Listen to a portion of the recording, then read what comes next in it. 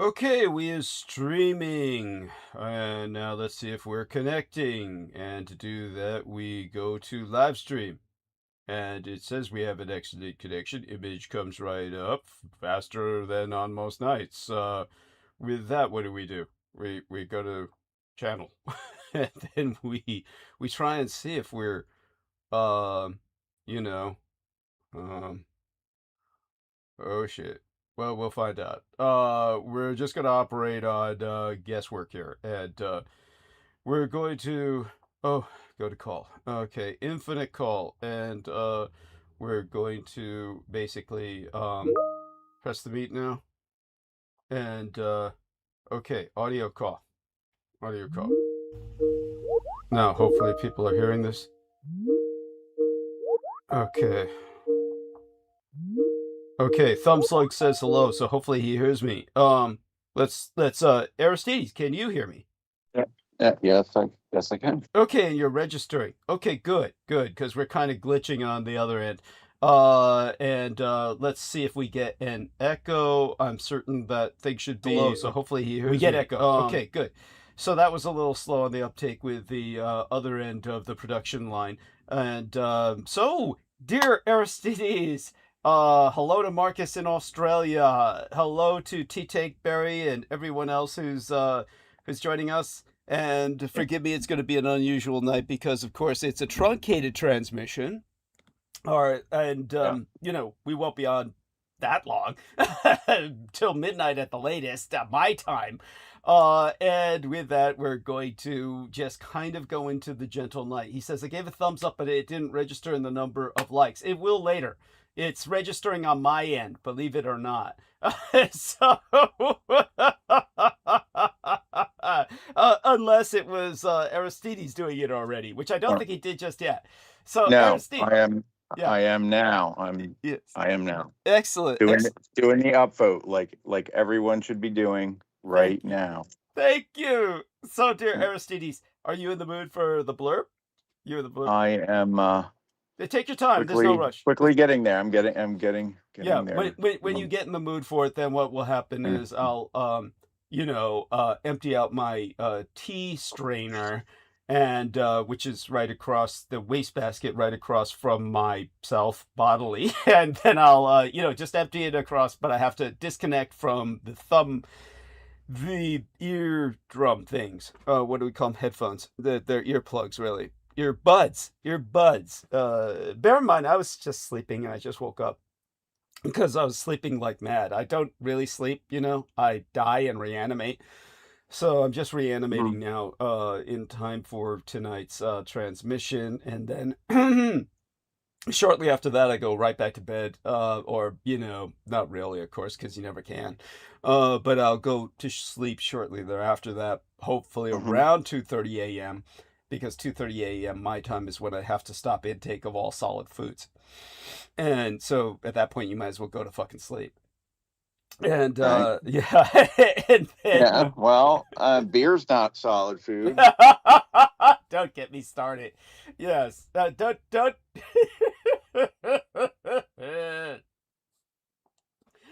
Oh my god. Yeah, we try to avoid that the night before surgery, but yeah, I joking. won't. you know I won't. Well, I mean, I no. Well, I mean, after the 2:30, or whatever. Yeah, I'll try to avoid it after 2:30. Yeah, just pretend it's a solid food. I'll try and pretend that's a solid food after 2:30. Yeah. Oh, what was it that I'm doing here? Oh, yeah, I got it. I remember now what I'm doing. Okay, so Marcus heard me, and so that's good enough. He said, okay, good, and yeah, I just want people to know it's really weird. You can enter a comment, and based on the caprice and whim of YouTube, I may not see your comment until after the episode uploads. It's just how YouTube is sometimes.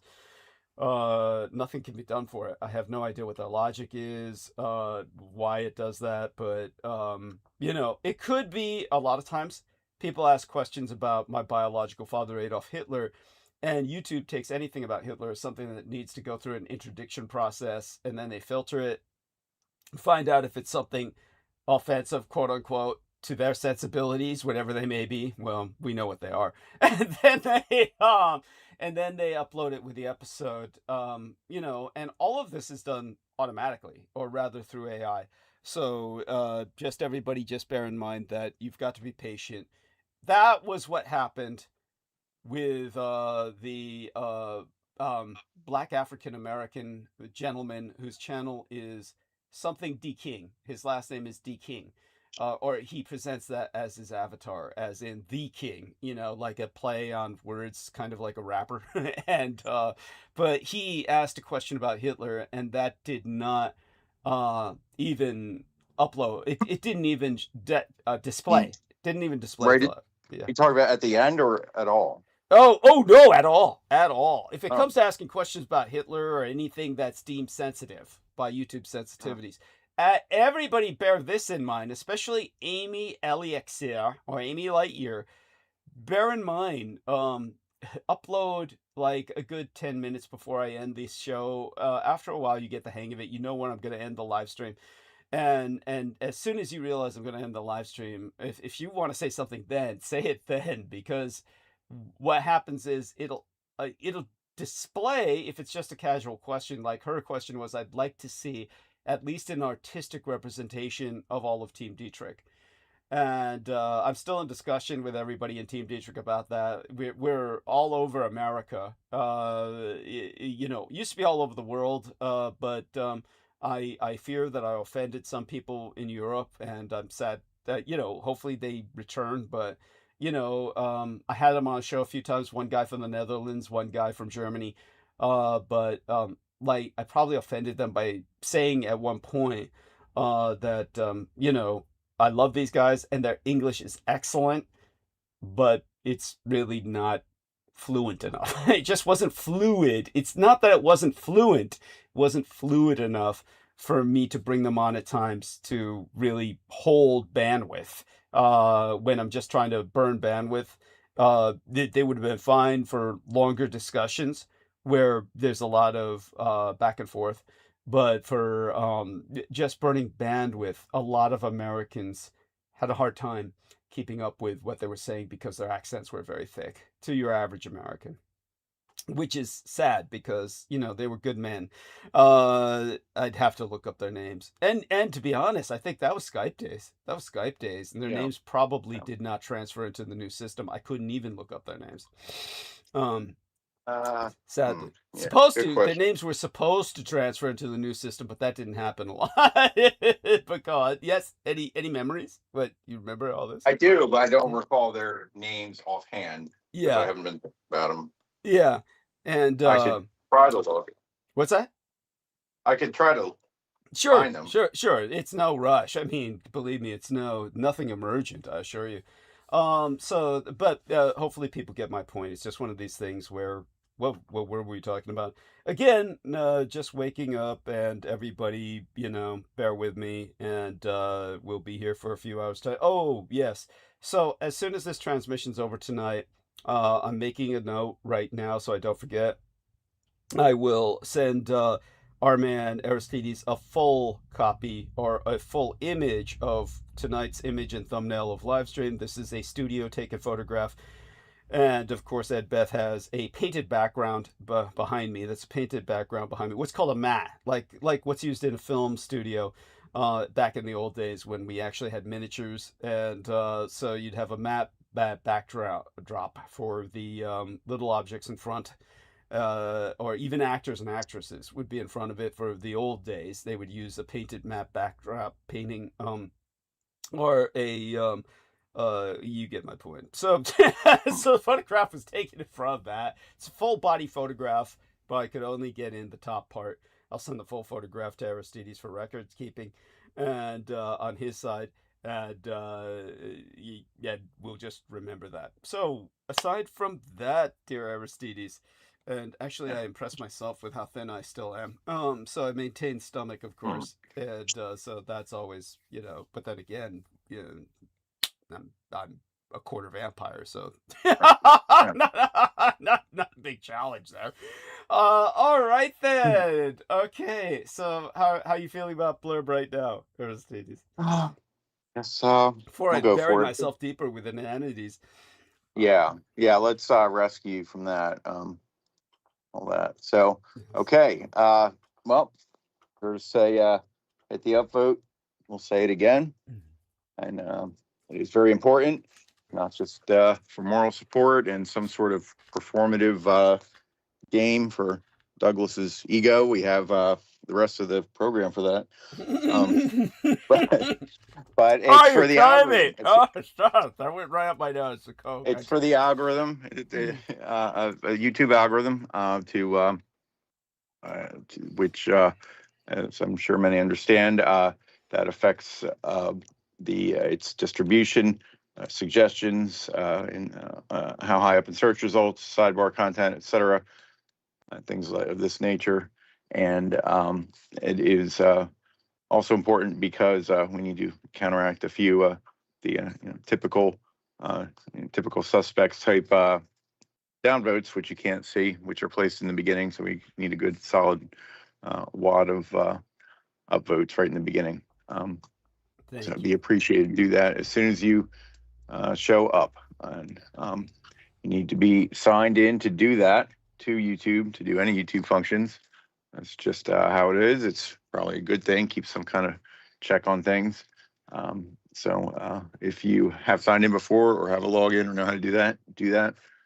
Because if not, you try to hit the upvote and it'll say you can't because you're not signed in. So, and if you haven't ever done that, I never did for the longest time, but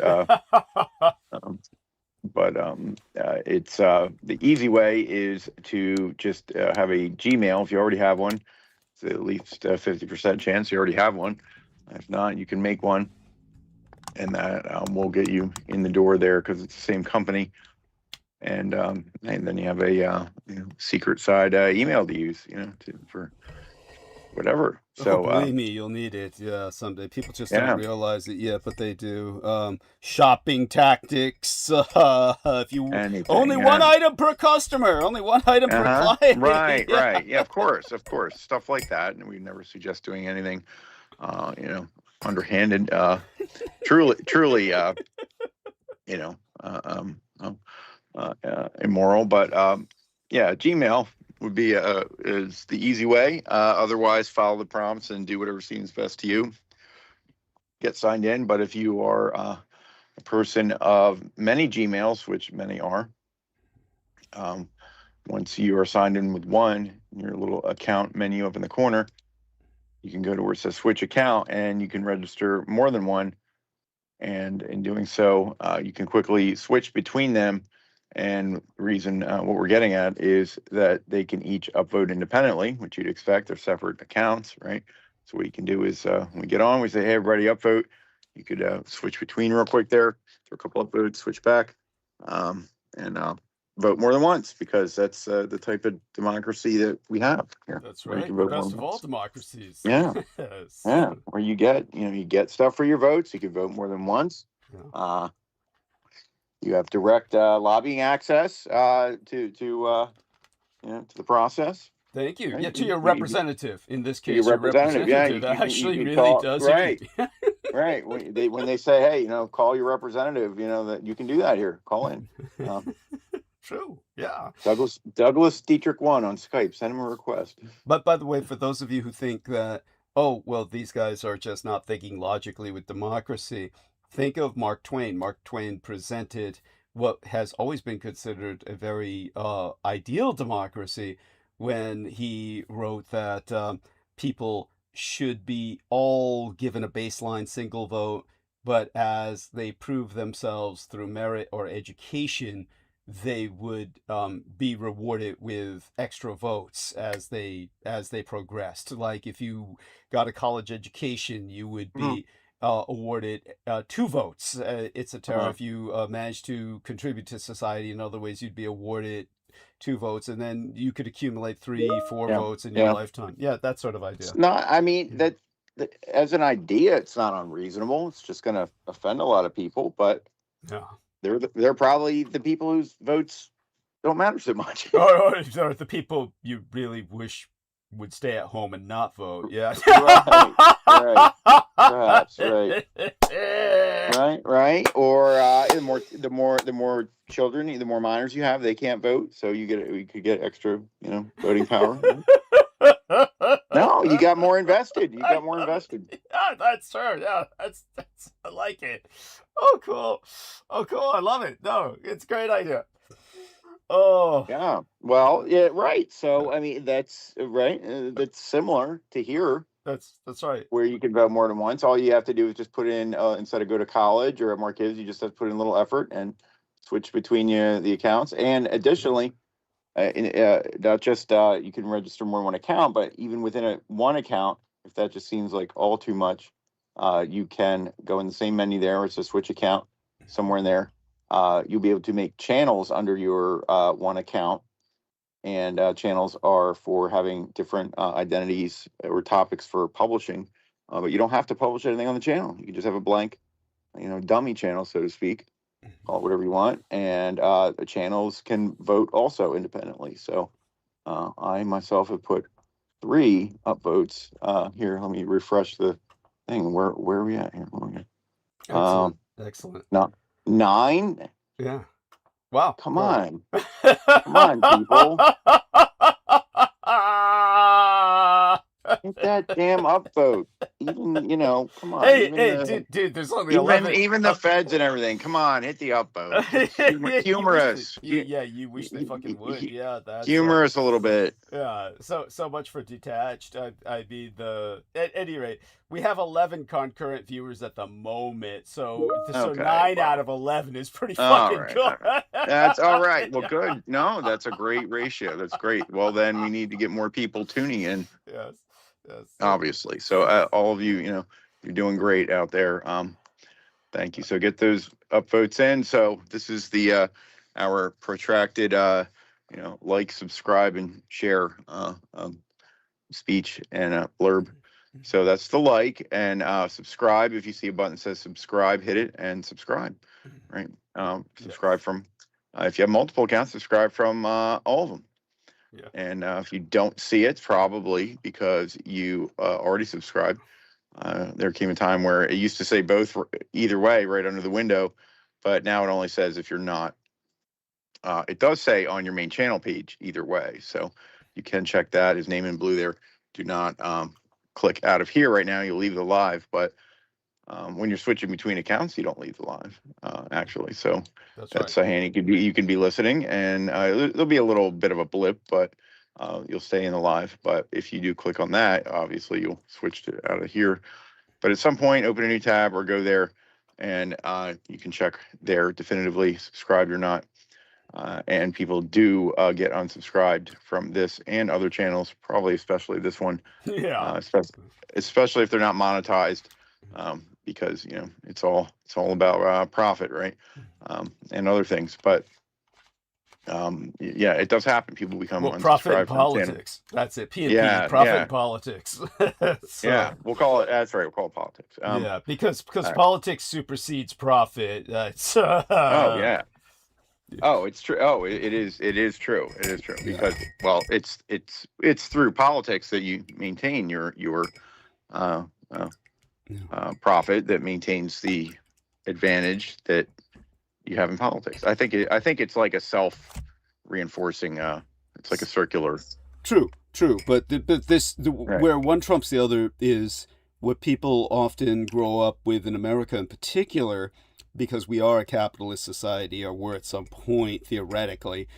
People grow up with the economic theses that economics makes politics. In other words, we're indoctrinated in America, in particular, probably more so than England, because England was imperialist and had a mercantile colonial empire. So they didn't think like we do, really. But Americans, they think that, economics makes politics. They think whoever has enough money can buy the politicians. But the reality is politics makes economics. And a certain political minority dominates the economy, so you get the impression that it's economics that creates the politics. No, it's politics creates economics. Always, Right. in every society. And, just remember whoever's politically in charge will skew the economy so that it looks Exactly. like, yeah, somehow they're entrepreneurial. But no, really, it's a monopolization of resources. And it's all Yeah. about resource allocation. That's what it comes down to. It's all resource allocation. Right. And right Well, now, yeah, go yeah, on. that's how you get Thank you. control of the resources is through Yeah. the politics, right? That's Right. right. Thank you. Right. And politics is a Yeah. resource. Yeah, politics is a Yeah. resource. So Yeah. there we are. So, So yeah. I've got this tea So, strainer full of my okay, rosebuds. I'm going to I'll dump go that in a on. I'll second. go on. So Yeah. everyone, subscribe. If you see the button, subscribe, and then eventually make your way past his main channel page. There again, don't leave the live, but youtube.com/@DouglasDietrich, where you can check your subscription status. You can find his website right there, DouglasDietrich.com. We'll get to that, and you can see the video categories, the lives, which are these live streams, and videos, which are other, especially older videos going back several years, which are good for, let's call it review and Doug Dietrich 101, so to speak. If you want to scroll all the way back there, if in case you're new here, you want to get some of the fundamentals. A lot of it is way back there under videos. Okay, I'm back. Live is the live streams. So yeah, check out the channel page there. But on either one, you will see this little bell thing. That is the notification bell. If you click on that, you get a little menu, and you will want to click the top option. It says all. What that does is we'll send a little notification to your account or whichever one is signed in. That's why you should subscribe from all your accounts, and it'll send a little pop-up when the transmission starts. So it's very, very handy. Nothing to do, nothing to remember, nothing to think about. Just reflexively click on it. You're here, and then of course hit the upvote, and away we go. And then you get to hear us explain all this all over again. But that's right. That's right. Yeah, you can hear me, right? Yeah. Just making sure. Okay, that's yeah. Okay. Yeah, Well, good. Okay, so let's see. That's like, subscribe, share. So when you being signed in, well, I think you could share at any rate, but you will want to hit the share. It's right near the upvote. It's just nowadays it's just a little curvy arrow thing. It used to say share until recently. Seriously. Yeah. That's right. Yeah.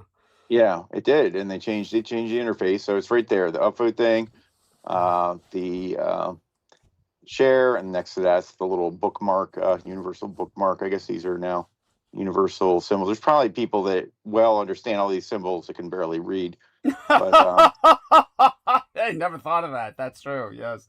Yeah, right. Well, and they're universal. So hit that share, that little arrow there. It'll say share. If you hover over it, pop up a little window where you can grab the link.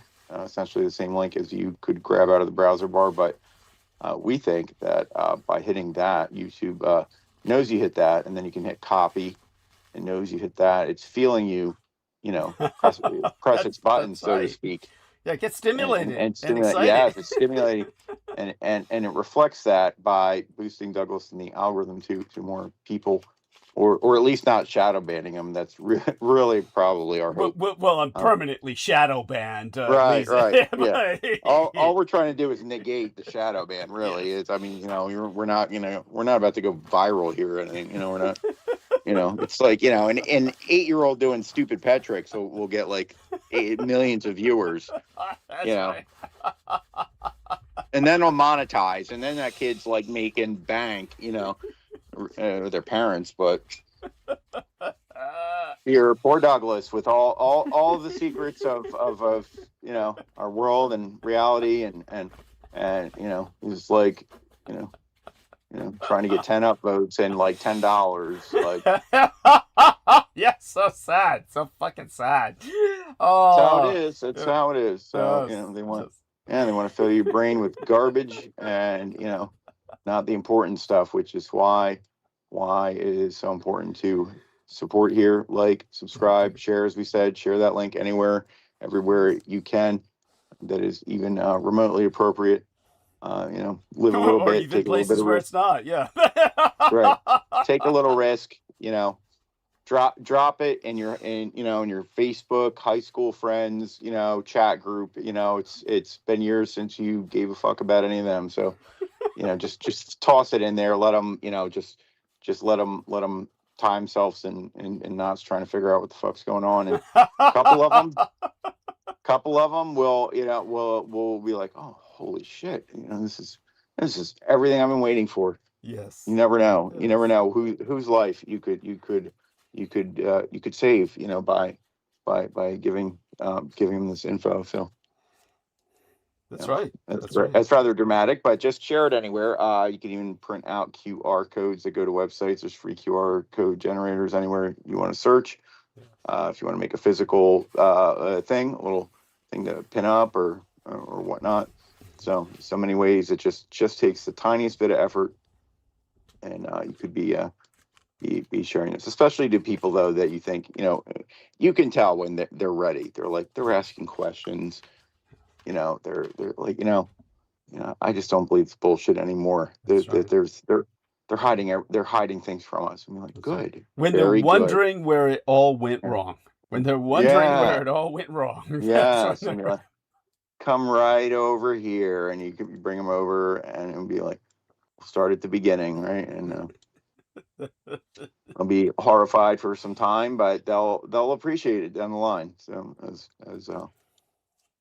as we all come to do. So thank you. Anyway, like, subscribe, share, contribute money. Douglas does do this for money. Yes, a literal living. For his contribution. Yeah, a literal it's his living. actual legal job, and he has no salary, no wages, and just works for tips. Yes, and which isn't that horrible? So, it is. Yes, your contributions are my salary. Yes, thank you. So, and we will get straight to telling how you can do that. So sounds good. The easiest way is at PayPal. By the way, before you get started, I'm going to dispose of. I finished my Coke. I'm going to rinse that out of my mouth, and then I'll be back permanently. Okay, I'll be right back. Okay, you get in on that. Thank you. Yeah, bless you. Yes. So okay. So you decided I want to support this guy. There's nobody in the world like him. This is very important. So the easiest way would be to go to PayPal at the link that we're putting in here. Douglas D. Dietrich. You never need to have the link. You can't say, oh, I lost that link, I can't send money. It's just Douglas D. Dietrich. He's got it on pretty much every thumbnail image like he does tonight, where it says right on the screen, critical emissions. It's got his website. It's got his PayPal, Douglas D. Dietrich. You don't even have to type all that in. Just type PayPal in your search bar. Get there. Type Douglas D. Dietrich. You'll find him. You'll see him there.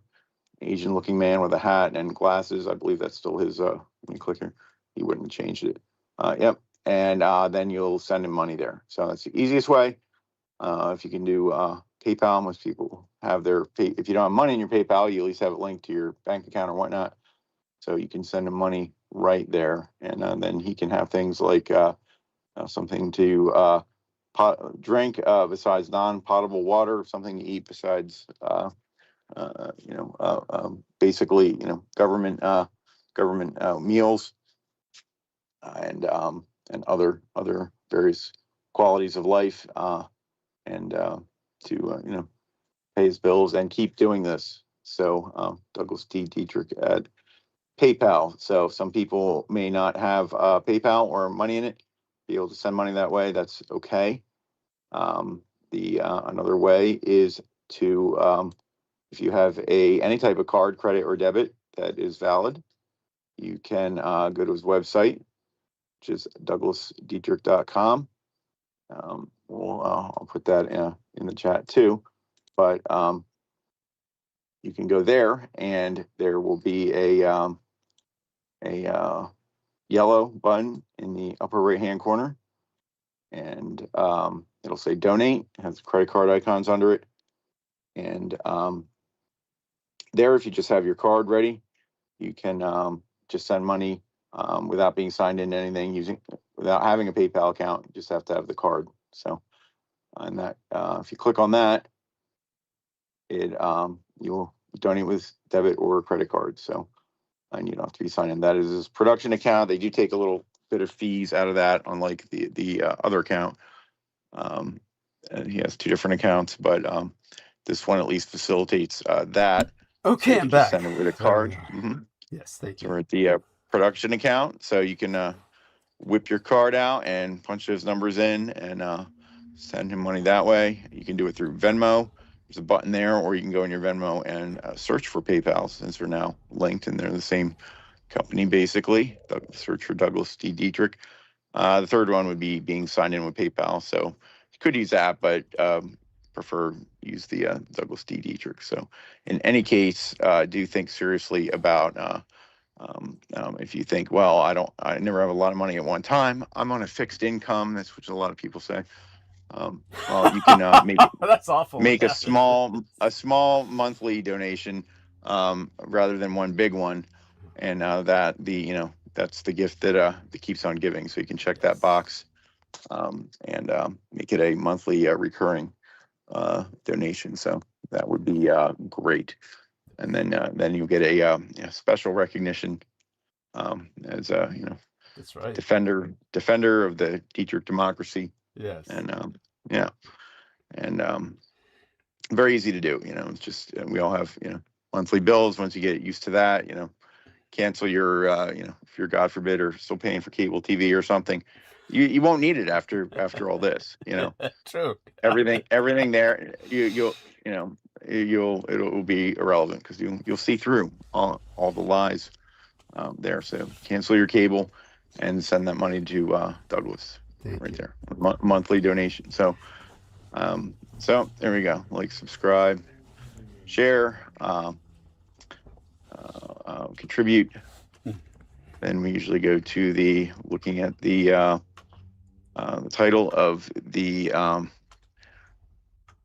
program here. Thank you. Episode or transmission. The title of the transmission. Thank you. Yeah. Yes. Yeah. Which we'll do now. Yes. So they only allow 100. Now it's kind of a pain though, because they changed the way they display, where it doesn't show the whole thing. Like, it shows like kind of ... at the end, which is kind of a fucking pain. Yeah, you have to open the transmission, so to speak, to see the full title. That's right. That's if you're what do you mean? At, there, description. There we go. Yes. Yeah, that's because now they've got the 15 watching, started streaming. They used to put that below, I think. Why do they do? They just make these arbitrary little changes, and it's like, just when you get used to where everything is and how it works, they're like, let's change that. Anyway. Yeah, it's true. It's true. It's really it's like they got nothing to do. Right. Yeah. They're all used to it. They all know how it works. Let's change it. Right. Anyway, so Code Red Emergency Pre-Surgery $300 fundraiser. So please, yes, Douglas has a lot of critical expenses right now to offset. Yes. And a tough month here. So please, anything you can send. And other than that, that's really it. You don't have any let me see, what's the other after a $300 fundraiser? No, it doesn't. Well, it doesn't show the emojis real well. Got it. So it's the Chinese Ghost Month. It's the 300. It's the Code Red Emergency Pre-Surgery $300 fundraiser in Chinese Ghost Month. So it's a little ghost emoji next to a Chinese red lantern. Or Chinese is the word between the red lantern and the ghost emoji. And from there we go to the footnotes. There we are. Yes. Yes. Yeah. Yes. If you see asterisk, that refers to footnotes in the description below, which you should always open up and take a look at. Some kind of usual default things there, and then everything Doug wants to acknowledge for this time. So let's see what we have here. Again, let's see. Kind of restating the things in the title, and well, there's a lot of languages there. You get your multicultural credit there. You get your diversity training there. You're exempt now from the one at work, and you just tell them that, and then they'll say that no, you can't be exempt. Yes, I am, and then you send them the link and be like, look at that right there, and then hopefully they just were like, all right, get out of here. Yeah, they won't even know what to make of it, and Mm. hopefully they send you on your way. Yeah, they Yeah, won't understand it well enough to be offended. right, right. Yeah. Well, yeah. Well, hopefully though that works. You can always try. Um, if not, send them. Yeah. Well, at least you shared the link, so never know. Yes, The yes. guy later on will be like, "What was that?" And then he'll and then I'll go, and then I'll listen and be like, "Holy shit!" And then you realize and be like, "Oh, where's Fred? He left the job. What do you do?" Oh, I don't know. He started talking all this crazy bullshit. And then, like, eh, hey, we've all been there, right? Yes. Anyway, so Oh, let's see. okay. So, yes. So let's see. I'm reading through the Dietrich here. Chinese Hungry Ghost Festival Month. Oh, that scares me a little bit that they're hungry. Yeah, yes, Uh, it's the gates of hell are open. Right. This isn't, Yeah, marks the Yeah. opening of the gates of hell, whence the ghosts or spirits are able to return to Earth. Celebrated by Buddhist and Taoist devotees to honor the memories. Well, I'm neither of those, so okay. The ghosts that means they can't get me, right? Yes. Yeah, right. Ah. Yeah. I mean, you made it this far without them bothering you that you know of.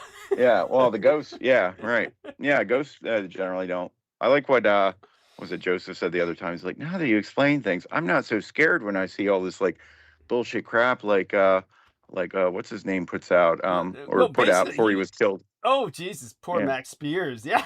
Yeah. Yeah, now I'm not scared by, Max Spears tier scare porn, I can't understand. So, Look, yeah, Joseph Araujo, feel free to come back on anytime you wish. Just jump right on the bandwidth, especially on nights like tonight.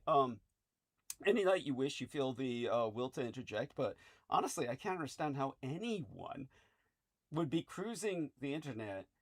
You must be in an incredibly vulnerable state of mind to be cruising the internet. yeah. I guess you're doom scrolling while not Yeah. conscious or literally half asleep. I mean, for something like what Max Spears would say to leave you in a state of anxiety or angst, it's like, first off, if I were to come across Max Spears just casually strolling, I wouldn't be able to make sense. If I were your average person coming from your average perspective, I couldn't even make heads or tails of what he was saying. He'd Yeah. just be like, yeah, then the reptilians, and then Right. underground bases, man. And That's, I mean, no, it takes a whole lot. First, you realize, you're being lied to, and then you start taking it all in, and then hopefully you develop discretion that, not all things out there. You're like, ooh, yeah, I found this. This sounds really juicy. Like, oh my God. Like, and then realize you're just at the next tier of being fed bullshit,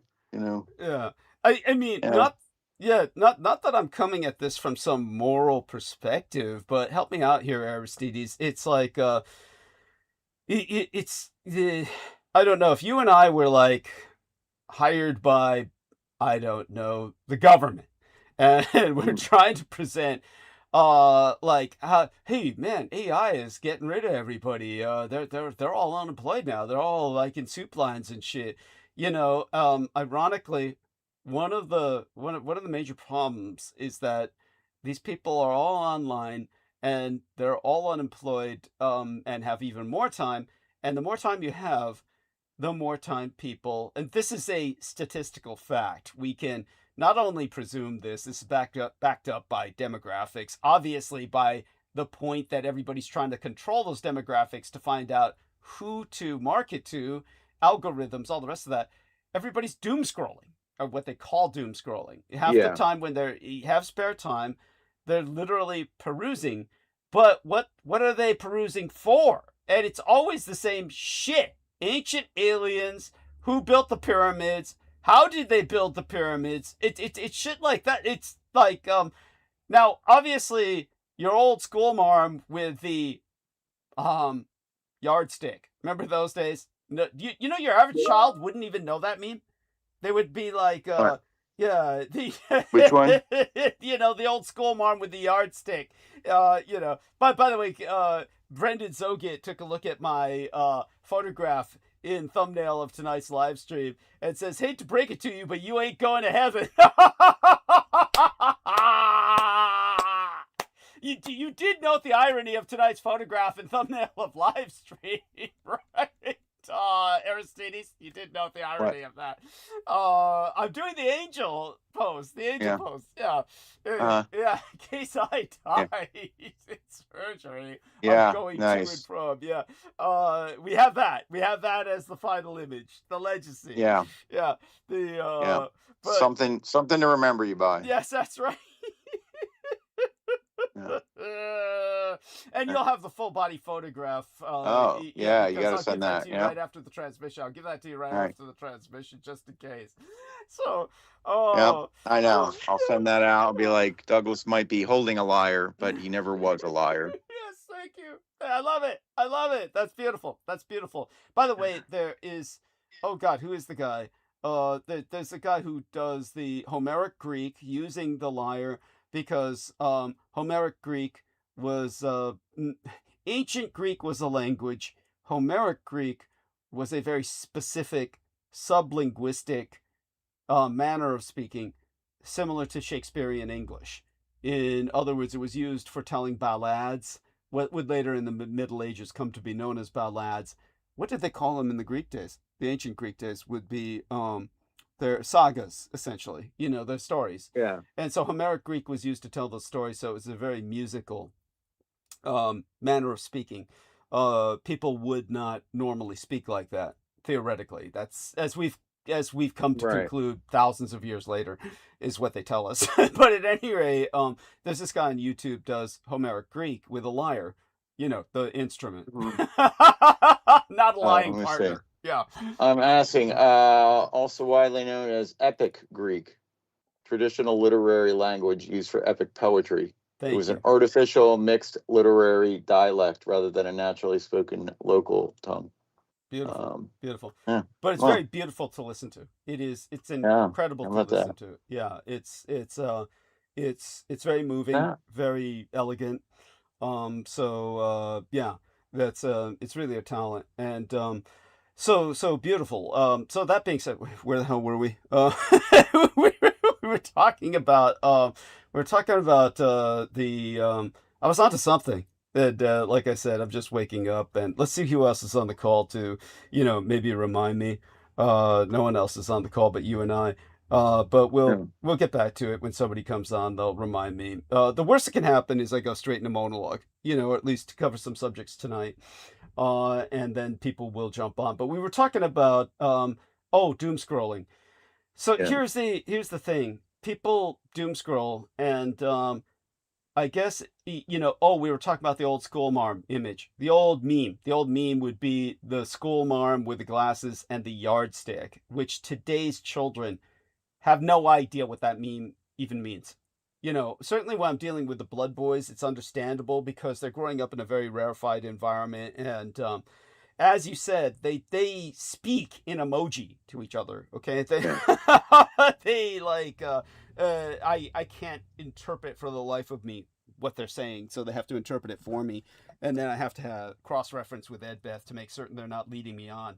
But when it comes to what goes on with the adults who are unemployed, and even those that are employed, but every spare moment of time that they have, their searches are not what would be considered productive. Their searches are escapist, but because they're you know, if we were hired by the government to say what is the issue, why aren't these people getting reemployed, well, they're not looking up anything that will improve their employability chances. They're not reskilling, that's for goddamn sure. In all fairness, what can you do to reskill? This is where the government is fucking up. government is saying shit like learn a trade, because there's no way, no matter how much the Chinese get these humanoid robots to beat human records by running faster, doing karate kicks against each other. By the way, don't flip out over that. Everybody will think now that, oh, communist China is going to overwhelm us with Terminator bots. No matter what these robots do, understand everything that they're doing is in a controlled environment. It's like when you get the mileage stats for your car. Tell them, Aristides, you're an engineer. Like when they give you these performance stats for automobiles from the company that manufactures them. Oh, it can do this many miles on a gallon of gas.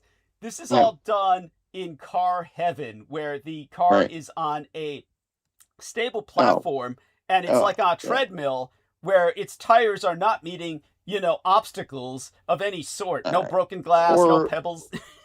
or they do actually get that number from the road, but it's like it's at 55 miles an hour, constant speed, unloaded, no slowing down or speeding up, no nothing real world of any kind, Yes. And what are you normally doing? You're like, oh shit, I'm late for work.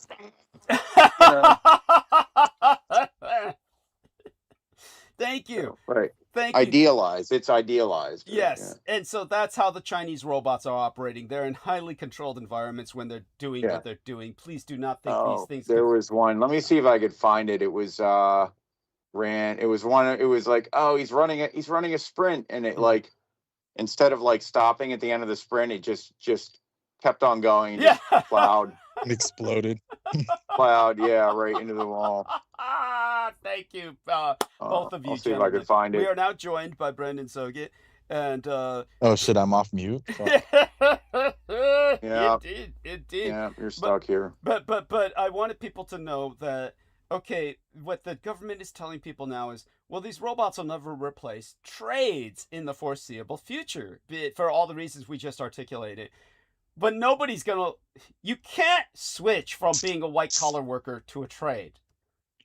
It's like some people can, and it's so rare and it's so stressful that the amount of people that can do that is demographically non-applicable. Your average person who's been a white collar worker all their life is not going to do that. They simply can't do that. But at the same time, what they're searching for online isn't fucking helping them either, which is always, shit like Max Spears, which only seems to provide them an incredible sense of anxiety.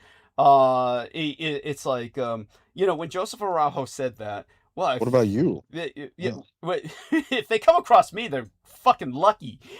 Brendan can tell you otherwise, but that's because Brendan contacted me. That's because Brendan signed the contract. Yeah. I did not. Yeah. I signed any contract. Spoiler alert. He's not to be trusted, whether there's a contract or not. But it's like, it doesn't take a whole dissertation to figure that out, Mr. I feed off of children and shit. Totally normal, right?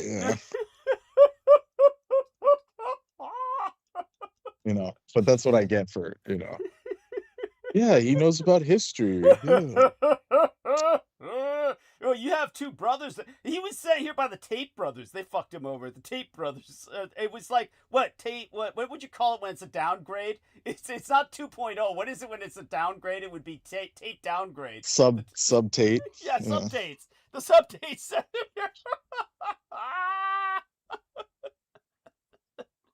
Well, the Tates felt pretty hard. I don't know if you saw the latest. No, tell us. The lawyer had to spill the beans that all their cars were rentals. They weren't even actually owning them. So all of that whole, all of the last 5-6 years of where they're saying, what color's your Bugatti? And it's like, he never owned it. It's like, God damn. Of course. Yeah. Delightful. And he was like, flexing, saying, I have 20 cars, and they were all rented. Yes. Of course. What would you expect from these people? Well, there you go. By the way, expect them to be trustworthy. Yeah. Got an email of all things, a follow-up No, oh, here we are. I could do a screen share, I suppose. So let's do a screen share temporarily. Not that I don't know whether anybody on the call is in a position to use screen share, but here I'm doing screen share right now. And again, just the night before my surgery, the 13th attachment to the email that started it all a week or two ago, Keith Call sends me another email right on the night of my surgery. It's like, does this guy know? He suddenly, adds the latest, and it's just basically, thank you for your patience. Array of circumstances derailed my best intentions to call. Dude, I told you I was gonna. Pleasantries, come on. Yeah, I told you I was going to be busy with prepping for surgery. Which part of that sentence don't you understand? And so he's just like, here with some pleasantries, not to be offended by, but it's like, why tonight? Why tonight? It's really weird. But there we go. By the way, here's something. What is iodized salt? You can answer that for us, Brendan. That's Who's asking that? People asking me about history. What is iodized salt? Well, it's a legitimate enough historical question. I mean, yeah, I guess, but what on earth would prompt that? Were you talking about health earlier? No, people just want to know whether they use iodized salt to keep dead people down, whether that would improve the potency or detract therefrom. In other words, you fill a dead person's mouth with salt. Yeah, to keep them from arising. Like you're talking about, like you're talking about like zombie shit. Yeah, like from the ancient times. Yeah. I mean, it doesn't matter if you use iodized salt or not at that point. Any salt. I think we've talked about this before. Remember, people kept, they were like getting haunted and shit, and they kept asking us, all I have is table salt. And it's like, I don't care what you have, just spread it fucking everywhere. That's right. Yes. Why is that even a question? Like, you're getting attacked by freaking ghouls and shit. You're gonna worry about what kind of salt you have? Can you imagine that in the movie? Put that in the movie where the guys are in the, the cabin in the woods and the ghouls are breaking in, and it's like, what have we got? Yeah, it's just table salt, man. It's iodized. It's iodized. We can't use it. Like, it's some out of a comedy show. It's crazy. Or they throw it at them, and the zombie says, "It's iodized. That don't work." Yeah, not gonna work. Yeah. It's fucking crazy. Yeah, the salt ward doesn't matter. I mean, you just need salt as quick as you can get it. Thank you. Yes, there you go. And there are obviously better types. Thank you. Yeah. Sea salt and rock salt. Yes, sea salt and rock salt are ideal. What about what makes Epsom salt different, as you understand it, or Epsom salt for bathing? When people use Epsom salt for bathing, is that different in any way? What do they do with that to make it Epsom salt, or is it just it's magnesium sulfate? No, it's magnesium sulfate. Okay. Yeah. Fascinating. How did you come across this knowledge? Because it's common knowledge. Like, it's not even like we haven't even hit anything chemistry related yet. Not till we get to bath salts. Yeah, wait till we get to bath salts. Well, yeah, that's the Ian West territory. Yeah. I don't know anything about that. It's not me. Not for me. You shouldn't be doing any salt before your surgery anyways. Thank you. If you're trying to get high, you got to do it after. Yes, thank you. I appreciate that profoundly. No, I'm gonna try and stay as straight as possible tonight. But we'll see if that lasts. Obviously, I stopped. Like I said, I won't be missing it. You're definitely not going to wherever that photo is claiming. It's for fucking sure.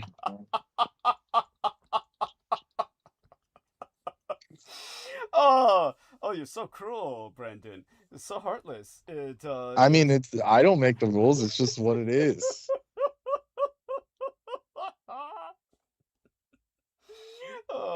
So at any rate, you sent me a lot, so I did get a lot of links from you. I'll be trying to look them over right after the show, or at the absolute latest, if I return alive.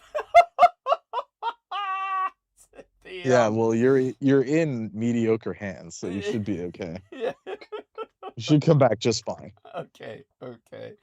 Yes. Oh, well, we're not even going to allude to transport tonight simply because we're trying to keep everything security cognizant. I was talking about the doctors, but you're the one who's just, you know, doing that. But yeah, at least I'm not pulling a Pete. Like when you go, why don't you take a bathroom break and I'll just go off and say, he's gonna die. Yeah. Like, what about when Douglas dies? He said, what about when Douglas dies? You know, implying I was no, he said it like straight it was up. like That's guaranteed, like it was guaranteed. That's true. He did. He He said, this may be the death of him. And Yeah, he literally said that. I'm not joking. Yeah. Matter of fact, I think he said this will be the death of him. Yeah. Yeah, this will be the death of him. Yeah. Someone can go back and review it. But yeah, he definitely said it. Yeah, he definitely said it. More than once, actually. It was as the surgery approached. It was more than once that he said that. It was also directly after the surgery he said it. So he said it a number of times. When I didn't die during surgery, he was pretty convinced I was going to die very shortly thereafter. Well, that shattered him. It shattered him that I did not. It really did. It broke him. What did he think he was going to get? I guess he really thought he was going to get the Vox Arca because he quote-unquote copyrighted the name. Yeah, well, it was ultimately for that. Why would anyone want to melt their own eyeballs out? I still don't understand that. Thank you. The years, every time you talk about it, yes, everyone's like these creeps, so their first instinct is, I need it. It's like, dude, are you not listening? Yeah, thank you. Like, holy shit. Thank you. This sounds like it melts your eyeballs and your eyes are bleeding and you're seeing visions of horrible distant futures. Yes. Desiccated timelines and shit. Yes. And who on earth would say, yeah, I need to see that? Thank you. But they all, the overwhelming majority of people who were attracted to us, or by that I mean, the supernatural element of my experience is the best way to say that. I'd like to think that doesn't comprise us as individuals in toto, but those people who were attracted to the mystique of that supernatural element, they all immediately considered everything you just said selling points. It must be good. It must be potent. It must be good. I need it. That's what he said about the Black Book. Remember, Peter Moon said, we could use it. Or did he say we can use it or I can use it? I can't remember. Was it a royal we or was it I? Yeah, no, he said we. Yeah, he kept saying, even after we said, I said, I'm not going to use it. You said, we can't use it. And he said, we can use it. Yes, that's right. Maybe he's talking about do you think he was talking about some egregore or entity that was riding him? He couldn't have been referring to you and I and Aristides. I think he was talking about you and him because he was married to you at that point. That's right. He kept claiming he was married to me. That's right. No, like I wasn't even there. Like when I was chiming in, he just ignored me. Like it wasn't even. That's right. Like you were responding to me, and he was responding to me through you. It was true. It was this bizarre. That's right. No, that's true. Shit. Yeah. That's true. Whenever Bren would speak, Peter Moon would talk to Bren as if Bren were my ventriloquist dummy. It's like he would talk straight. Like tell him this. Or something. Yeah. It was like almost on that level. Yeah, that very bizarre. Very bizarre. No, but it was so true. It was so true. You caught it down exactly. And so such having been articulated, we are now approaching 0 hour for tonight for a particular event that we've been. Well, you do whatever you got to do, man. I shouldn't have even came on. I wasn't trying to. Well, thank God you did, because as always, when Brendan does, it makes it easier to just transition towards monologue, even if we're just doing a short monologue tonight, comparatively speaking. But that being said, Brendan, you sent a lot of links. Is there anything in particular that you'd like to bring to my attention or the attention of our listeners right now involving those links or anything else? Obviously there's been a lot going on that you've seen happening, so please bring it to our attention. I mean, are any of them like sticking out to you? Well, let me take a look at them. Yeah, thank you. That's a good idea. We could go over to them right now, and here we are. Okay. Obviously, it's nothing urgent because Well, let's take expect the worst. Hope for the best. Yeah. We got. Oh yeah. Oh my fucking God. Yeah, the tell oh shit. A necrophile bordello where they were Yeah, I and can't believe that. Was that real? That wasn't real. Come on. That's all a this joke, shit is right? all too real. All this shit is all too real. And what was it that? Oh yes, the Holly. Oh my God, I hate to say it. Got to call her out on this. You know, when the it came out, that link, I relate it to everyone about Harvard. Was it Harvard? The guy who was involved with the morgue. He was Yeah, Harvard. Yeah. yeah, oh, that was Harvard. It really was. Yeah, and so here we are. I think we're getting closer to it. Well, he was selling body parts. That's That was it. different. Yes. So Harvard agrees to pay $53 million after morgue manager. This is totally different, just so everyone knows. These are two separate cases. Yeah. Harvard agrees to pay $53 million after morgue manager sold body parts.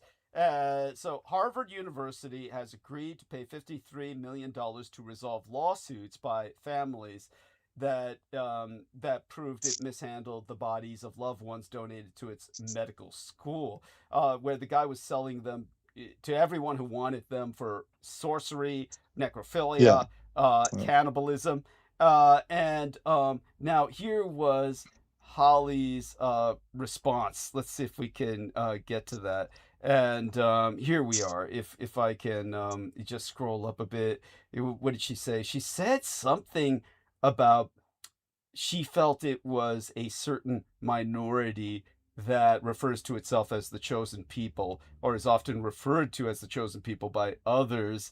She felt that that was somehow involved. In their defense, they don't need to buy it off the streets. Thank you. They've got their own supply chains. Yeah, they produce all kinds of bodies. These are like street thugs. Yeah, these are street thugs. Yeah, this guy was selling it too. As a matter of fact, in keeping with what I discussed on my latest transmission before tonight, it was a big, fat, black African American who was selling. That was the morgue manager. Yeah, the morgue manager. Big, fat, black African American guy. Yeah, that was selling it, which was in keeping with the thematic of what I was speaking about in terms of black privilege on my latest transmission before tonight. You know, up there with. I thought you were gonna say it was something to do with what I was just sending you the other day that we won't need to mention. Yeah. I'm sure we can meander back to that, or might do so accidentally or organically.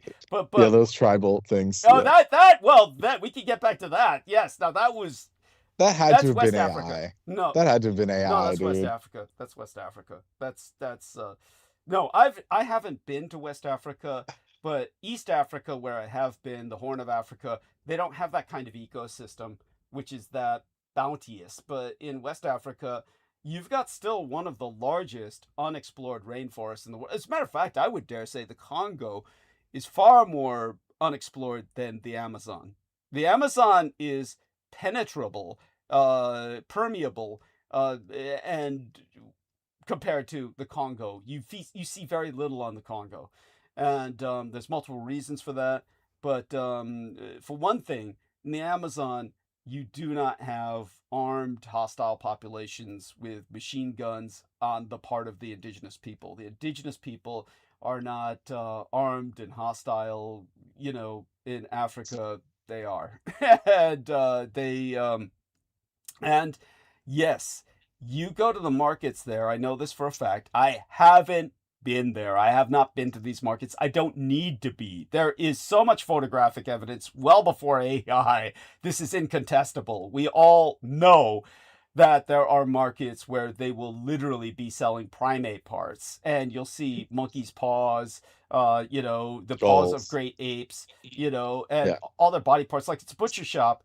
And we do know that where they're not taking them to market, the people are eating them whole, meaning that they are, especially with the monkeys, putting them on sticks and literally roasting them like a marshmallow, which this kid was doing. He was flambeing them in one footage, and then the whole family was there in a picnic for the other, where they got, various That's some yeah. picnic. Yeah, Yeah, some yeah. picnic, all right. Well, yeah. And like I said to Brendan, if he and I were there, we'd be right there, laid out and gutted on that picnic blanket, along with all the other primates. And don't think otherwise. For anyone who thinks otherwise, dude, you have no idea.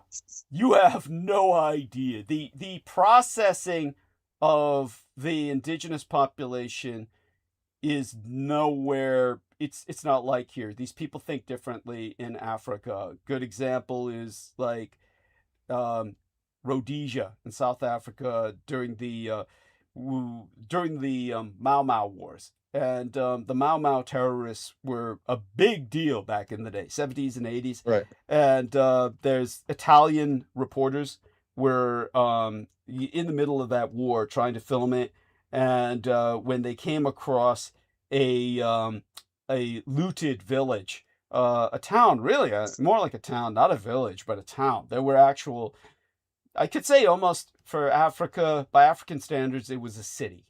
It was a looted city because by African standards, you had shop fronts, you had, white people had been there, and that's the problem. Rhodesia was a white populated African nation, meaning that there was a substantial white minority that consisted of the majority of the economy. And so when the Mau Mau terrorists took over, and terrorists is the appropriate word for them, please don't use something stupid like freedom fighter to describe people like this.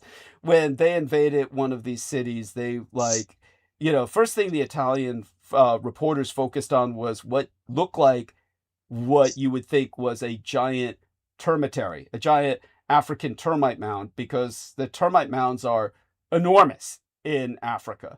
And you would think it was something like that, just a big mound. Then as camera focused in closer, you realize it's just a mountain of black hands that had been severed from their bodies. Damn. They had just chopped off everybody's hands. So they would, it's the ultimate way to kill somebody slowly is to cut off both their hands, and then they go around with no hands trying to do things. And of course they die miserably.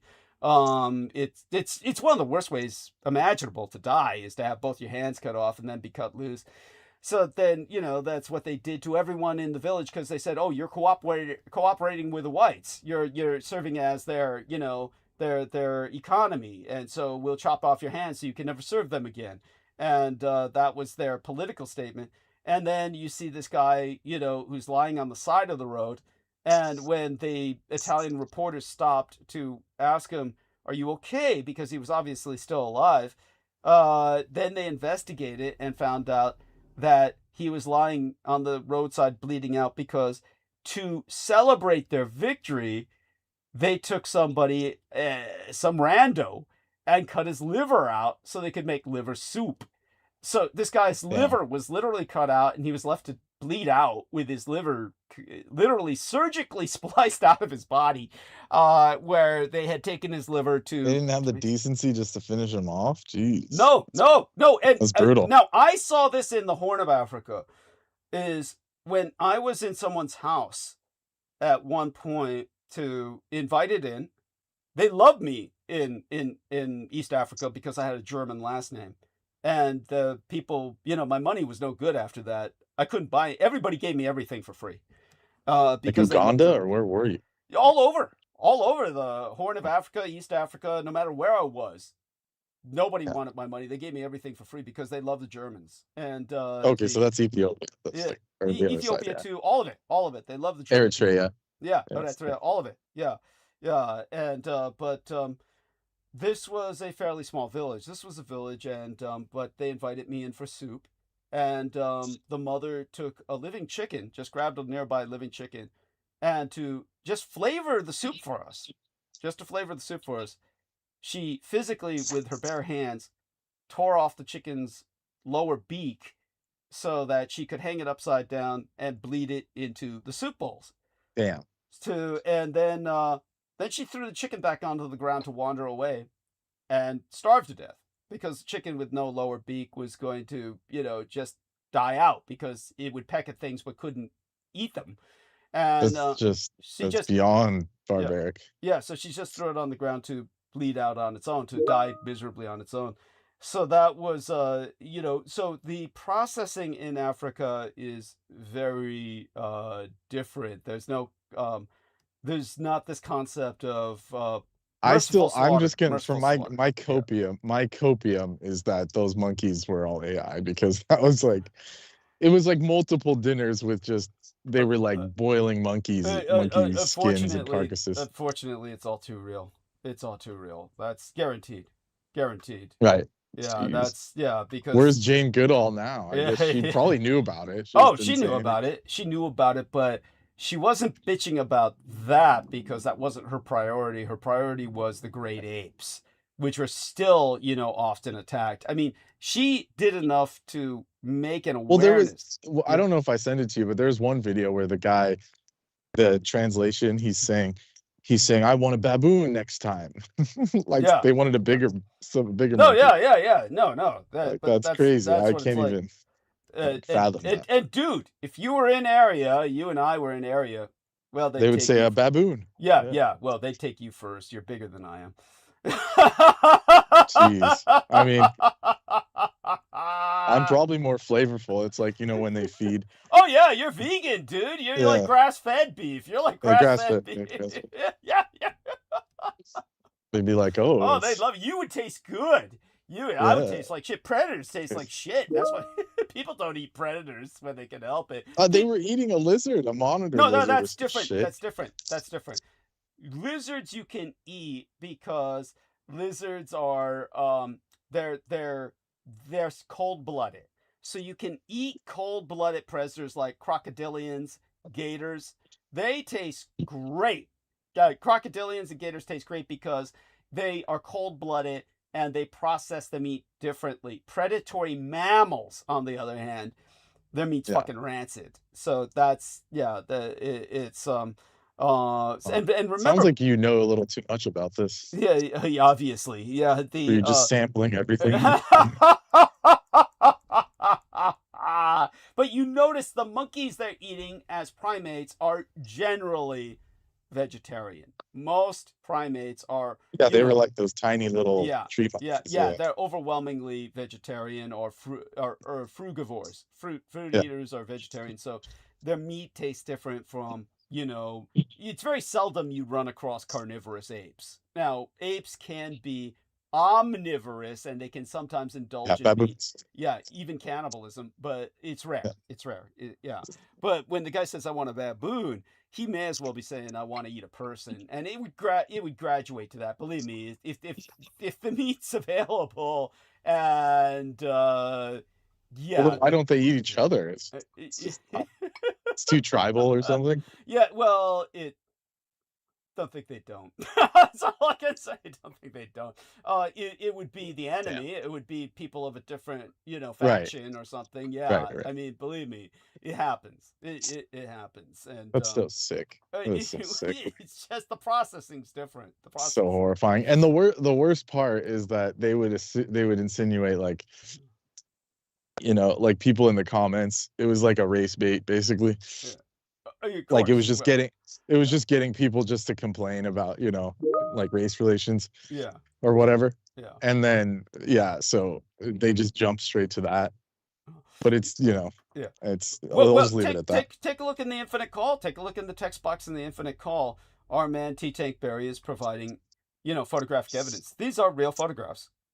These are real photographs. They're not AI. So they are in the text box of our Infinite Call. And he also, of course, provided, the first one is just funny, Libby's liver soup. And it has a picture of a baby. It's in the Infinite Call. Oh, do you want me to share screen? I'll show you by screen. I don't. Oh, yeah, let's not. I'll share that right now. Okay, I'm going to share screen. Now, this one. No, we don't need to do all that. This one, here I am sharing screen. This one, of course, a foreign person looking at this would automatically assume it was human baby liver soup if that were translated for it. What is that? It's Libby's liver soup, and they show a picture of a human baby. So that's this one's a lot less AI looking. Yeah. But that's not AI. But it's still shocking. But this is I'm not talking about the can of soup. This one. It's real. This is quite real. Yeah. And so they've got the steaming bowl, and they're grabbing out the money. Yeah, and he's going right for the head. Yeah, his face. He's biting off the face. Yeah. Jeez. Yeah, literally That's biting like off the face. barbarian at Yeah. their finest. He wants the eyes. Oh, He's sucking out the eyes. He's sucking out the eyeballs. disgusting. That's so sick. It's stomach turning. I'd say it's stomach turning, to say the least. Oh, No, yeah, just yeah. unbelievable. Yeah, and Yeah. well, it's just you're in a different. Well, oh, he's got another photograph up. Oh, yeah, another one. But this one's sucking Don't out tell the me. brains. Don't tell me it This, can get worse. yeah. So this one here, I'll show you. And So of course, Spielberg had to make it the Indians, in that one. what his film Indiana Jones was it? Yeah, in the Indiana Jones film, Of course. the Indian guys said, "Oh, here's a monkey brain soup." Yeah, but they didn't show something like this. So we're doing Yeah, screen share. So this is where he's opened up the back of the skull and he's sucking out the monkey brain. And yeah. So this has been pretty fried to yeah, effect. that's the way to do it. Yeah, can't say that I'm interested in that kind of stuff. Oh, yeah. So that's well, we could go into this at length, but that would be a culinary show. That would turn this into a culinary show. That Yeah, a culinary show for vamps. dude, I'm not Jeffrey Dahmer. Okay?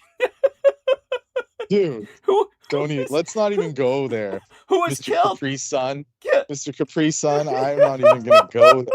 I was trying to think of the name of that the other day. Capri Sun. Yeah, but you're in luck. The ICC is a little tied up right now, so they can't take you to criminal court of international justice or whatever. Oh my god.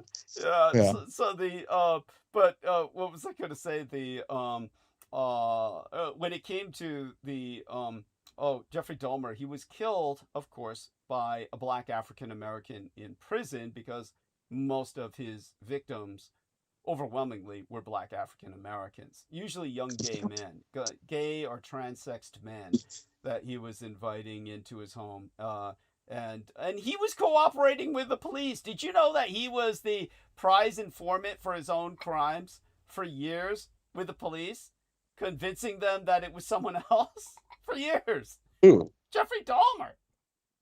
Yeah, I don't know what that is. We learned about it in the criminology course. It's like where they always have to like talk to them, because there's letters from Jack. Yeah, by like the they way, have some kind of weird. They're glitching you. So tell people about letters from Jack the Ripper because they totally glitched you. Well, I don't want to talk too much about it. There's some like fuzz in the area. I don't want to be like spouting about this.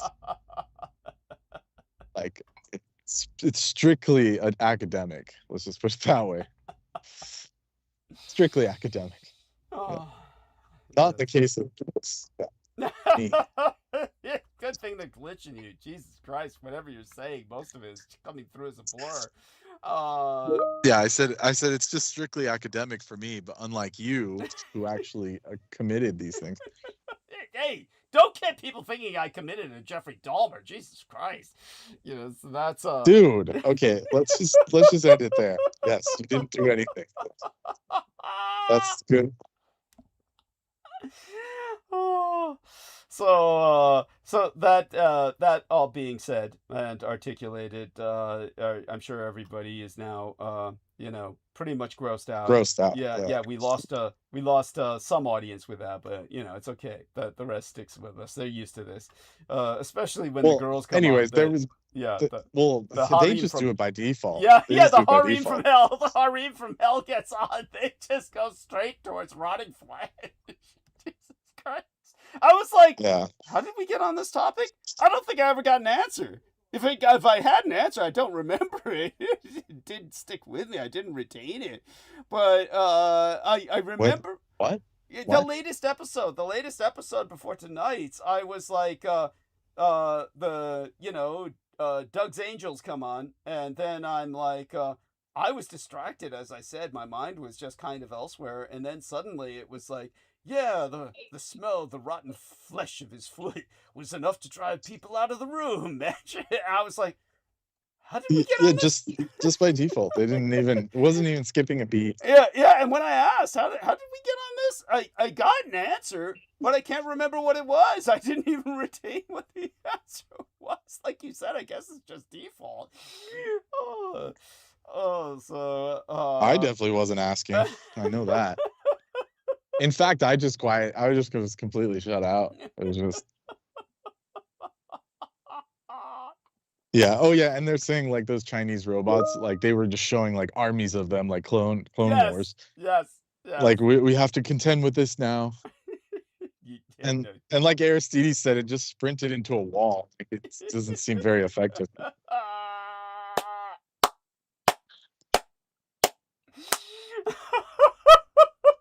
Yeah, nothing to worry about there. Honestly. Yeah, and then your guy Zelensky, he says he's pulling a Palpatine, and he says we can't do elections during wartime, and he's just permanently in power now. I mean, so he's just. I mean, it's just like another Putin. He got the playbook. They used to be friends back in the day when he was a comedian. So yes, that's true. So he just took the playbook and then they're just playing the game. Yeah, I mean, that's how I would interpret it. Everything you say is correct. Yet at the same time, look, I understand where he's coming from. I mean, what are you going to do? Hold elections in wartime? That is pretty, shall we say, risky, isn't it? It's kind of like, why even bother? Look, I get because it. I get both sides. I get both sides. I get both sides of the argument. But what would you argue that his leadership in wartime at this point has proven itself ineffective? Would that be the way you perceive it? To say the least. I mean, he's getting unlimited funding and unlimited technological weapons. It's still like nothing. Okay, so just to clarify, I understand where Brendan is coming from, and believe me, my argument against Zelensky would be the fact that he proved himself disloyal to his own nation when the October 7th attack happened. He said, give everything to Israel. I'm omitting that factor, right? Yeah, but I think that's the primary factor. Whereas otherwise, I would emphasize that the help he's getting from the West has always been quite truculent and never enough. The West is giving nothing, effectively nothing. The English they're glitching you. Damn, when you start talking about the Helsing, are you talking about the Helsing drones? They glitch you. The moment you said that. Yeah. I said the English are giving him like a Helsing. Yeah. They won't even let you say it. Dude, the moment you said Helsing, they cut you off completely. Well, you should see when I go there because of you, you son of a bastard. Never forgive you, motherfucker. Where I literally get walked up on by just, two black, paramilitary with dogs. Black uniform. We have to sniff your bags. Black uniform. Stop, like with their hands out, like blocking my path. Two of them. We have to let the dog smell your bag. And I said, oh, okay. And I'm like trying to talk to the dog and stuff. And they're like, hold still. And I'm like, okay. And then people are just walking around me, like just me. And I was like, do I have to take my bag off? And they said, no, just let the dog do his thing. Like I was literally stopped by like MI6 or some shit.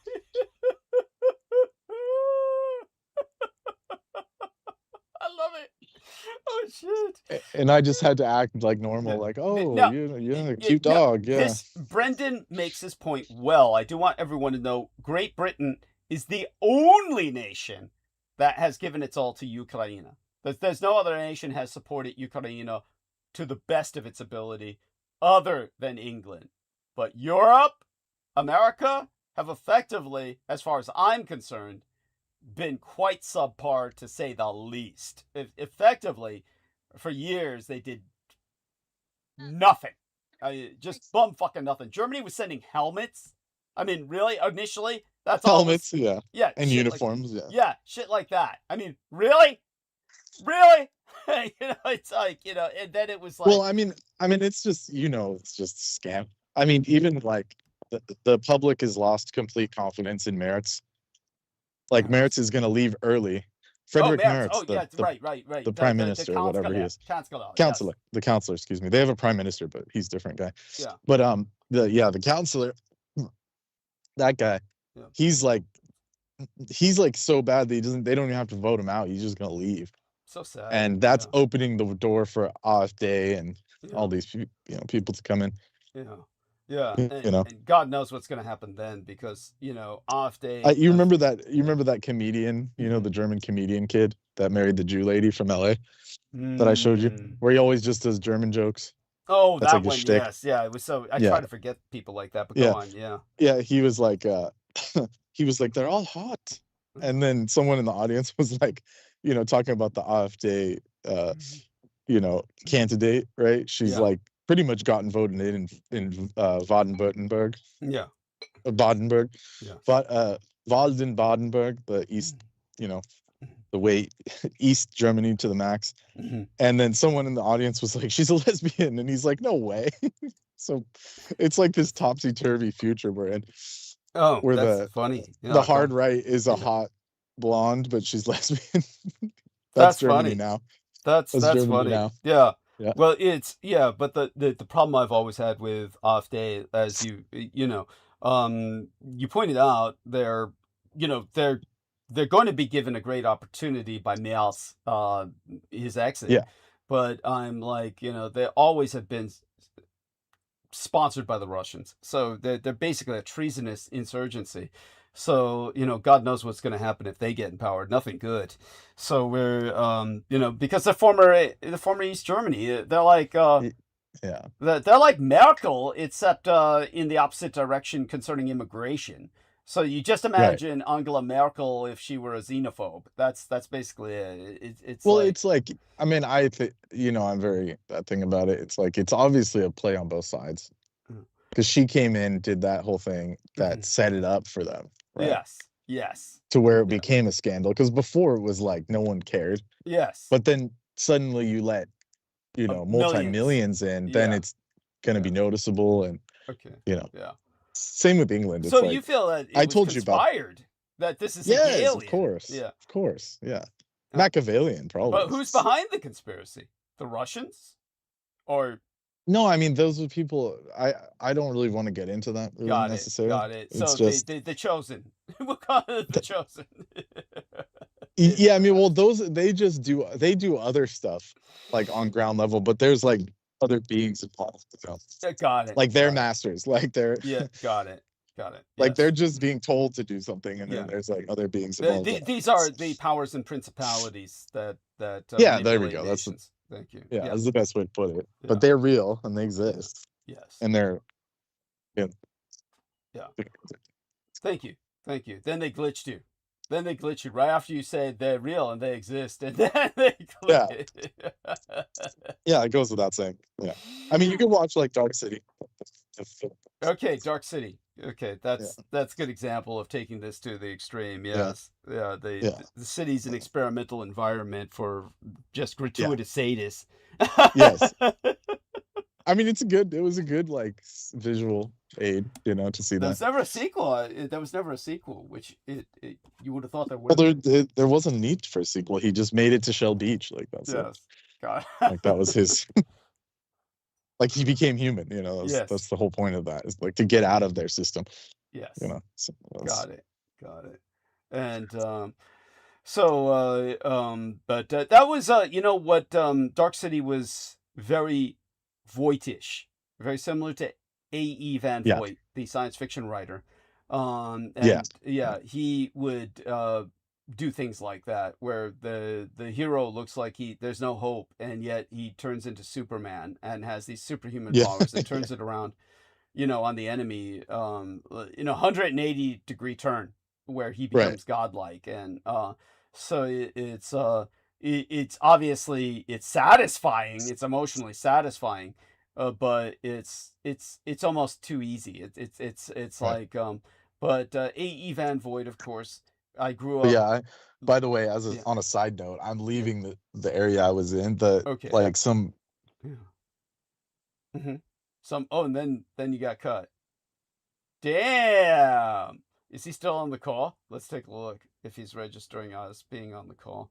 Well, he registered. Can you hear me at all? No. It said the moment you said, "Oh, I'm leaving the area," there was some, and then it was like they muted you. Yeah. Okay. So I was saying there was a local constabulary, like, a squad car pulled up, Yeah. and they like perimetered the area that I was standing around, Of course. Yeah. and then just stood there and like we're like posted up. I don't know for what purpose. I There you didn't see go. any foul play or strangeness happening, but who knows? Well, as far as they were Someone concerned, called them. yeah, Yeah. as far as they were concerned, it was you. Yeah, we know that. We know how that But they works. were like looking. They were like, look. It was like Sherlock Holmes. They had their fucking, Mhm. like they were like looking on the ground and shit. Like I don't know what they could have been looking for. It was bizarre. Yeah, well, that's it's the norm as far as get used to it. Well, you are used to it at this point. That's the norm. It's like wherever you go. I mean, we notice that there's the police show up. There's a lot of But activity. for what like purpose? They never come up to me and say, "Is everything all right?" Or you would think that's what usually happens, right? No, Like not if when they you're the wanna cause- subject. Not when you're the subject of their of their surveillance. You're the subject of their surveillance, so that's not going to happen. Yeah, but surveillance can be done without boots on the ground. I don't understand there. Well, like, actually point. not, because they want to make certain that action is possible, that if needed, as to what that action is, it's not going to be protecting you. We know that. Well, yeah, it's almost like yeah. they just want to be there to make certain it goes down. Like if an attack. That's what it feels like. Yeah. That's what it feels like. Yeah. Like, wait for some some Karen to go berserk, and they'll say, Yes. "Oh, we knew he was a rotten egg. Yeah. We could tell." Yes. Yeah. Yes. Shit like that. Yes. Yeah. Yes. Super Literally. suspect. Yeah. No, seriously. It's almost like if, and that's a good term for it, the Karen or the, MK Ultra, the designated aggressor in a Yeah. if they went berserk on you, it would be like the police would be there to prove you instigated it.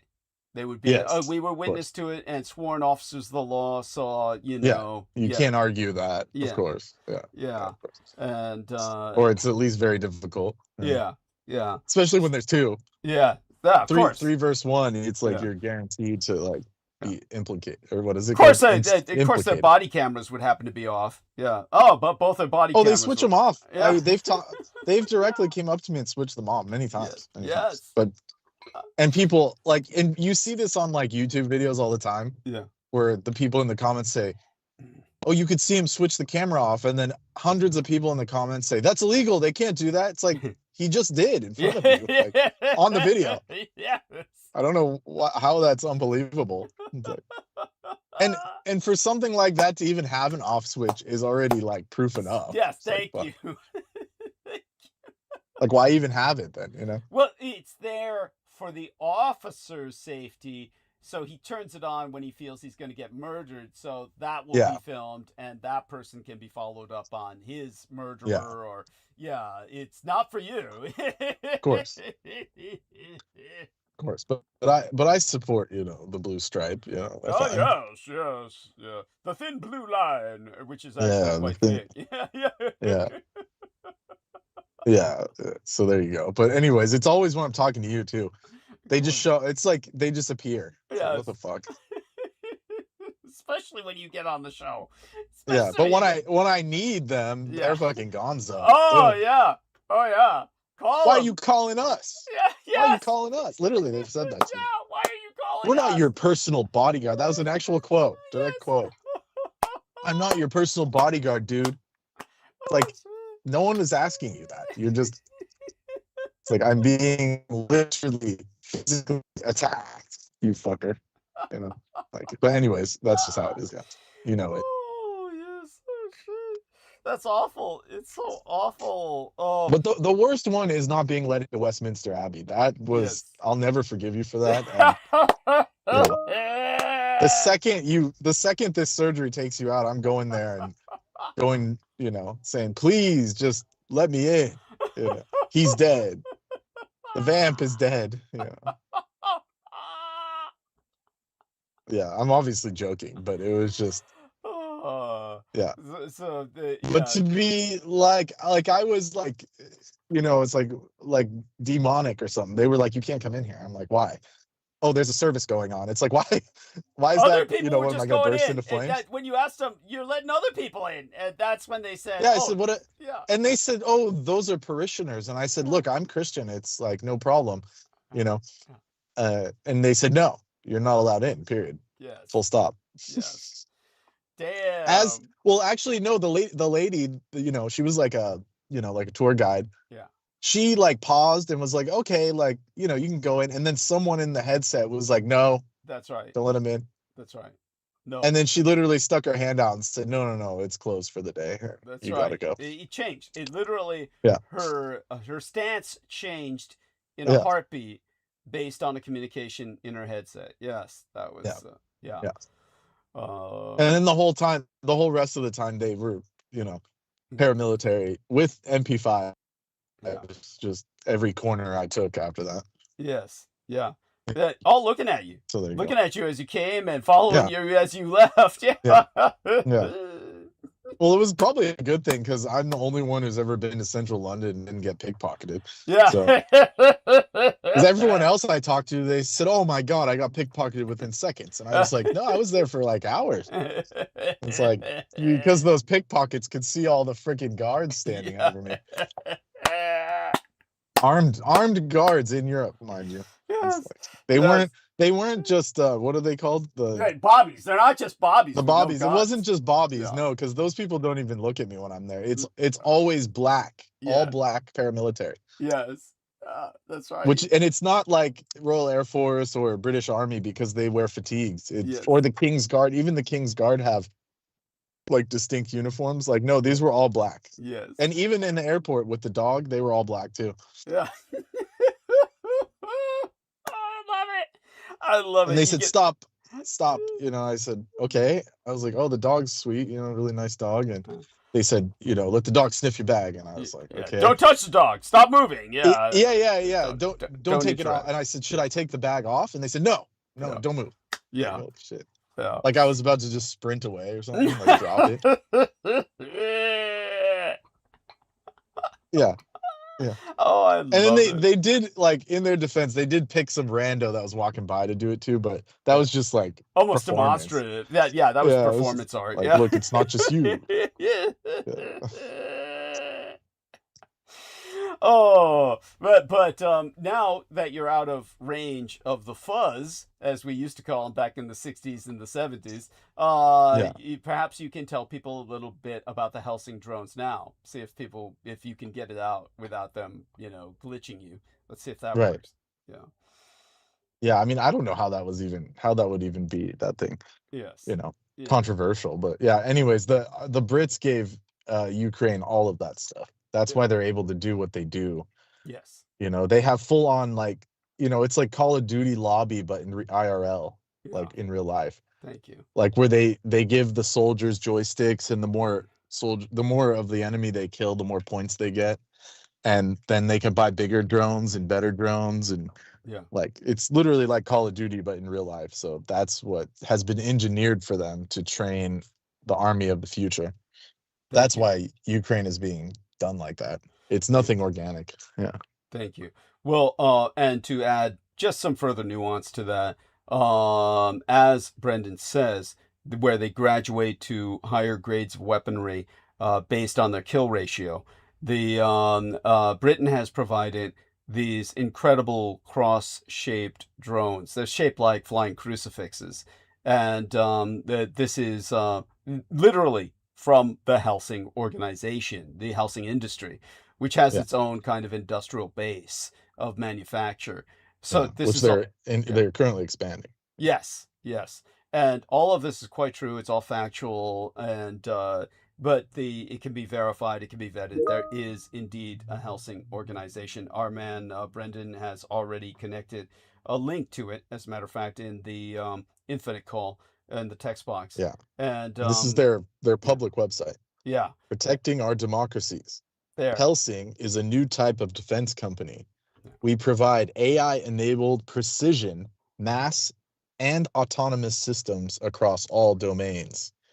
We design and build new types of autonomous systems, partner with governments and industry, and connect their hardware into AI-enabled networks. We are aware of the special responsibility, and we're doing so with the highest ethical standards.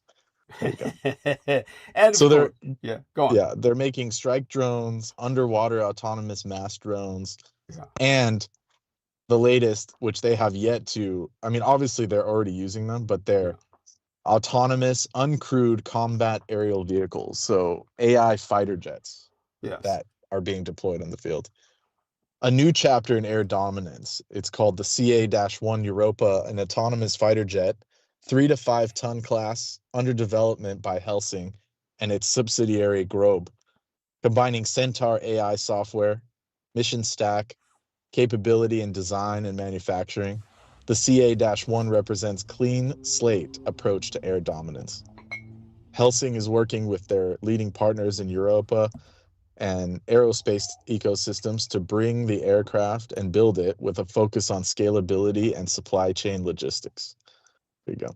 Excellent. This Excellent. is from the horse's mouth. There you go. Yeah. Yeah. And this is part of, while they say they're new, they're not. They're an organization that essentially is subsidiary to the Church of England. So this is like the Church of England's militia, or its militarized or consecrated, if you will, military force. Their version of Crusaders. So very important to understand that subtext. And obviously they have a very secular front company. And they're all German, it looks like. Yeah, yes. The co-founder is Protestants. Gumbert Chef. Yeah, all Protestants, most likely. Yeah. Nicolas Kohler. Yeah. Torsten Reil. These are the CEOs and founders. Incredible. Yeah, incredible. Well, there's a Frenchie. There's like a couple French people. Yeah. This guy sounds English. Mm-hmm. Yeah. He's 8 years at Palantir. This guy, Sam Rogerson. There you are. Yeah. PhD in particle physics at the Imperial College London. Yeah. So these people they're up there. I mean, these are the people, Yeah. And but they're good people. They're nice people. And Ukraine. I'm a bit too close for comfort to be trash talking them. I mean, true enough. Yeah. And so the Ukraine, of course, has its own domestic and indigenous drone industry, which is profoundly advanced, one of the most advanced in the world. So you have a synthesis or a syncretism of these two industrial bases. These this company they are developing the stuff for their own countries. Yeah. But the dregs, like the experimental shit, the testing phase, they're giving it to Ukraine just outright. Yes. And that's why they're able to do all of what they're doing. No, the prototypical test beds. The prototypical test beds are being combat tested and perfected in Ukraine. So that's all very important and all quite true. And there you go. And that gives people some. Let's see what else you sent in the links that comes to mind on a night like this, where we're just kind of shall we say, here to present myself before, well, a challenge that I know some people are hoping will take me out. All right, kokuri, and that's a nice euphonic, very euphonic. And by the way, I just made that up on the fly. Cool. And it turns out it's some kind of occult Japanese term. Of course. Now you just sent something else. Oh, you put it in the infinite call. There you go. Drone superpower Ukraine is now Europe's first line of defense. Yes, absolutely. Ukrainian troops took part in the annual Bastille Day. Speaking of, literally live as we're speaking, the Prime Minister's meeting with Zelensky. Whoa, so you can't make this shit up. Here you go. Will it let me heart it? Oh, it's letting me heart it. Okay, there we go. And then there we go. Ukrainian UKPM Andy Burnham to visit. Andy from the north. Yes, excellent. Manchester. Yeah. He's Labour, of course, but it's just not that the Tories are any better. That's like a choice between how would I say it, Satan and Beelzebub. But it is what it is. And Yeah, I mean, it's just crazy talk. of course, they have a lot of tech behind them. Behind them is a lot of tech and servicemen standing at attention. Yeah, you see that? Yeah. So the Ukrainians were taking part in the Bastille parade on July 14th. There we are. Underling, it says, or underlining, it means to say, but it says underling by accident. Ukraine's key role is Europa's first line of defense against Putin's Russia. All quite true. All quite true. Yeah, wait, which article? That was the one you just presented before, Burnham shows up, or what's his name? Yeah, before Labor Boy showed up. I'm surprised it has a mistake like that. Where is this? Yes, you see it then. See underling instead of underlining. The subtitle. It's subtitle. It's the drone superpower Ukraine. That article from the Atlantic Consul. Then it says, where's the subtitle though? I don't see. Here, I'll show you on the. You probably can't see it display on your site. So what I'll do is I'll do a screen share. So let me do a screen share and give us the second here. Because that's the Atlantic Council. I mean, these people I could write a better. Here we are. See it right here. Let's go over here. It should show it. Let's see it now. See if we get that down here. Oh, yeah, it doesn't display there. We have to go back to the call. So if we go back to the call, that's why you can't see it. I can't see it. Here it is on the link. So see the link and the subtitle on the link? See that? Yeah. There we are. See, underling. So I'll try and move the cursor. Yeah, hover over it. Yeah, hover over it. So right after July 14th, it says underling Ukraine's. Underling Ukraine. Yeah. I mean, it's a Freudian slip. Yeah. I mean, they're the underlings of Europe. That's how they like to see it. Yes. But the reality is, remember, Europa is not defending Ukraine. Ukraine is defending Europa. So let's get that straight. That's So when they say underling, they but it's like not a fair fight. I mean, if they went head to head with Russia, I mean, it just would be like a bloodbath. I mean, if Ukraine went head to head with Russia, and it was well supplied I'm by saying Europe, all of Europe. Russia out, off the I'm map. saying all of Europe versus Russia's already that's a tall order. I mean, most of those German vehicles are already autonomous. There are dudes in there just to be like pushing buttons. Yes. Yeah, well, there's plenty. I showed you the flak cannon. Did you see that automated flak cannon I sent you? Yeah, no. That thing looks scary as fuck. Yeah, most of those vehicles do not have drivers. The driver just exits and turns it loose. Yes. Yeah, it's like it's just making microsecond decisions on where to shoot. Yes. It's like no human can do that. Yeah. No, and it's great. It's good stuff. I mean, I love it. No, like I said, the German vehicles are incredible. It's the, it's just maintaining them. Like I said, you heard me say this just probably last episode. It was the latest episode before tonight's. I spoke of the fact that when the Germans finally provided Ukraine after the war lasted longer than World War I. It took, the war's been going on longer than World War I has, 5 years. Then they finally gave Ukraine some Leopard tanks. I mean, these are the most advanced tanks in the fucking world. This is the epitome. And just to put this into perspective for people, it's kind of like, for people who just don't get it, you can't take World War II tanks and pit them against the tanks we have today. There's no comparison. It would be the same as if a modern missile cruiser with these incredible speed of light technologies that literally in some cases use lasers to melt the brains of incoming missiles, or are using flak guns that are throwing out thousands of rounds, literally thousands of rounds a minute, that to disintegrate incoming objects like drones. If you pit one of those or a modern aircraft carrier against shall we say steam-powered or coal-powered ships from the imperial days of gunboat diplomacy, the 1800s. It's just, this is not a fight. It's simply something that one ship just would blow the other literally out of the water as if it were a rowboat. These are what modern tanks are to World War II level tanks. So just understand there's no combat comparison here. So when the Germans are providing a Leopard tank to the Ukrainians, Old Warsaw Pact Cold War era tanks, the World War III tanks, from where literally these would serve in other nations as the cockpit of conflict throughout the Third World. They would dispatch Soviet-made tanks to fight South Africans. And even then, the South Africans blew them all away. But if they're going up against a postmodern Leopard tank, they're just disintegrated.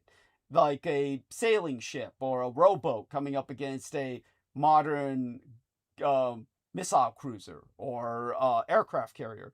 So just think of that level of tech, but the problem is maintenance. Like I said, in the field, at some point, the treads are going to break. The tank's going to have something which stalls it, and at that point, the Ukrainians are left sending it back to Germany to be repaired. That's why you don't have this dominance of German tanks on the battlefield in the Ukrainian situation. They're simply too high maintenance. So you've got incredible tech, works like supernatural when it's working. When it doesn't work, you've got to send it back to Germany. This is what makes logistics. See, this is the problem. Germany is not all in on this fight. If it were all in and providing the logistics, where you had German technicians in the field with Ukrainians, Russia would be wiped off the map. And if they were really going aggressive, German tanks would be in Moscow overnight. I'm not exaggerating. The Germans would be in Moscow literally within days at the longest. It would yeah. You're the only one that says that. Everyone else online says, they're insane. They're stupid. The massive. Yeah. They're completely. They're like tourists that go there and look at the cathedrals and they say this is a real Western country. Yeah, that's how insane they are. Go on. Yeah. So yeah. Because Russia's still building them. That's their argument, but it's nothing like the European cathedrals, that's for sure. Yeah. So is this something to worry about, the lack of a successor for Hayao Miyazaki? Studio Ghibli's future as Nippon TV is taking it. So it's definitely they're nationalizing not a good sign. Yeah, they're nationalizing, it seems. Okay, is that bad? Is that bad? It's like it's not bad in any kind of content sense, but it's just unfortunate that I don't think who could succeed him? You can't produce a son that does what you can do in that sort of. Yeah. I mean he's had a whole studio, but it's just there's no one that could take his leadership position, it's that's the problem with these Japanese artisans is the modern society has degraded people's memory and refinement so much that even if someone were to train under a master, you can't do it. It takes a lifetime of focus. And not only that, you may not have the natural talent. It's hard to find somebody with that natural, innate, organic talent and patience that can do what he did. As for the Russian drone attack in Ukraine, yes, it's a drone war. And by the way, that's the easiest thing for the Russians to do is kill civilians, because you cannot guard a civilian population in totality.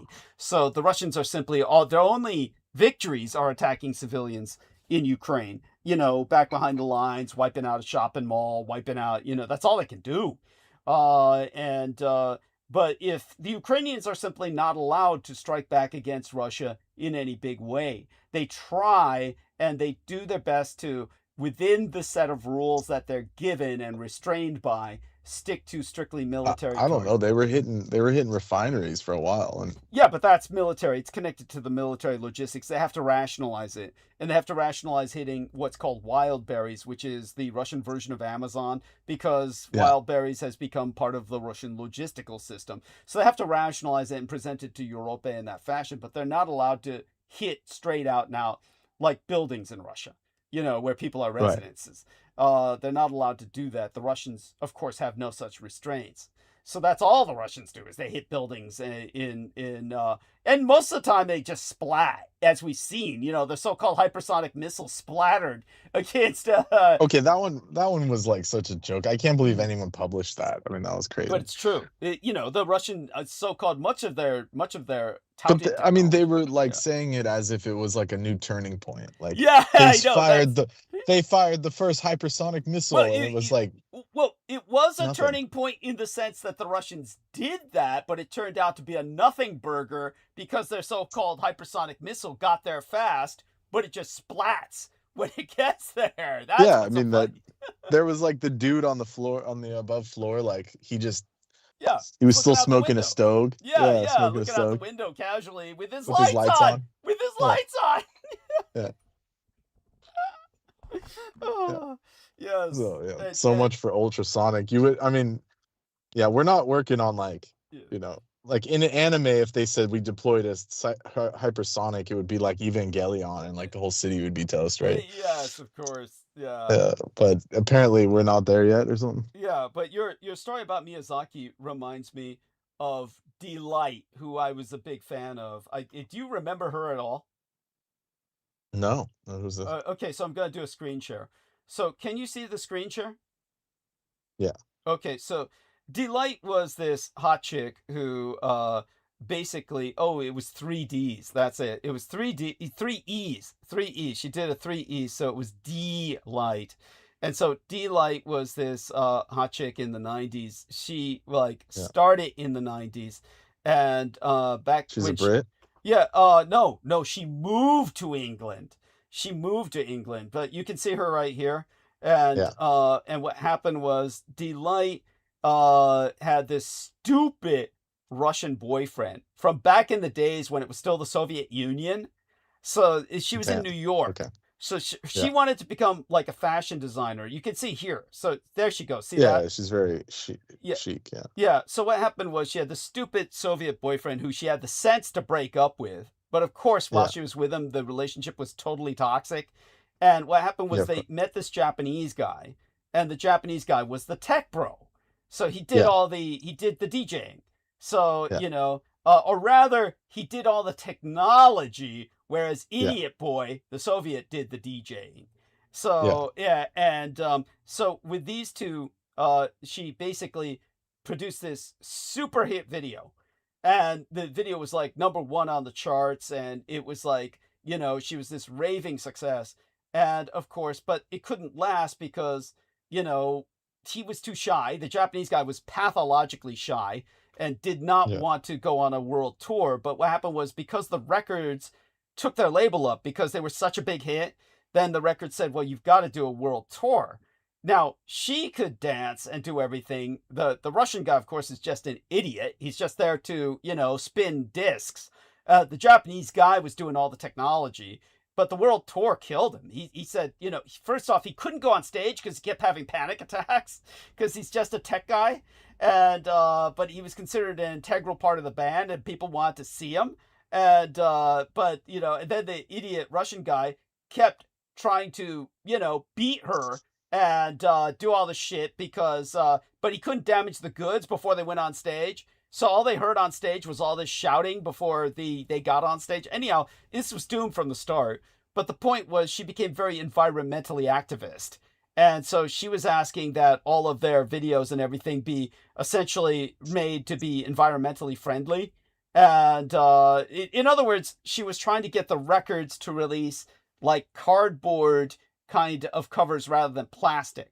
Kind of like cardboard covers instead of plastic. They still had records back in those days in the 90s, all this stuff. So it was like, but this is where it all went down, was years later. Sega released a character called Yukulu, I think was her name. Yukulu versus Delight. Let's see. D3Es, I gotta remember that.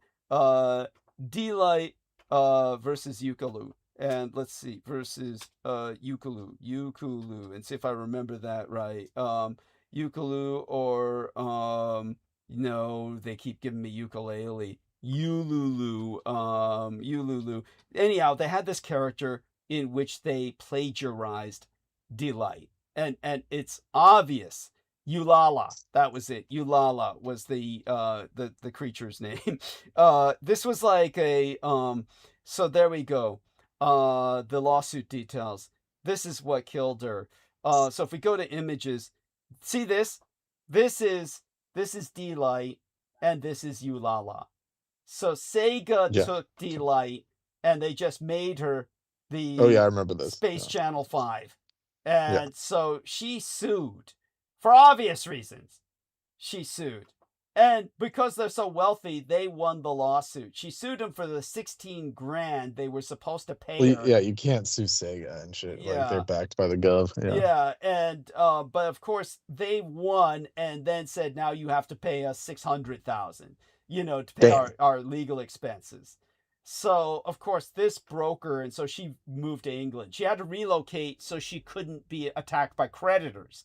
She was being assailed by creditors in the United States and literally had to leave the country. So she left for the United Kingdom. So she's the age of my sister. She lives in. So she was saying, bring our boys home from Iraq. At that time, it was Iraq. She went political and said, but everybody loved the Iraq War. And everybody said, how could you be against the Gulf War? This was Gulf War I. This is the war I participated in that she participated against. And everybody said, oh, you're a traitor. How could you stand up against George Bush Sr.? It wasn't the, George Bush Jr. conflict. Everybody loved it because they thought it was a short, victorious war. So, but when she stood against that, everybody in America said she was a traitor. She ultimately had to leave England because of that too. Yeah, and but so, what a tragedy. But she's the age of my sister, so she's about 3 years older than me. She was born in 1963, so she's about maybe 63 years old right now or something like that. But she lives in England, and she hasn't aged much though. She's maintained herself well. But that was so awful that she got exploited. They made the Eulala character on her. Sega made the big bucks, and then forced her to pay for it. I mean, they should have put her on a stipend. They should have just put her on a literally like on a. I feel so bad for her. But there you go with that. It's like, so that's what that reminds me of. And look at this income. It's so sad. It is so sad. And honestly, literally, I would go to bat to support her if I didn't need all the support myself. Here, I'm doing screen share again, and here we are. Look at this. First off, look at incoming news. Teen was attacked by barracuda in shallow water on a Caribbean vacation, and experts say this might have triggered it. It would be like, damn. Yeah. And Australian shark attack victim grateful for second chance at life. It's like, why are so many sharks attacking people in Australia? That's becoming quite common. And then I mean, everywhere the wildlife is fighting back against beings that don't want. They're not taking care of the earth. So and in Japan, everyone's getting attacked by bears. Even like foreigners now. Yes. Yeah. Yes. That makes sense. Yes. And then the tick explosion too. Again, part of nature fighting back. The tick explosion. This alpha-gal syndrome. I want no part of it. But then that would be poetic. Yeah, there you go. Tourist dies at Death Valley after being stranded in high heat. Who would go to Death Valley? No, that happens. It happens to Europeans a lot. I don't, because they've never experienced heat before. Tell them. Like right now, I think in France, like more people died in France from the heat wave than like anyone's ever died from guns here. Yeah. That's like how dangerous it is for them because they've never dealt with it for like thousands of years. It's now the Earth is changing. I mean, Earth changes. Yeah. So there you go. No, that's and then but the last family that died in Death Valley was a German family, and he took like this was in the early 2000s. He just rented a van and drove it out there off road, and the tires blew up. Then he couldn't get back, and then they tried to walk through the desert, and they ended up some hiker found their bones like years later, multiple years later.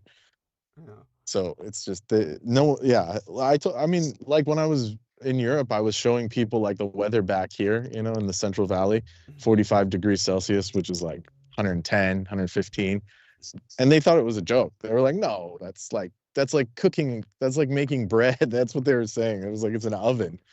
Like literally that's their setting on with their oven and shit when they warm something up. And I was like, no, that's like that for months. In California, places out west, Arizona. Yeah, just not something they're used to.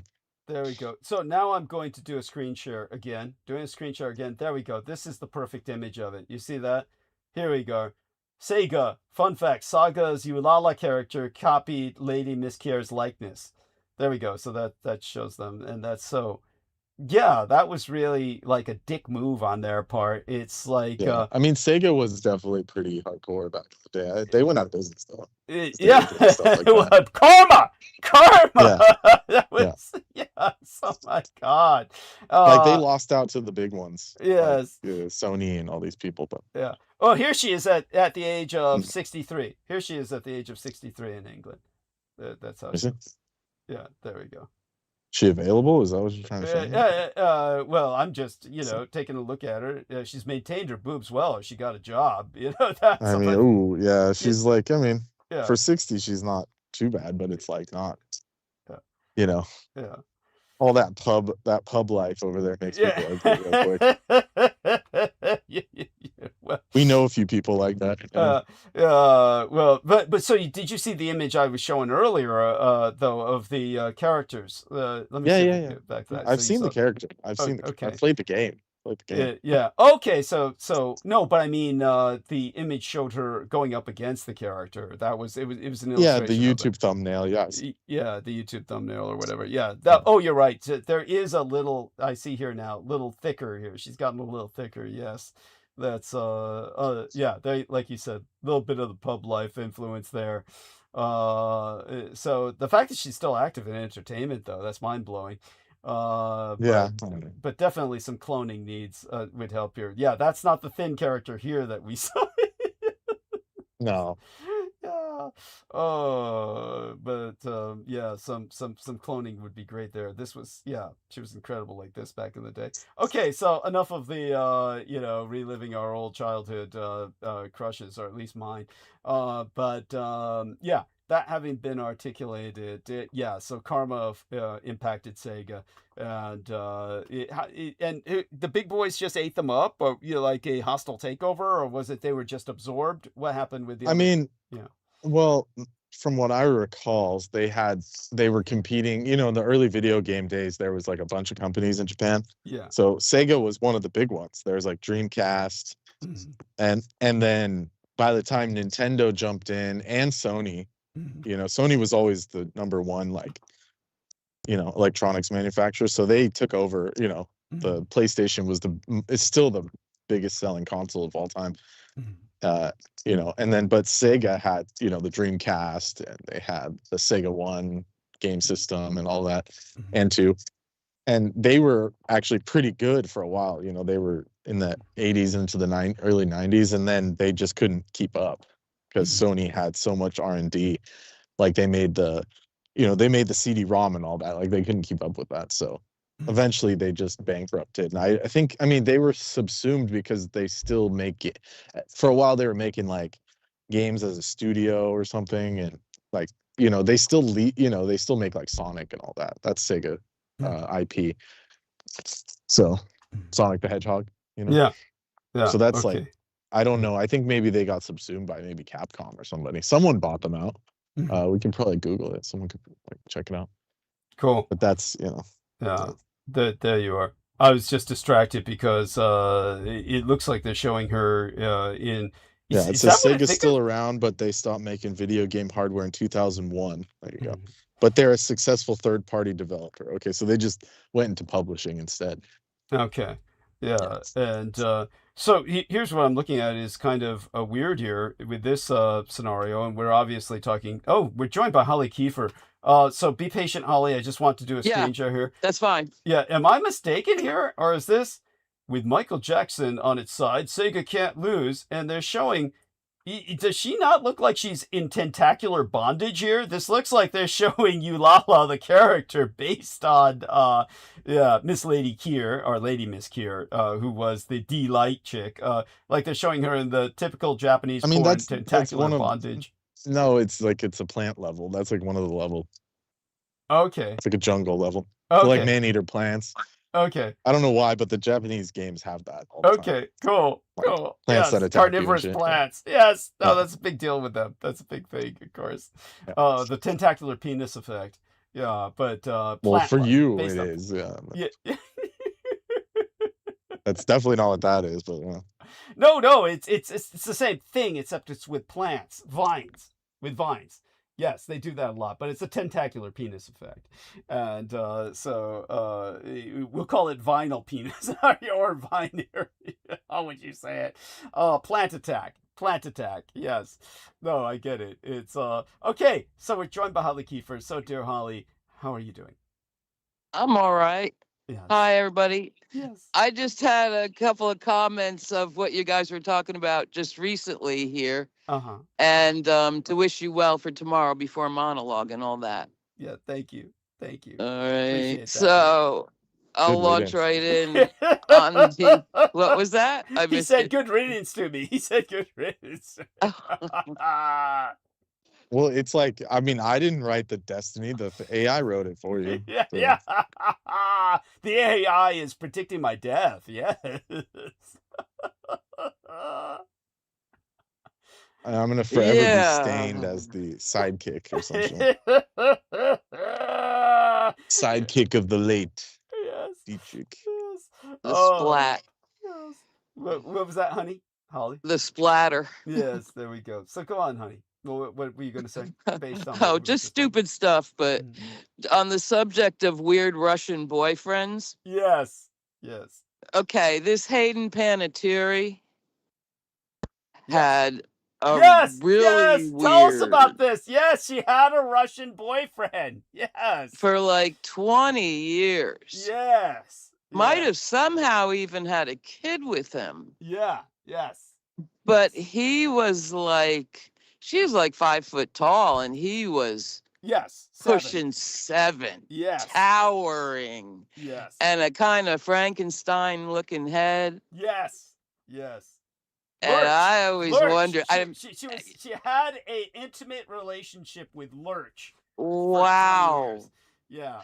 And out and proud, it was all over the pictures. You couldn't not see it, you know, That's right. in the magazines and glossies, and oh man, they were everywhere. And why Brendan could join us in on here. Why was she blaming, or everyone was blaming Neutrogena, a Japanese company, for her death? Because Neutrogena cut off ties with her when it came to some point about something she did. There was something she did or said where Yeah, I don't know what it was though. yeah, cut ties Somebody with with her, the somebody with the computer. Oh no, I know what it was. Well, Oh God. when she was Let me say sponsored- first. Yeah, yeah, go ahead. Oh, Go ahead. she talked about postpartum depression. That was it. That was it. Postpartum depression. While this lady's on the stand Yeah. for 3 kids. Yeah.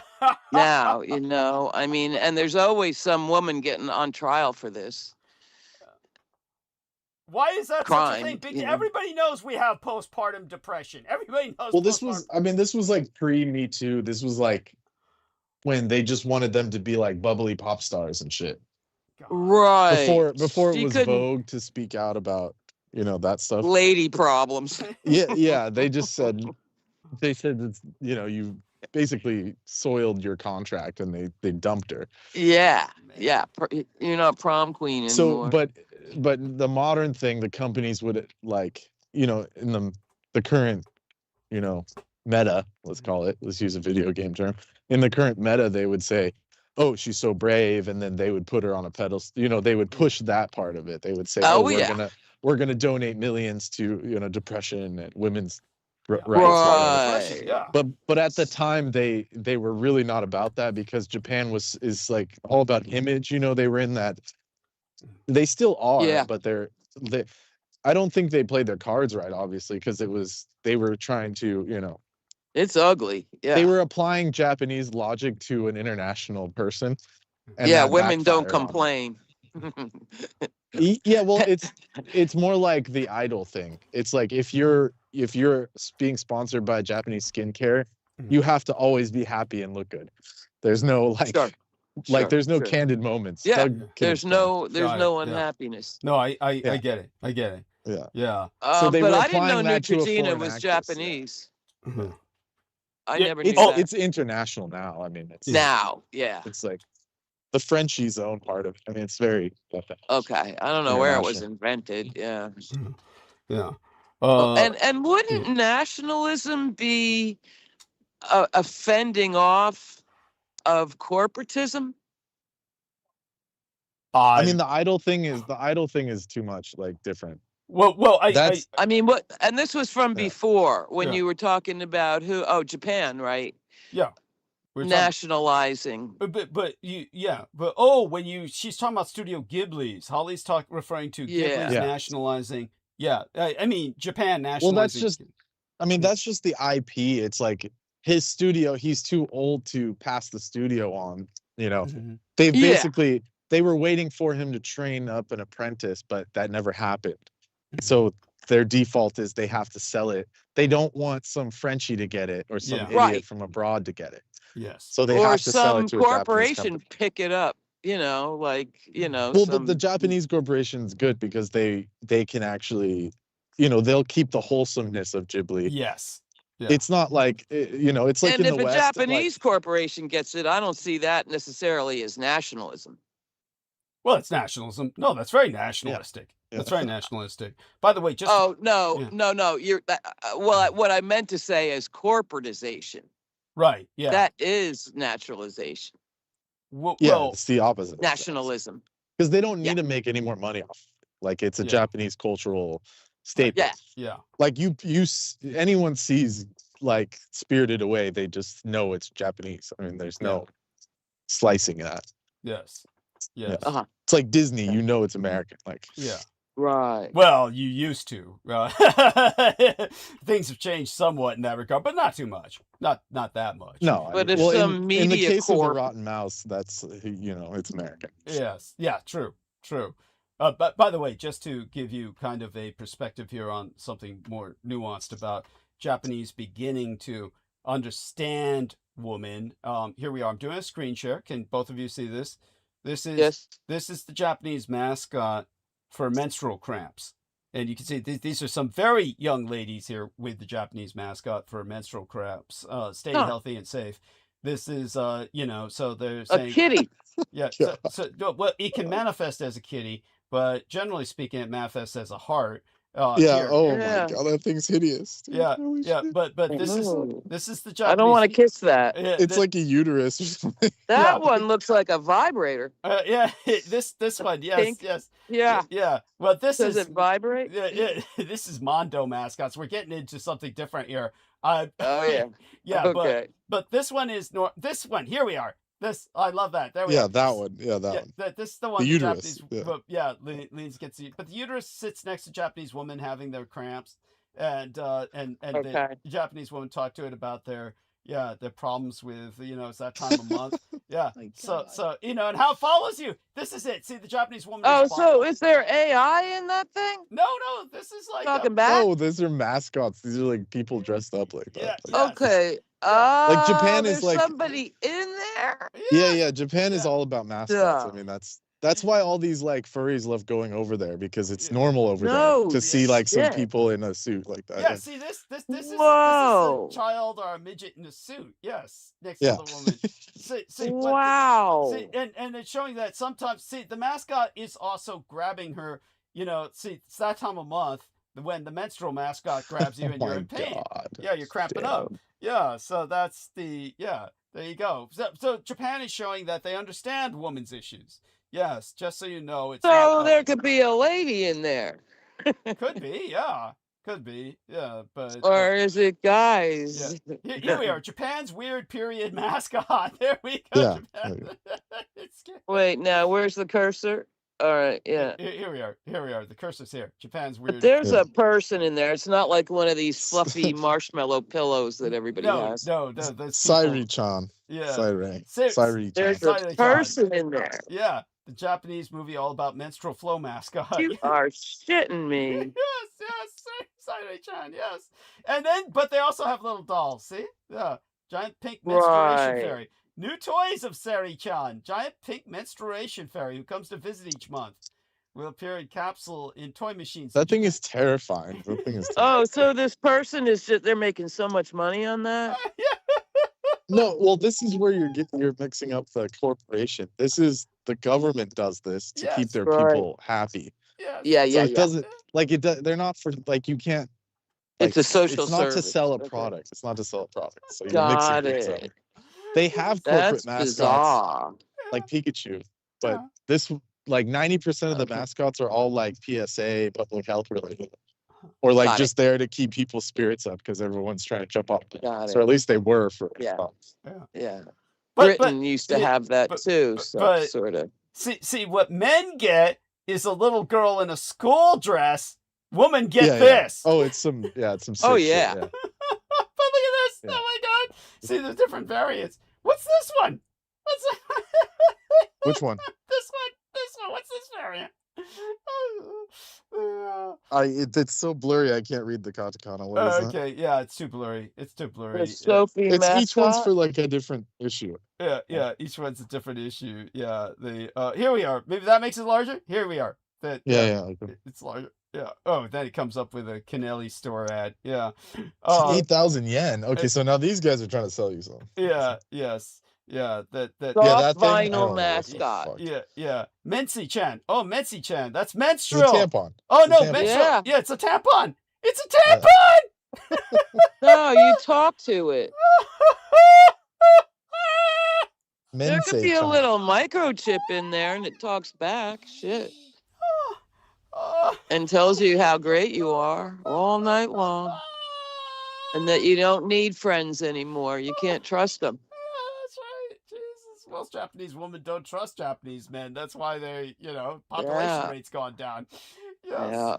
Yeah. But the population rate's going down everywhere. That's the. I hate to think what Okay, they have so- for men. So the mascot is different variants of Yeah. that thing, like the cycle of a woman. So Yes, there we are. Cool. yeah. Yeah. Oh my God. But there must be mascots for other things too? Yeah. Or Yeah, just yeah. lady stuff? No. No, all No, kinds of for things. all kinds everything. of problems. Japan, Yeah. Japan has mascots for everything. You'd have a whole collection. Yeah. Yes. No, there's millions. I mean, there's so That's many. the you can't even point, count yeah. them all. Can't even count them all. Yeah. Wow. That's why people Being that's why like people manufactured? my age love going to Japan, because over here if you put on like I pretty sure I told you guys on the show one time I was working at a grocery store and this like he was like maybe 30 or something. He like bought a T-Rex outfit to be ironic because he thought it was cute and shit, and Sure, he wore they it. are. He Yeah. wore it like outside of Halloween, Yeah. and the father, like he was like living with his parents at the time, and they kicked him out. They said, "You're some kind of Jesus. queer," and Oh, they, yeah. they threw him out Awful. of the house. Yeah, they Oh threw him A out. my reptilian furry. God. Well, it was That's just like weird. it was like a cartoon dinosaur. It was just like something Yeah. goofy. Is it one of And- those blow up ones? Yeah, it was like You one of those wear- puffy ones. No, They're It's really hilarious. weird. I've seen guys in these T-Rex Yeah. costumes that Yeah. are uncanny. Uncanny because the motion of the big head bobs while you're walking, and it really Yeah. looks almost alive. It's really cool. It Yeah. does. Yeah, it's And really the weird. little arm swing. I Yeah. saw a guy surfing in one. Oh, What a geez. beautiful okay, so- wave. That was So funny. people like millennials like that shit because it Yeah. reminds them of all the Japanese shit we grew up with. But Yeah. And when, in Disney. America, you can't wear it because people go berserk. Yes. They true. say, "Oh, it's a fucking queer, Yeah. you creep," Yeah. But in Yeah. Japan, it's like you see that shit every 5 seconds, and that's why everyone loves going to Japan. Right? Thank you. It's not only that, but in Japan, the cars are all painted up Waymo style. When you come to San Yeah. Francisco, all the Waymos are painted in different. Each one is different. Many of them are plain white, but many of them are promotional, and they're painted completely different for what they're trying to promote. And some of these are just pure art because they're just Yeah. like promoting, public relations. So they'll Yeah, we're paint not them. evil. Yeah. So they'll paint them up in beautiful little murals. So Yeah. but in Japan, all kinds of cars are like that. Half the cars are like that. And Right. the point is, a lot of them are guys just have a beautiful girl on their car. They just have a beautiful girl painted on the car. If you were to park something like that in America, people would just attack it within seconds. They would graffiti it, Yeah. attack it. Seriously, just if Well, you had some. there are people that have tried like near like at car clubs and stuff. I've seen them, and they said like they can't park it anywhere or go anywhere really. Yeah. Yeah. Seriously, because people would automatically sabotage it, or what do you call it? Deface it. They would vandalize it. They would vandalize it just because Americans are insane and they're evil. And it's beautiful. I must destroy it. Whatever is beautiful, they must vandalize and destroy. And because the man deserves to be attacked because he has showing his feminine side. Just showing a beautiful little girl. Well, I shouldn't say beautiful little girl because that sounds awfully pedo, but the Japanese art does tend towards that. It was a cholo thing back in the day too. Well, it was different with the cholos. Cholos were not painting up their cars with. They would paint like woman with guns on the side of their car. Okay. Woman with guns on the side of their car. And low cut blouses. Yeah, I mean, you have like the rockabilly guys that do like women, like pinup girls, but I mean that's very low key. True. Right. They were more mud flap. Yeah.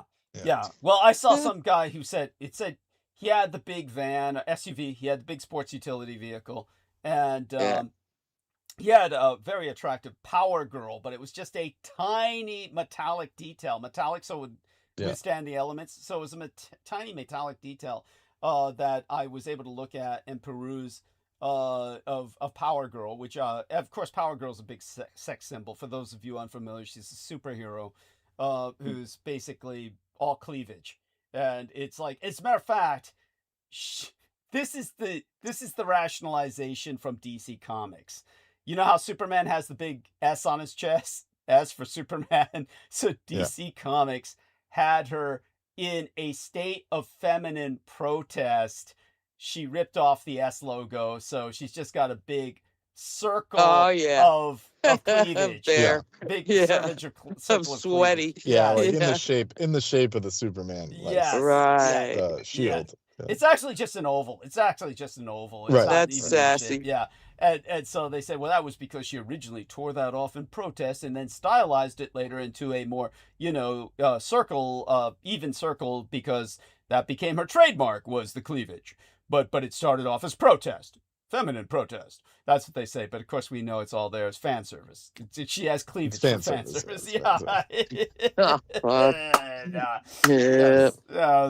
So there we have that.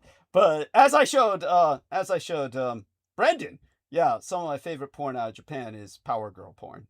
That's so they produce that, and that's how did they get away with that? Well, and we're on the subject of weird news. Have you guys heard? Yeah. Go on. Go ahead. Weird news. About it's totally Brendan, how they get away with the trademark. How do they get away with Power Girl when it's trademarked? Yeah, but they do. It's like when it's JAV, it's creative license. They don't get it. They never get sued. Thank you. Yeah. What's JAV? Japanese adult video. Thank you. Thank you. I never knew what that stood for. I never bothered. I consume it, but it says it all. I consume the product without ever knowing what that acronym is. It had an acronym also. You were pretty dark and deep into it, dude. I don't know. One time I showed him some chick that like the elf chick, and you were like that's nothing, and you showed me some like crazy shit where they were like electrocuting the chick. I was like, oh my god. Like, well, she's a superheroine, so she can take an endless amount of punishment. That's the idea. That's the thematic of the porn. Yeah, well, we don't need to get into it again. Okay, that having been said, okay, Holly, bring us Have you guys heard about the guy in the bloody Chucky mask chasing people around Philadelphia? Yes, and that woman fought back. That's all I know. Didn't they catch him? Not that I heard as of this morning. Okay, no. Wait a second. Okay, woman fights back. Woman fights Chucky. Was he armed? Chucky. We'll find out. Woman fights Chucky mask. A woman fights Chucky mask. That'll bring us to it. So here we are. So let's do a screen share. Here we go. Back to the call. Then we do the screen share. So here, everybody. There we are. Philadelphia woman uses stage combat to fight off Chucky. Woman kicks man who was That's fitting. terrorizing people in a Chucky mask. Masked man was scaring Philadelphians.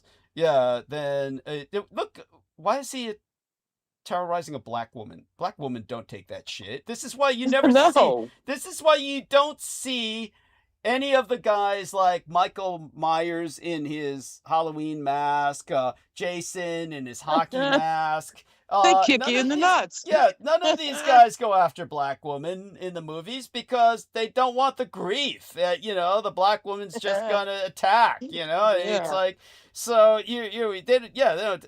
Oh yeah, look at this. Look at how they had to do the acronym. Brendan, HOE News, Ho News. Yeah, Ho really? news. Yeah, isn't that awful? What No. the fuck? Woman squared up and kicked suspect, in the nuts, accused of terrorizing people while wearing a Chucky doll mask in the chest. Says he couldn't fight.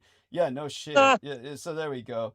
So here he goes. So did This is they the man you're catch talking him? about. No, he's Yeah. still running, right? Yeah, no, he picked the wrong woman. They've got him on all Yeah. kinds of charges. They got him all Right. kinds of charges. So cops finally showed up. Yeah, cops finally showed up. Oh, here he goes. No wonder he attacked a black woman. He's a black guy. Oh, That's man. police identify man accused of wearing Chucky style Halloween. Yeah, there we are. Look at him. Uh-oh. Oh man, what a loser! What a loser! Oh man. Oh. Yeah, so charges. Okay, okay, charges pressed against him. Let's see what we can find. Here we go. A Chucky woman fights Chucky mask, because we still have to. If I just say Chucky mask charges, they won't give me. You won't give me shit. Woman fights Chucky man charges. Okay, so let's see now. So here we are. Okay, charges including terroristic threats. So here we are. So let's see now. Charges. Yeah, he is attempting to antagonize people.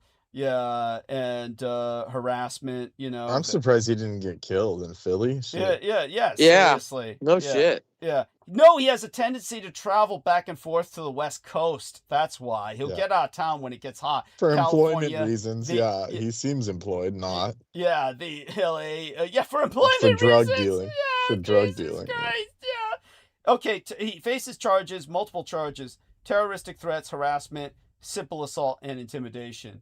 There we are. So here he The goes. terroristic is the ringer. Yeah. Here he is That's chasing a white woman. Now I can't make this photograph any larger, but he's chasing a white jogger. It's like Right. so Or at least lunging. yeah. Well, That's pretty close. I don't know about. yeah, and Yeah, okay. Yeah. so that there we I mean, go. is he just like it just gets his rocks off? I don't get why Well, that's a thing. he's obviously mentally disturbed. And, Yeah. and it's so it's It ain't making sense anymore. yeah, it's but it's what gets him off. Yeah, that's what it comes down to. It's what gets him off, Yeah. putting fear into women. But he's an idiot. So here we are. This is a better photograph of that, where he's chasing the white woman who's jogging. So and she's doing so. Okay, not. She's obviously jogging in the dark. Why would women put on skimpy clothes, basically briefs and a bra, and jog in the dark? Why do they do that? It's like, I don't care if it's late at night, early in the morning. It's like, I know it's the only chance they get because they work, right? They're working in the daytime, but still, it's. I guess the heat in England This is not has England. been like. Wait, how did we get to Oh, England? right. We're in Philadelphia. I forgot. I don't know why I confused that. No worries. Yeah. Okay. And yeah, it just is what happens. And I don't want to discourage women from exercising, obviously, but still, it's kind of like there's got to be better ways to do that. Even going to gyms is dangerous. Going to gyms is dangerous because, especially late night, you get all kinds of idiots. But there you go. It's what can you do? It's a dangerous world. It's a culture. Yeah. Yeah, it's a dangerous culture. We live in a rape culture. So as I said, it's a prison rape anti-culture. I've always said that there. And people outside emulate what they do in prison, and it's even popularized by Marvel Comics and their series, the television series that they produce. Okay, so that having been said, Not to mention the so-called military culture overlay, and what you always said, the direct pipeline into the police. Thank you. Yeah, it's all. Well, military is It's both one of the greatest things you ever said. Yes. Cut that pipeline. Yeah, and what's so ironic is the military is a direct pipeline to police and prison culture. They produce the majority of people in the police force and the prisons. Security, you name it. Yeah. It's a career gold mine. Yeah. Yes. No, but also for prisoners. Not just for prison guards or policemen, but also prisoners. People often go straight out of the military and directly to prison because they're so fucking violent and they never re-socialize. Yeah. That's right. Yeah. It's a win-win. Yeah. And it is a win-win because they go from prison to another career. Oh my God. It's like money is being made on them. Yeah. I mean, or by them. Yeah. Oh, believe it or not, our dear friend, T. Tank Berry, I'll say no more than that, and I won't say where the job is, but he knew of a case that this convicted pedophile got a silver-collar job in Silicon Valley.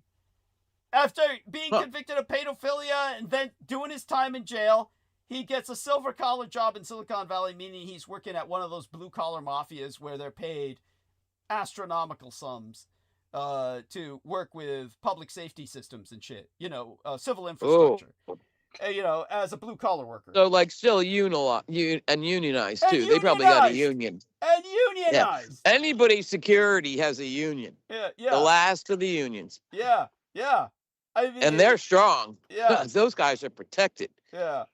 Now, for a convicted pedophile to get a job like that.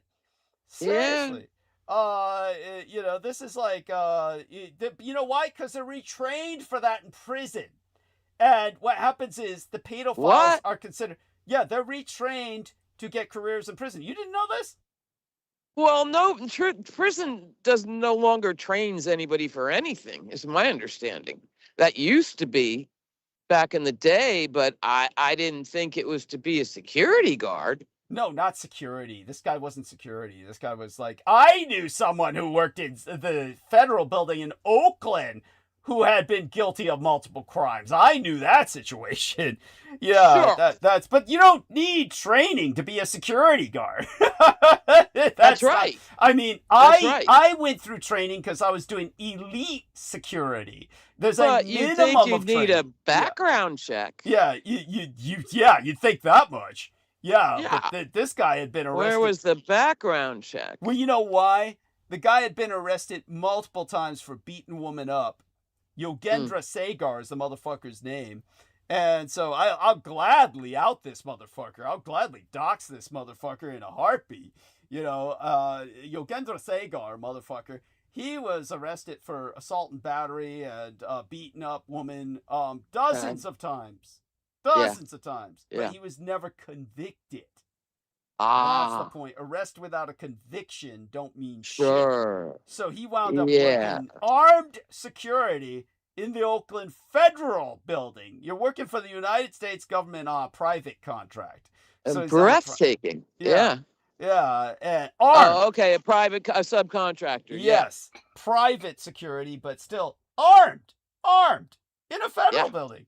A violent person. Yeah, that's in a relatively quiet building. I mean, when's the last time somebody walked in there guns blazing? Yeah, well, still, it was Oakland. You could nap. He was his own worst enemy. The point is, when I was talking to this dumbass mercenary who taught me everything I knew about mercenary work. By the way, Brendan has dropped off the call. So it's sad for that, but hopefully he rejoins us. If not, we'll make do. Hopefully he's okay. You never know. In his case, they might take him out at some point. But when it came to, I was talking about security. When I was talking to that idiot mercenary who taught me everything I knew about mercenary work, he's coming up with this kind of professional standard bullshit when I'm telling him about that Oakland contract. When I said, when you work the security in the Oakland Federal Building, and they say, okay, now we want you doing rounds at night, external rounds. You don't do the fucking rounds. You stay inside the federal building and you sleep. There's no point in what are they going to do? The hordes of people outside are going to, at the absolute worst, try to commit some kind of sabotage against the building, vandalize the building. What can they do other than graffiti? There's like, what are they going to do? Launch a bomb? What are they going to do? Throw a Molotov cocktail? Nothing is going to do much damage to that fortress. Nothing is going to do much damage to it. So, and these people are not like armed with howitzers or something of that nature, but going outside, a risk that you take is literally life or death. Walking outside that building. Yeah. Right. So you would just stay Don't inside let them and catch sleep. you. Yeah, seriously. As long as they don't put a shanty up. We'll go that in the daytime. Yeah. Guns a-blazing. Yeah. But anyone who goes outside of that building, but he would go outside and confront these people. He would patrol the perimeter. Yogendra Sagar. Oh boy. That's how insane this idiot was. And it does not speak well of him.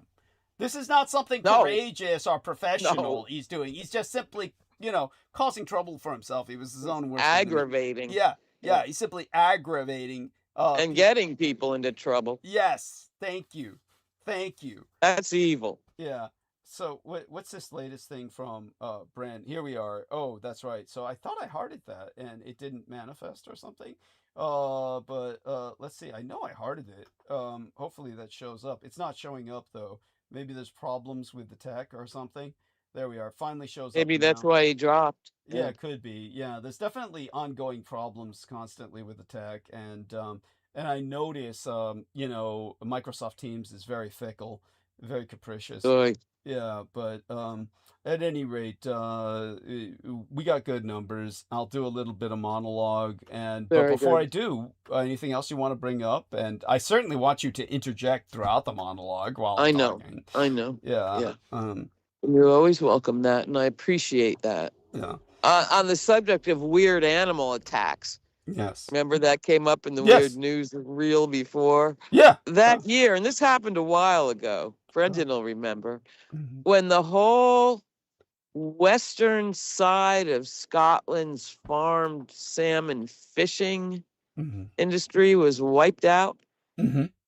I don't remember that, but I'll take your word for it. Goldfish? By jellyfish. Jellyfish, that's it. So tell us about this. Yeah. Yes, I do know this much. Jellyfish are quite invasive, and they're becoming the dominant species in the oceans. Yes. And they're predatory. Yeah. Yes. Yeah. And they just came in their legions. Yeah. Horrible. And wiped those nasty, polluted fish farms right out. Damn. And then split. Damn. So it's one thing orcas attacking boats. I mean, you can go out and harpoon them. Yeah. But how are you going to fight a legions of jellyfish? Yeah. No, it's impossible. It's impossible. It's very disturbing. It's because the environment of the ocean is changing, and so it is an issue. It is an issue, and they are pissed off. Yeah, they are. And my friend who lives fat in the countryside of England just came back. I saw her today, and she says the whole place is brown. Damn, because it's never been seen before. Those green and fertile, it's all gone. It's brown. Damn. Yeah. Everywhere you see. Because the and here in the California drought, there was from 2000, I think, here to 2020, where I live, fucking not a drop. And one winter, because it's weird here, the opposite of where I grew up. Here, it's green in the winter and brown in the summer. Where I grew up, it's green in the summer and brown in the winter. So that one year it went all the way through, all brown. Yeah, damn. Never came back. Yeah. And that's happening there with the whole continent on fire. Yes. And once England's shit catches, oh God in heaven. Yeah. Yeah, well, it's only a matter of time. We'll see that, and paradoxically, we'll probably see the collapse of the Gulf Stream, and then England turns to ice. Right. So it's Yeah. like, yeah, first the fire, then Yeah. the ice. It's Yeah. yeah, Yeah. and That's right. so we live in apocalyptic God times. help us all. Yeah. And the tech pros can't understand why everybody hates the data centers. Tell people about that. You know, all the public's turning against the data centers, and the tech pros are trying to figure out why. Where do we go wrong?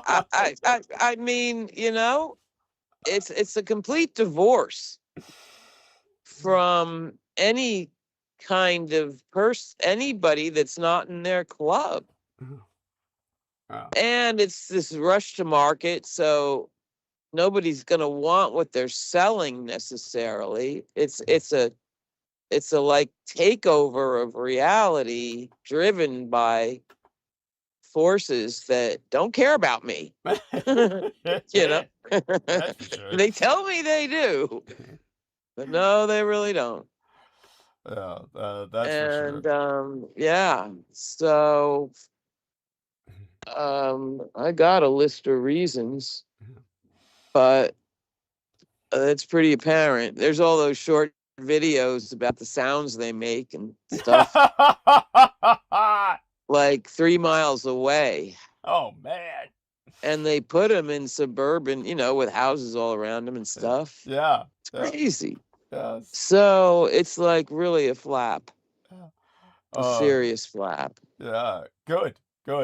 Well, it couldn't happen to a nicer group of predatory people. I mean, yeah. So all such. I don't know what's going to happen in November, but yeah.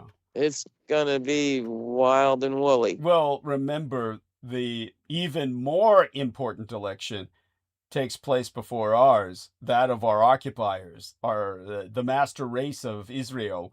Their elections in October. Yeah, their elections and that's still on, huh? Yeah, and that's theoretically that's still actually on. Theoretically, at least. Well, remember, our own midterms in November are only on theoretically as well. You know, indeed, it's no guarantee either of these elections is going to happen. That's right. Yeah. So, but the Israeli one decides ours. So that's in so many ways. It's basically that's scary. Yeah. Yeah, we're under Zionist occupation government. So that's boy, oh boy. Yeah, Biden proved that. Yes. So to go into a monologue, let's start with a little bit of a reiteration of facts from our last episode to draw us back into the Korean Peninsula. I slip off, don't worry about it. But I'm going to mute you for now. Okay, love you dearly. But when I go, I'm going. Okay. Hey, and listen, unicorn rainbow kisses all morning tomorrow. Thank you, honey. That's right. Holding you tight. Bless you, and it's going to be great. You're going to love it. Best thing you ever did. Yes. Thank you, honey. I agree. Then we'll work on your neck. Yeah.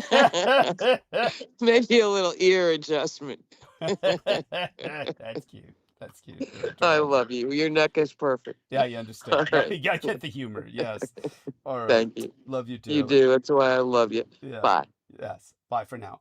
But I'm here. Yeah.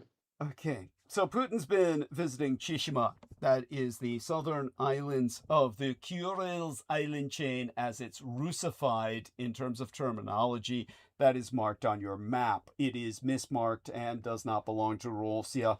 It belongs to Japan. And Russia occupies it, and Japan is still at war with Russia. So understand, Russia is still at war with Japan because they never won World War II. And if that doesn't, well, drive the point home, well, then nothing fucking will. So Putin, of course, has been told to do something by Xi Jinping because Xi Jinping is raring up to invade my Taiwan. In order to invade my Taiwan, Putin and, Xi Jinping, they conspired in the Sino-Slavic synaxes to put Trump on the throne. And anyone who doesn't get that is also painfully unaware of reality itself. If you don't believe that they put Trump on the throne specifically with intent to invade my Taiwan, you are ignorant of the economics of the world. Just remember this, all of your world technology and the economy that is based on that technology, it all sources out of my Taiwan. Without my Taiwan, your world does not exist. The world as you know it does not exist. This is not hubris. This is not arrogance. This is not ethno-nationalism. This is a fact. Understand this much. The microchips are the oil of the 21st century. As with all analogies or parallels, it's imperfect. It's not a perfect analogy because it's far more than oil. Oil is a product of natural resources that many, many nations can produce, can have access to, can deliver on. Some nations simply more accessibly than others. Oil is produced by an entire cartel of nations, and nations that are honorary members of the cartel. It's only now beginning to fragment, just quite recently, but that doesn't change the productivity ratios as of yet. We know, of course, we get oil out of the House of Saud on the Arabian Peninsula. Many other Gulf state nations on the peninsula produce it as well. Raciäl produces it. Venezuela produces it. Many nations can deliver oil. No one delivers advanced microchips other than Taiwan. My native Taiwan effectively. And no Yes, cars running today can Mhm. run without them, thank you. advanced or not. Yes. All the oil in the world ain't going to run your car if you can't get chips in the dashboard. Well, yeah. And to drive your point home, Holly, your average automobile has on average 1,000 microchips. Oh, man. It's like These massive pickup trucks that Yeah. run on gas, yeah. you know, nothing electric about them except their airplane looking like dashboard Thank you. Thank you. The and obviously automatic features. Thank you. Obviously, just so people get it, any chips that are produced outside of Taiwan are dumb chips. These are chips for your microwave oven. These are chips for your toaster, chips for your coffee Refrigerator. refrigerator. Well, no, refrigerators. They talk to you now. Refrigerators now have microchips. They have advanced. Many Oh, refrigerators yeah. now have advanced microchips for Because they climate talk control. back. Yeah, climate control That's and everything right. else. Yeah, that's a health issue because they preserve your food. So, But at least yeah. if it's the chip stopped working, Yeah. the refrigerator should run anyway. Still, Just stay true. cold if it's Theor- plugged in, for fuck's sake, with a little theoretically. old plastic thermostat in there. You know, But no. But that's increasingly no. theoretical. That's increasingly theoretical. You're right. If the microchip dies, probably the refrigerator would effectively die. Well, go Yeah, with it, just like yeah. a car. Yeah, just like a car. So just understand you cannot live as you live now. Basically, you cannot live because without your refrigerator, without your car, your chances of dying become extraordinarily higher, orders of magnitude higher. You're probably going to die. So without super advanced microchips from my Taiwan, you're going to die. Then just remember your economy is certainly going to die, which means you're going to die anyway, even if your refrigerator's running. So you are just shit out of luck without Taiwan. So this is not like oil. So when I say microchips are the oil of the 21st century, it's to start a point, but it really doesn't drive the point home. There's no comparison. Oil is something that is important, but its allocation of resources are decided by choice. It's who do you want to deal with? Who do you want to conquer? And the Americans have decided they'd conquer Venezuela and ensure the resource reserves for oil. There's only one place in the world to take when it comes to microchips, and that's Taiwan. You take Taiwan, you conquer the fucking world. So just understand that much. This isn't a choice to defend Taiwan. You either defend Taiwan or you die. Are you finally getting the point? When I say that, you either defend Taiwan or you die, I mean it. Without Taiwan, you're going to fucking die. So get that through your head and you'll finally get it. And the Chinese, But yeah. wading into China is intimidating. Well, that ain't no easy pickings. It's a lot easier than you would think. Communist China, if you use Japan as your launch pad, you just take Beijing. You take Beijing, and I'm not even seeking regime change. Just don't even think about something incredibly complicated. I'm not thinking about nation building. You just take Beijing, you keep Beijing, and that changes China's dynamic completely. You take Beijing and you take out all that Communist Party shit, and you allow the party. Okay, let's put it this way. If you were in China, all it takes is look at the Chinese Communist Party. Look at their Politburo meetings. Look at these men, and they're all exclusively men. Yep. There are no women in power in Communist China. That's right. Oh, that's a wave. Yeah, there's no woman in power in Communist China. All they are is not just men, they're ancient. They're old men. Yeah. Look at those Communist Chinese Politburo meetings. It is a hospice gathering. It's an old folks' home where everybody is literally on ventilators, life support. There's some men at these meetings with IV drips. I'm not So exaggerating. who's coming? Chinese tech bros? Let's put it I this mean, way. they're going, like it or not. Well, to drive the dynamic home, the tech bros most certainly are cowed. They are cowed. They are completely intimidated. The government will not let them take power. Yeah. Okay. So the government, however, what would lead to a change in Chinese Communist government? All it takes is a failed invasion of Taiwan, millions of soldiers die, and one pissed off general with a machine gun could wipe out the Chinese Communist Politburo in 60 seconds.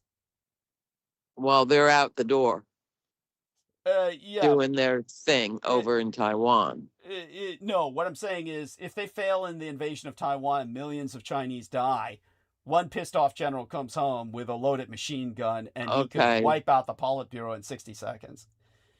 And so who's going to kill the million Chinese? The Taiwanese would if they invade. Okay, that's what I'm asking. Literally, if the Chinese communists invade Taiwan, a million of them are going to die. It's just this is not going to be easy for them to invade Taiwan. Cross-border, cross-strait invasions are the hardest invasions historically, and historically they overwhelmingly fail.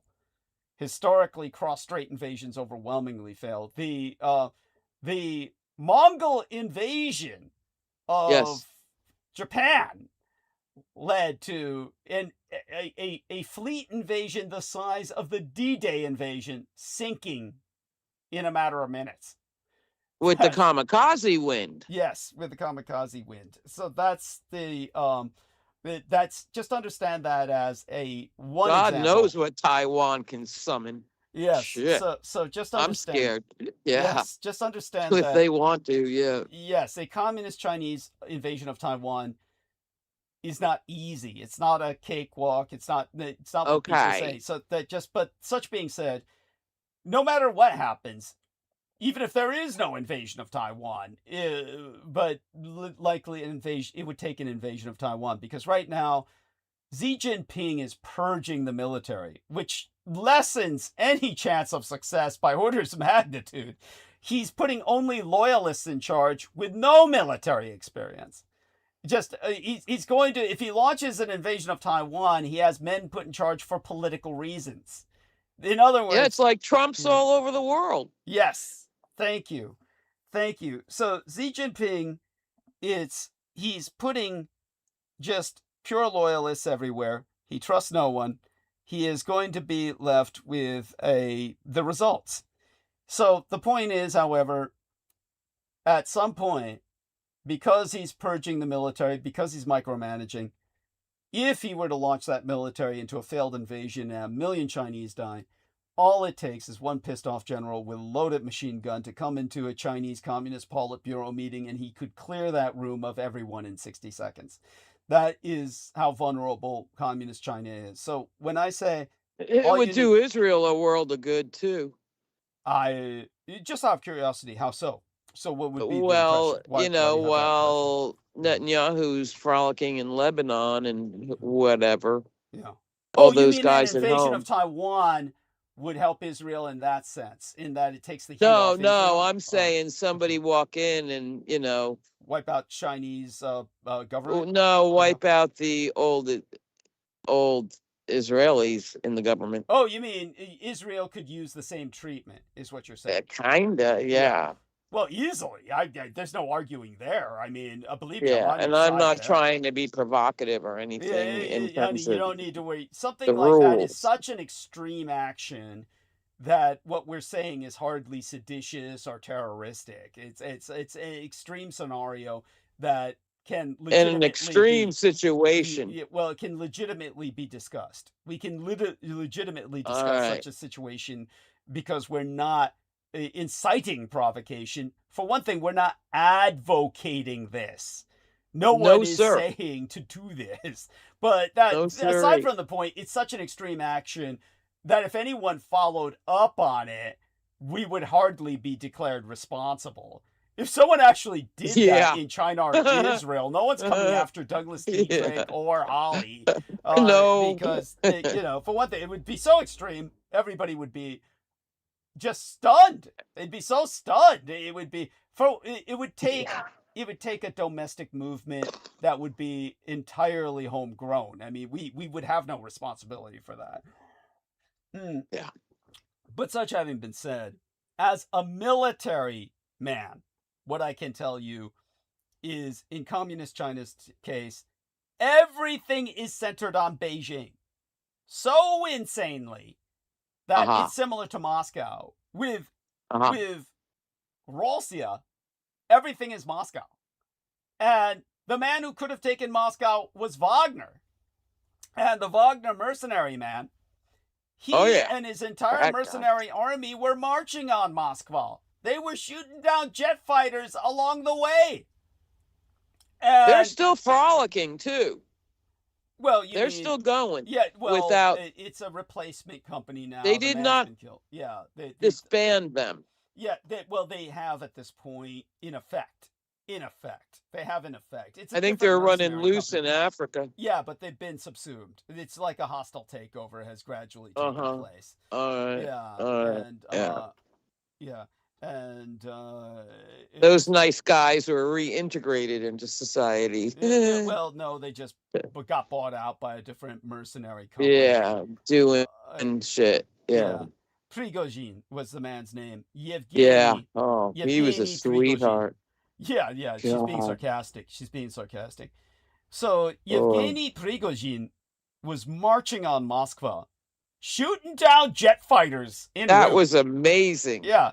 And just blowing up everything en route. And he got a telephone call from Putin, who sweetly seduced him into stopping, and the idiot bought it. He should have just taken Moscow. He could have taken Moscow.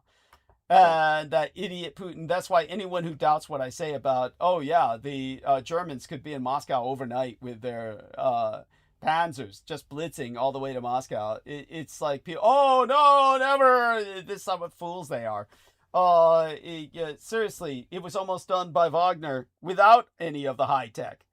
And so the only thing that stopped him was a phone call from Putin, who sweet-talked him, seduced him. Yeah. And he was dumb enough to stop. Stupid enough to stop. He paid the price with his life. Then Putin blew him up on a plane. You know, I had a psychic vision about that I didn't want to, and I didn't ask for. Mhm. But I don't think he was on that plane.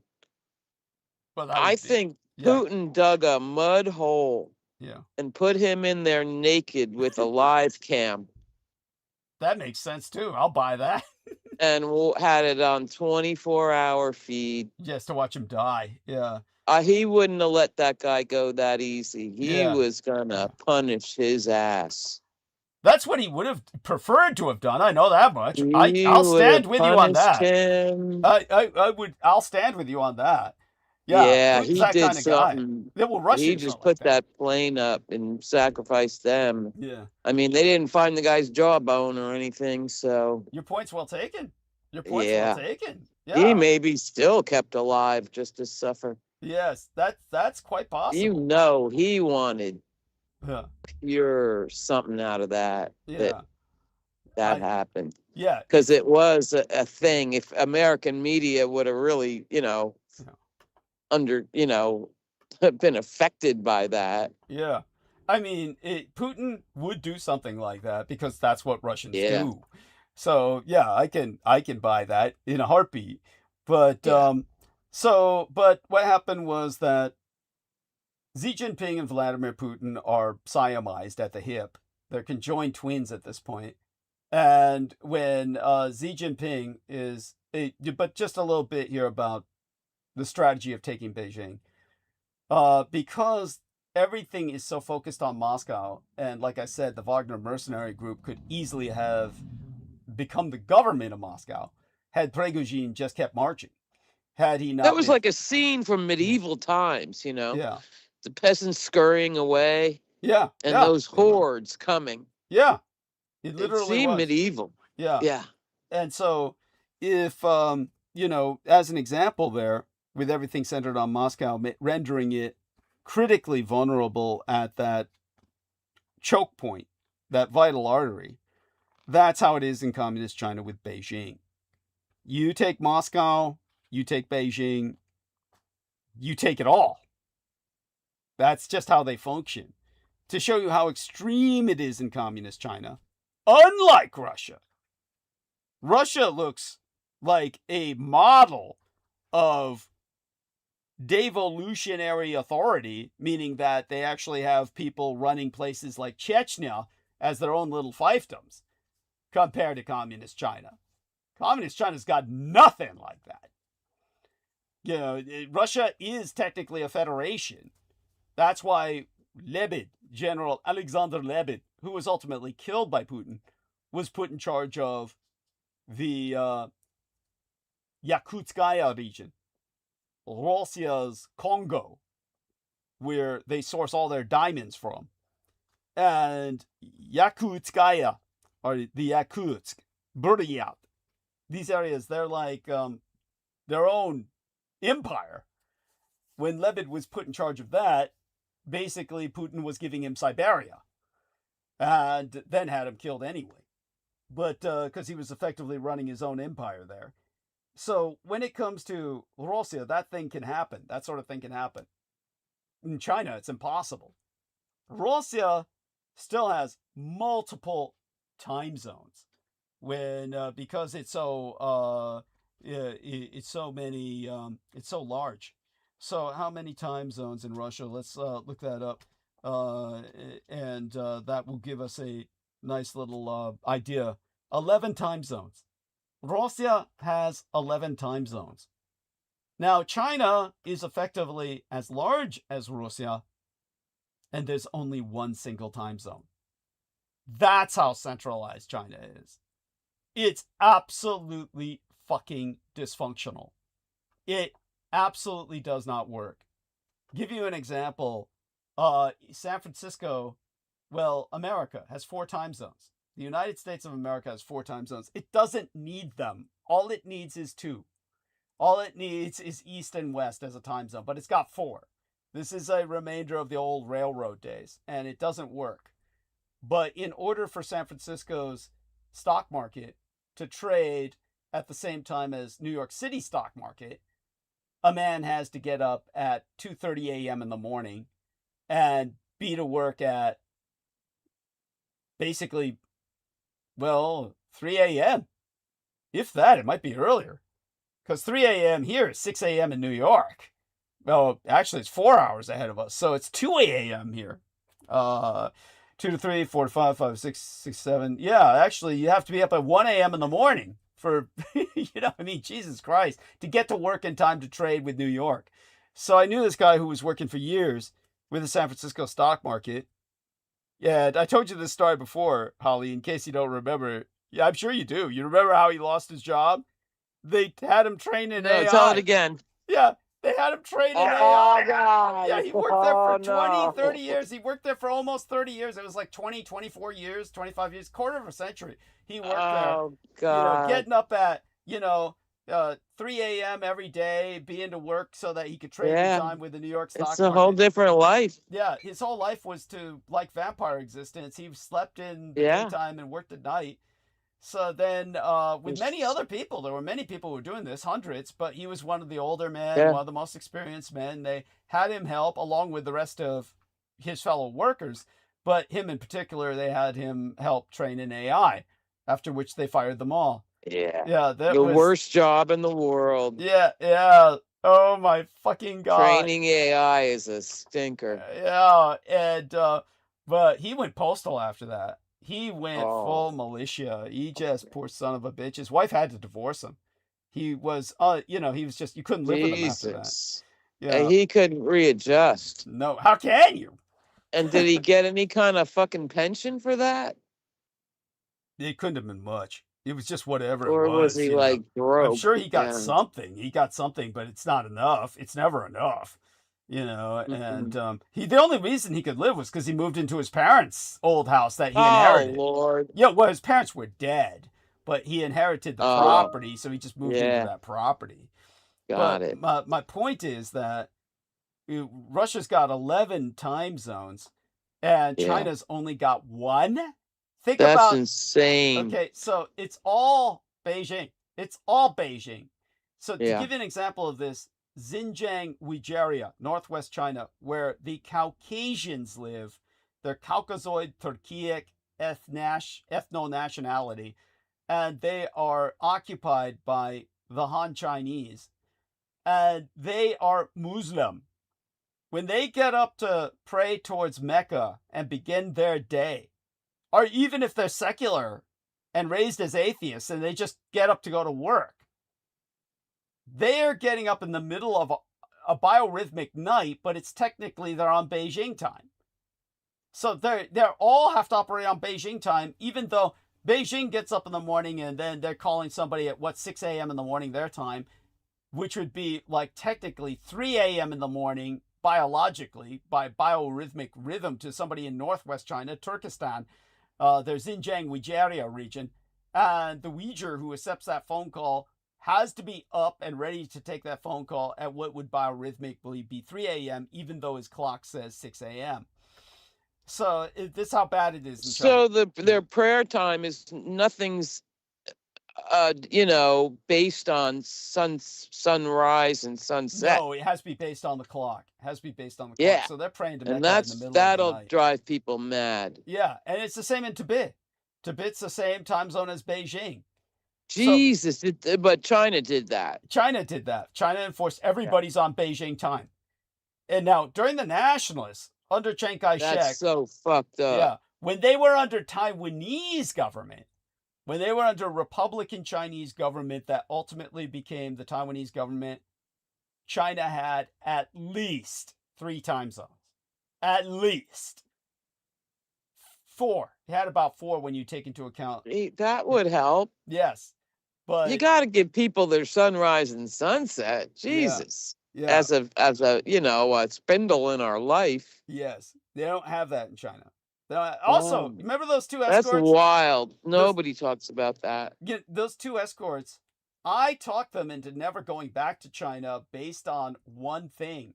That I told them the reality is China is the only nation on earth that reserves the right to never let you leave if you're a tourist.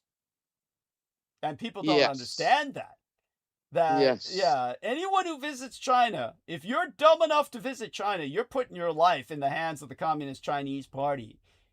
And worse yet, especially if you're a female. You remember that Romanian chick with Peter Moon who spoke perfect, fluent Chinese, who he brought on the show only once or twice to speak to me? Do you remember that? Yeah, vaguely. She spoke absolutely native speaker level fluent Chinese because they never allowed her to leave. Yeah. She wasn't allowed to leave China. You can visit China and they'll just capriciously say, you're not leaving. And they can do that. They reserve the right to do that. And nobody does you on a farm? No, they just, here's the biggest problem. To work? China's got a 75% male population. Right. If you're a female who visits China, you're a breeder. Say, you're never allowed to leave. You will marry someone here. That's right. That's it. It's abduction. And nobody does anything. Nobody does Breeding anything stock. because China's that economically powerful. And there's a line of guys around the block. Oh, yeah. Yeah, seriously. So Brendan was saying, hey, I keep seeing these TikTok and Instagram and Zoom videos and all these videos of these white women in China producing all this Chinese propaganda saying, oh, it's so wonderful to live here. It's so wonderful to live here. And here's here's how they treat Chinese elderly. Look at all the respect they show the Chinese elderly. Oh, God. And she's wiping that old lady's ass. Yeah. And he was saying, why are all these white women in China producing all these propaganda pieces for how wonderful it is to live in China? They're all saying shit like there's no crime here. I never need worry about crime and all this shit. You know, and I said, because they're not allowed to leave, Brendan. And if they say anything negative, they'll go to jail.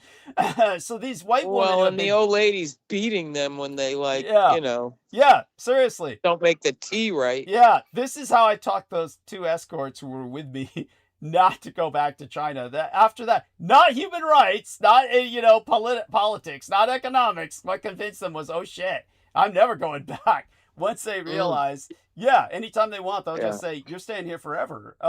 So just understand that. And they do that to men as well, but for different reasons, just to fuck over other countries. Like Ireland's diplomat.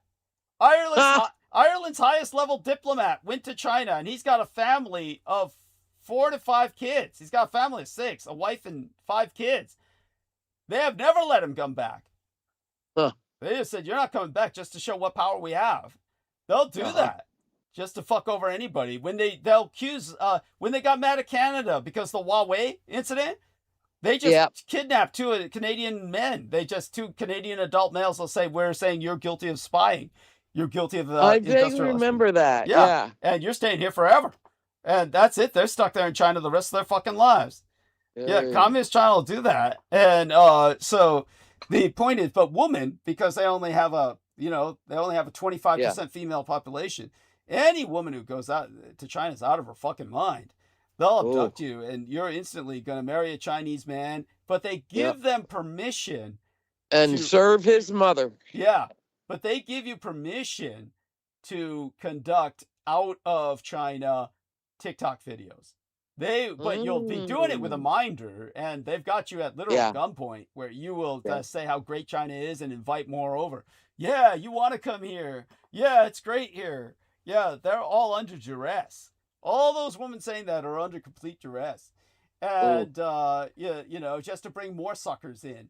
You're out of your fucking mind. You're totally ignorant at the very least, to be generous, if you go to China. And no one in their right mind would go there.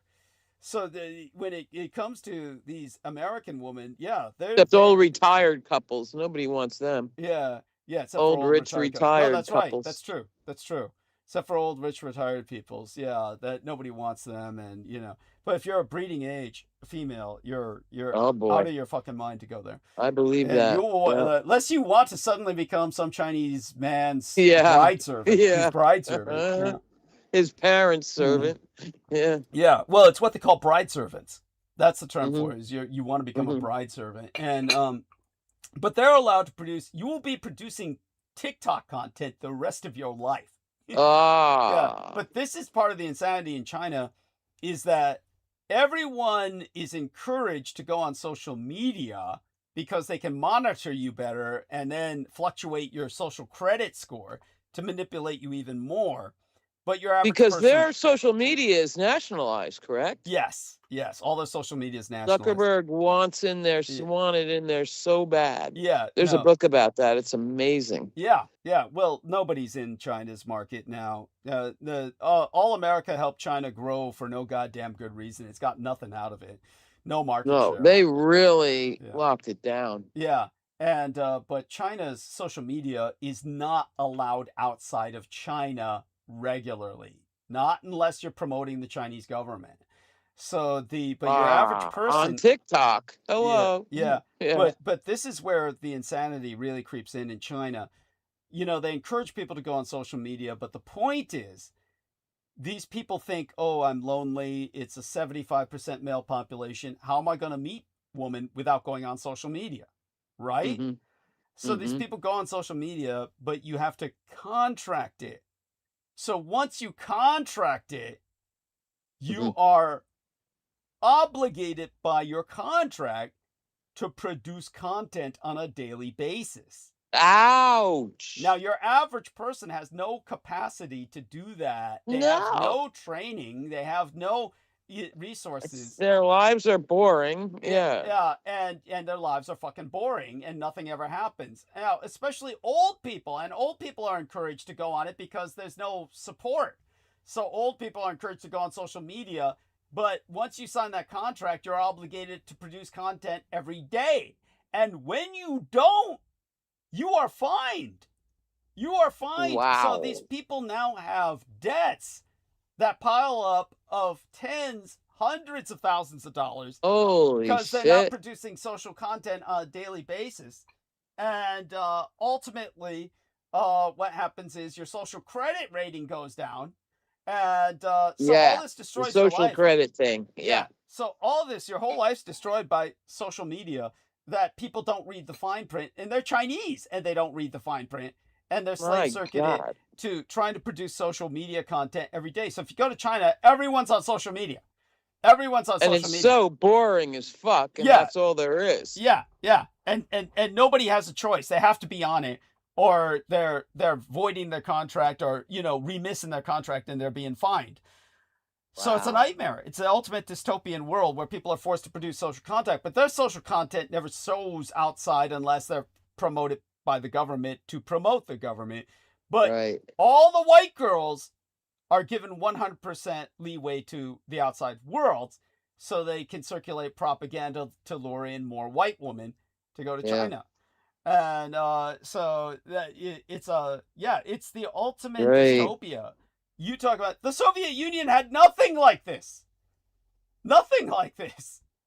And would never do anything like the Chinese do. The Soviet Union would not just keep people randomly. They wouldn't just say, but then again, who the hell would visit the Soviet Union? There's very few people who visit the Soviet Union. But, but China. And what's their social media setup? Where? Is Zuckerberg in there? What, Russia? Yeah. Oh, no, Russia's just, nobody's there. It's just Russia's got its own social media, but it's like, it's all a late 80s video. Everything in Russia is like they're stuck in the late 80s. They're in the late 80s with their technology. I don't know if it's still like this. Inside but I Russia, mean, these companies were kicking down their door. Oh, before. That's all over. And there's nothing there. They haven't let them in. Yeah. No, it's not like they didn't let them in. It's the companies found nothing there. And so when it, but Russia's totally, nobody to advertise. Yeah, locked down now. Now, they Russia's must have down collected data if they could. But what can you do with it? At any rate, Russia's dead meat in the water now. They're slave circuited to China. So but anyhow, in terms of China, just so people understand, so you've got the Sino-Slavic synaxis, but as I explained, China is even more the central jugular of communist China than Moscow is of Russia. So Okay. so if you take Beijing, you take it all. The rest of it just it's without it's a snake without a head. Yeah. It's Yeah. Yeah. so all you do is take Beijing, and using Japan as a platform, you take Beijing, and then what And with a happens? dissatisfied population, as every country seems to be, But one way or another. yeah, but as a humanitarian, what I would then expedite would be a takeover of the communist system in the rest of China by the Vietnamese Communist Party. Just let Yeah, I the love it. Vietnamese Communist Party move in and take over the rest of China and create a Sino-Viet Union. This is what I've Yeah. always advocated, is a Yeah. Sino-Viet Union. And then You always ring the bell. yes, thank you. And basically, it would be Vietnam would be the Prussia of communist China. It would just as Prussia created the culture of a united Germany, Vietnam could create a united Sinitic culture. They're both Sinitic cultures. It would be a union of sovereign Sinitic republics. So a union of sovereign Sinitic republics would be born at that point, and just relocate the capital down into the south, where it would be able to coordinate between all the other Southeast Asian nations. That's the movement of the capital to other parts of China has happened in the past. I would place it in Kunming, where it was going to move under Chiang Kai-shek in World War II anyway. So in the past, it was southern capital in Nanjing, and these are like vital capitals. They're economic arteries. Beijing is nothing but bureaucracy. It's not, there's no economic reason for Beijing to exist in terms of its intercourse with the rest of the world. It's all bureaucratic. Right. It's the bureaucrats who completely clamp the economy, control the economy. China has more multi-billionaires, well, more billionaires and multi-billionaires than any place on earth. And they can't use their money to any great extent to impact the rest of the world because Beijing keeps clamping down. Beijing is so paranoid of loss of power. That's why Alibaba, remember Alibaba? Everyone's saying, oh, I wish I had invested in Alibaba, and that guy. Didn't they put him in prison? Oh, fuck yeah. They beat the shit out of him. They put him in prison, beat him down. He came out crying. They took half of everything he had. Yeah.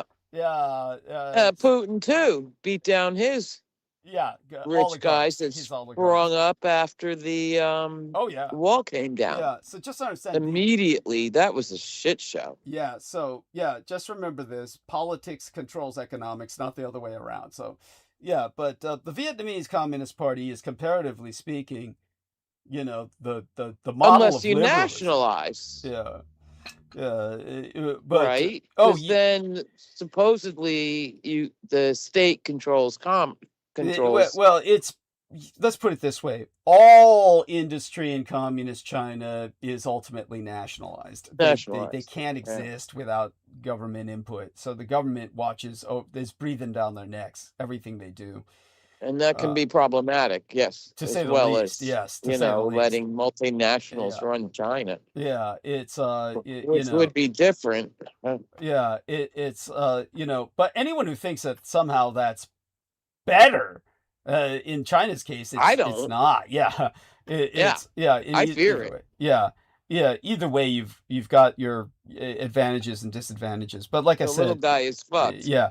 Well, yeah. Compared to communist China, however, the Vietnamese Communist Party is the model of liberalism, liberal progressivism. Bad as they are, they're the model of liberal progressivism compared to communist China. So just let them. And I have to. I don't want to distract, but I have to draw the parallel with your bit about French Catholicism. Yes, continue, please. Taking over Africa. Wasn't it Africa? Yes. Yes, that's what I said. Or large parts of Africa. What I would say would be the parts of Africa that had been subject to Catholic colonialism, which would include Portuguese elements. That's right. Not necessarily. I would probably actually center it more on obviously the Congo was Belgian in the past, and that would be Yeah. Protestant, but there were heavy Catholic elements in the southern part of Belgium that were Francofied. So there's Catholic elements there. I would include the Congo in that That's the more Francophone part of liberation that. theology leaning, where Yeah. I ground with. Yeah, Yeah. there you go. Of course. But Duh. I would include that. I mean, it's common sense. Yes. Yes. Thank you. Unless you want to sit on top of a pile of bloody hands. I mean, I Yes, thought thank you were talking about Congo first, because that was a King Leopold thing. Yes, that King Leopold did shit like that. That's where the black right. Africans learned it from. Yeah, that That's kind of right. terrorism. State terrorism. Yeah. Yeah. And but For the mines. yeah. Yeah, but when it comes to yeah, here I'll show you a map of Africa. Let's see if I can get a good map of Africa to do this with. So if we take a look at a map, Africa, and just to show you an example of what I'm talking about. So we'll get this one as a pretty neutral looking map and see if we can make it any larger. See if this gets larger. Okay, there we go. So let's do a screen share. And if we were to do a screen share with Holly, let's do this. Here we go. So can you see the map of Africa, Holly, coming up on screen? There we are. So, oops, did that. Let's put that down. There we go. And then do that. There we go. So now you can see this. Now, just for your information, you notice this little square here. Do you see that little square right there between South Sudan and Sudan? That is like a no man's land between their war, where the Sudan is genocidal and the Sudan was once genocidal in South Sudan till they fought their way to independence. This is Christian Sudan. So Christian Sudan is now independent, but it's still... So that's a colonial boundary. Well, this is a religious boundary between Muslim and Christian. And so, yeah. And so the Sudan, the entire colonial boundary included both. Get what I'm saying? Okay. So the colonial boundary included both, whether they were Christian or Muslim, but the Christians fought for independence. That didn't work. Yeah. Yeah. And now this is a no man's land where they fight on, because the war continues. But the Darfur genocide is here. Darfur is here. Yes. And that's where the Sudanese are committing genocide now. And is that still Janjaweed? It's whatever it is. I don't believe it's Janjaweed there. I believe it's that's not their drug of choice, if I remember correctly. Do you see this line? Do you see this line in the so-called Western Sahara? This weird line. Let me zoom out. Yeah. Do you see zoom the cursor around? Yeah. See the. Oh yeah, up here. Yeah. So you see these angular lines in the Western Sahara versus this fluid line that you would think was a river. It's not a river. Yes. Basically, everything west here on the beach, towards the coast, towards the ocean of the Atlantic, everything here is occupied by men with guns committing genocide. Everything here towards the angled boundaries is Polisario, the rebels who are fighting for independence, who were invaded by Morocco, which is genocidal. Both of these... And I've been listening to this. Yes. So those guys in the angular are fucked. Yes. But both these genocidal powers, Morocco and Sudan, are part of the Axis of Abraham with Israel. They are direct allies of Israel, and Israel sponsors their genocides. So Israel's not just committing genocide in Palestine, it's committing genocide in Darfur and Polisario, Western Sahara, and the Sudan. So Israel's committing genocide all over Africa, on either side of Africa, as well as in the Levantine. That's how evil Israel is. To expand, or what do they want over there? They want the fucking world, is what they want. But Africa is what they consider to be easy pickings. It's open just low-hanging fruit. Yeah, but so does China. Yeah, but China is no longer so much in Africa. China's doing a lot of divestment. China's doing a lot of divestment from Africa, really. Is that right? Yeah. Man, they're still there. Anyplace else. They're still there, but there's a lot of divestment going on because it's just like, they don't really need it. And so at least Okay. that's their mentality. They're there to rape the resources. So there's The elements there. fishing and the mines and Yeah. all that. Yeah, Yeah. but they're not really colonizing it. They're not colonizing it like They they don't want to were, for move there. example. Yeah, Yeah. They yeah, just send workers yeah. For a while there. for Well, now they're extraction. like hiring locals. Now they're just hiring a lot of locals mostly. You know, Sure. they're running the places. They run the facilities, but Got it's it. not like they're bringing that many people there. Technicians maybe, but you know, it's not like you know, when they can, they kind of train the replacements to a degree to replace them, because what kind of Chinese in the right mind wants to live in Africa, right? I mean, that's But it's jobs, jobs, jobs. Here we yeah, come, yeah, Africa. yeah. You're But gonna it do it was our for way. a long time, but you know, we No, for can, Africans, poor yeah, guys. I yeah, mean, yeah. Jesus, those jobs That's right. would So, kill an American oh yeah, overnight. of course, yes. So that all being said, you'll notice this map is old in this sense. Let's see if we can make this larger and focus in I on it. never realized Gambia was so tiny. Yeah, yeah, there you go. But if you take a look Little up old here, see how Gambia. old this map is? Up there, you'll notice that there's Nagorno-Karabakh. That was East Armenia is on this map. Ah, That's since been invaded and the population exterminated by right. Azerbaijan. So that's how old this map is. Yeah. It still has that. But when it comes to Africa, when I'm talking about the nations of Africa that I perceive as being more part of a Vatican empire, and when I say, oh, the Vatican should buy Spain and Italy, bear in mind that Italia in particular has been hovering on the precipice of national bankruptcy forever. So That country's politics is yeah, batshit crazy, and it yes, always has been. You remember yeah. Berlusconi? Oh, of course, He yeah, was the Trump of the day. yeah, Nobody'd ever seen the likes yeah. of a president that crazy. Yeah.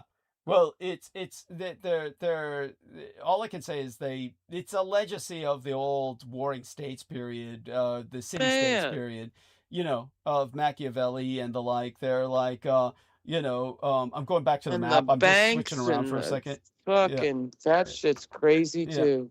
yeah. So Italy's crazy. let me go back to screen share here. So you have to reset your screen. Did you reset your Yeah, screen? Reset it. yeah, Can you see the map of Africa again? yeah. So, okay, so here we are. This is what I'm thinking mostly would be like this region in particular, which was heavy. You had Portuguese Guinea. Portuguese Guinea existed here. Yes. Gabon and other areas were heavily exposed to Catholicized France. So this entire region in particular would be the core of a Vatican empire. If Vatican were first to, as I said, integrate España and Italia into a new papal states. Imagine a new papal Wow. states where Yeah. the Vatican city-state was the administrative capital. Then at that point, the Pope would only need to consecrate the armies. At that point, the Vatican has a military. It just consecrates the armies of Spain and Italy, Yeah. the military forces thereof. At that point, the Vatican has a full-blown war machine that's more than capable of handling Africa. And then it can, Hey, yes, the best thing I can say about the Catholics is at least they distribute food, yes, yes, you know, yes, and nurses, yes, you know, absolutely, something, absolutely. So I would not envision, Chinese mining firms. thank you, but I would envision the core of their empire being here. This element, do you see what I'm saying? Circling around here. Yeah, This would be the core of a Catholic empire in that's Africa, fascinating. which would also Yeah. include other Francophile areas where the Frank is still widely spoken. So that would include some areas here.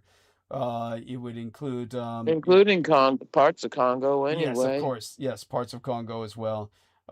So that would be the majority. Also, a reclamation of Djibouti, which was a French colony forever, and it needs to be reclaimed. And because right now Djibouti is independent, and it's leasing ports to everybody, meaning that there's communist Chinese ports, Russian ports, British ports, American ports. Imagine when the Wow. world goes to war, they're all going to be shooting each other. Right here in Djibouti is going to become a Boy, free that's a fire little zone. money Yeah, pipeline now. yeah, Imagine the markets. yeah. What's that blank spot just down the coast? Which one? Here? Where? Right, Djibouti, and then keep going south along the coast. That spot. This Somalia? That's, oh, look that. up to the Oh, top that's back. What the hell Somaliland. is that? This. Correct? Okay, Somaliland. Yes, this is Isn't that Somaliland. another Jewish That's group? yes, that's occupied by Israel. It's not Yeah. part of the Axis of Abraham because it's outright occupied. That's Wow. Israelis lease bases there, from which they can attack Yeah. the Houthis. So the Oh, reason it yeah. has no name, is because it's not recognized. It's not recognized as a Right. nation state by anybody but Israel and Uses it. yes, Yeah. yes. So that was taken away from. This was supposed Took to it be. over. Yeah. So this it's was- a colony, yes, a military colony. Yes, but it was supposed to be. For those of you who don't know the history behind it, this was supposed to be after the Holocaust. This was supposed to Right. be Romaniistan. This was supposed to be One of their Romaniistan, the spots. homeland Yeah. for the Romani gypsies. This was supposed to be the homeland for the Romani Ah. gypsies to be relocated out of Europe, but Got it. instead, the Israelis occupied it. Beat that Yeah. shit? Yeah. Yeah. So, and the Too nice Romani for would never them. take it. Yeah, it was never taken by the Romani gypsies. Instead, Ooh. the Israelis occupied it and used that to bomb the Houthis across More the. settlers. Yeah. Yeah. And The good hippies. yeah, there you go. Yeah. So now this entire region here, to use the cursor, I would not be Yep. including, for the most part, the Mediterranean coast. By the way, the Mediterranean coast was for the longest period of time known as the Maghreb. I would not be including Yep. that, but rather including all of the desert regions of Libya, northern Chad, Niger, Algeria, Mali, and Mauritania, which would be the outlet to the Atlantic Ocean. This would be all what would be the new Sahara or Ifriqiya. Uh-huh. This would be the greening of the Sahel region. Sahel region is all here. This belt right here. See this Yeah, and belt? I'm sure that's getting hotter and hotter. Yes, it is. Drier it is. and drier. No, it's getting greener. They are it's greening raining the there. Sahel. They get the rain now. No, it's Okay. because they've got a Okay. massive forestation, not reforestation, Yeah. but a first forestation project going on where they're Whoa. actually creating a green belt. So this green belt, by the way, the communist Chinese are helping in that. So they've helped in that to a degree. Yeah. But the natives have taken over and they're really, so the entire area is becoming habitable now. This would be the region that I would imagine as a Black American nation of Muslim faith, basically Black Muslims. People tired of Detroit. Yes, a Black Muslim nation here that would be a new civilization, one of the largest nations geographically on Earth, actually, a new Sahara that would be a kind of extension of American culture. I would view it as an extension of American culture. Again, Black Islam, Black Muslims, who, by the way, just so people understand, Black Islam American in America. Muslims. Yeah, Black American Muslims, the Nation of Islam. Nation of Islam is considered a cult by the rest of Islam all over the world. They do not relate to it at all. Heretical. Yes. Nation of Islam is it's not the same as any other Islam. So don't get it confused. This would not be a Took spread me a of long Islam. time to figure that out. Yeah, it's not the same as Islam anywhere else in the world. It's not, so I wouldn't be spreading Islam or, in the any conventional right. sense. Yeah, and but that being said, the only Islamic nation that could relate to Louis Farrakhan, was Muammar Gaddafi's Libya. Yeah. Yes. And Muammar Gaddafi's Libya actually was like sponsoring him and bringing him over, and he was Muammar Gaddafi was trying to sponsor that. the Million Man March, Farrakhan's Million Man March. He was trying to provide him with money for that. So yeah. So And Malcolm Yeah. was in Yeah. And there Malcolm. That's right. before. Yeah. Malcolm was before Farrakhan. It was Yeah. And yeah. I kind of respected. I respected certainly. Well, both of them. Yeah. Even though it was a wild and crazy time. Yes. Yes. But Farrakhan didn't say anything about Israel that everybody's saying now. Yes. Motherfucker. Yeah. Yeah. And goddamn right. Yeah. So we've got great numbers now. I'll show them to you on the screen share, dear lady, and I'll get into monologue with that. But I definitely wanted you to be a part of this. So here you go. There we go. Good concurrent viewership. Showing you in the screen share there. And to everyone who's listening, want to thank you all, and let's get into this. So Putin and all my hugs and kisses, Douglas, for tomorrow, and everyone. Send him your prayers and hugs and everything. Yes. And I want you to check in with me as soon as possible. Of course. Thank you. All right. Well, you'll hear from me. You'll hear from me Wednesday. I'll be back Wednesday if I'm alive. I gotta wait till Wednesday. At least send me a text. I made I'll it. try. Yes. Yes. You try, but don't worry about it. Thank you. But else Wednesday. Yeah. We'll meet again. Shit. They might cut the episode off tonight. We're running low on storage space. So visit storage settings too. Brendan, we're gonna need you, Brendan. Let's call Brendan and tell him we're gonna get cut off any second. Jesus. Okay. Well, not yet. Wait till I call Brendan. Okay. Yeah, that's fine. So let's call Brendan here, see what we could do. And then we gotta look Brendan up, Zogit, and ask him to get back on the call, or this is gonna end any second. So he's the last guy on my list. Okay, so here we are. Then make the call right there. Keep talking, honey, because I need you to talk. Well, I only got one ear. Thank you. Well, yeah. Sorry. No, we'll all be with you, hovering around the ceiling tomorrow. Bless you. And observing the procedure. Yeah. And it's all gonna go great. Yeah. And it'll be so great to get together Wednesday night. I don't understand all this storage space thing, and you don't have to explain it. Okay, Brendan, we got a technical emergency. I need you to get back on call on the Microsoft Teams. Join us on the call on Microsoft Teams right now, please. Okay. Yeah. So let's see if he responds. We'll work it out. And so I'm gonna enter this tech emergency as well on the okay, good. On the text. So hey, everybody, contribute to Douglas. He needs it more than ever, and he delivers. Yes, thank you. Tonight, again, the insights I've received from the things you have just said. Thank you. There's just no place else you're going to hear it. Yeah, and it all rings true. Yes. Let me make sure. I love the fact that you delete. You don't have to worry. I love the fact that you always come with solutions to intractable problems that are usually pretty simple. And so that's why I kind of do see you as a human AI machine. Bless you, honey. It's the last blurt of human AI. Get it while you can, because we'll all be, companioning with machines soon. So I'm going to do a screen share here. Share. Aristides. Okay, we need you, Aristides. Aristides, are you there? Aristides? Yeah, okay. I heard you. So if you can see the screen share, I'm going to delete these videos, a number of them, to make space so they don't cut us off. That's a lot. Take a look at these videos. Which ones do you have? These last few. Which ones do you have?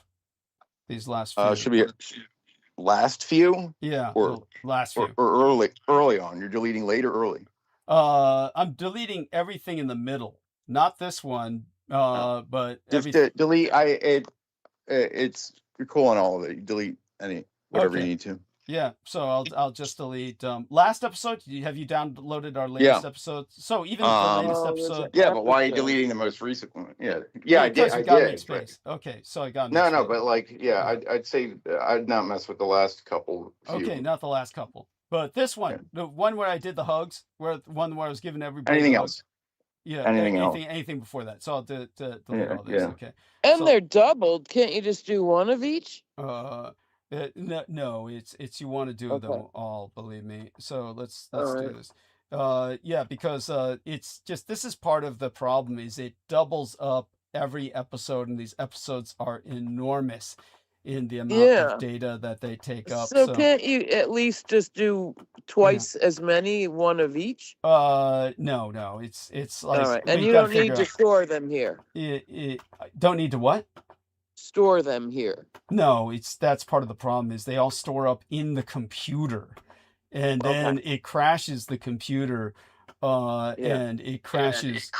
Yeah. So now I press We don't delete. want to lose data here. Yeah. So show more options. No, we're not going to lose data, because here we are. We press delete. There we go. 34 items are too big to recycle, so we permanently delete them. Yes. And Okay. there we go. So Ah. that just saved the show. Okay. You just took an electronic dump. Didn't it feel Yeah. good? Yeah. No, not really. Lower So yeah. So stop sharing. Yeah. colon. Yeah. That is like just so frightening that now I'm going to close that and close this, and that should leave us live streaming for a while. But the fact that we had to do that is so upsetting. It's just like, and there's no way you can do this before the show, because you don't know when it's going to happen. I mean, Right. you can predict it to a degree, but I would have to involve myself more towards it. So we managed to do that without tech support from Brendan. But yeah, it's always Good one. disconcerting to do that. Thank you, Aristides. Yeah, thank you, Aristides. Yeah, sure. Appreciate your participation there.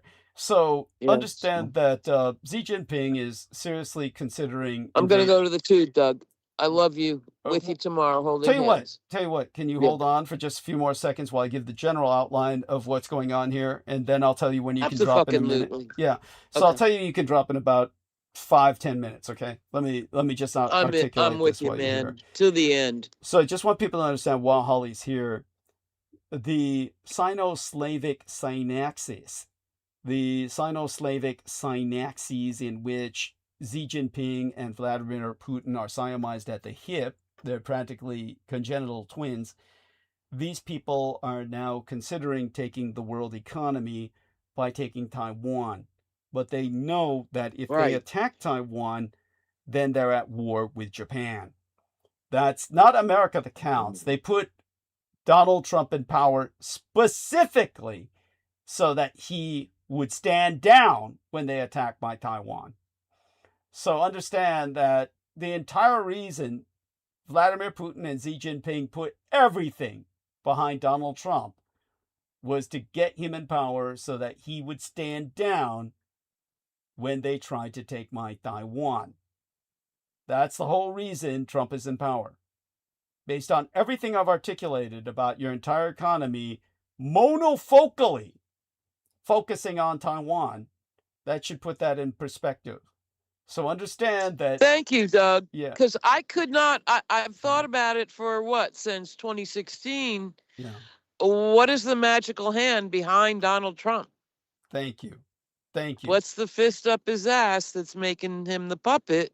Because he didn't get there by his own means. No, he didn't. What is it? And it's why he promotes TikTok. It's why he promotes TikTok, which is communist This is Chinese. the first and only answer I've heard to that puzzle. Thank you.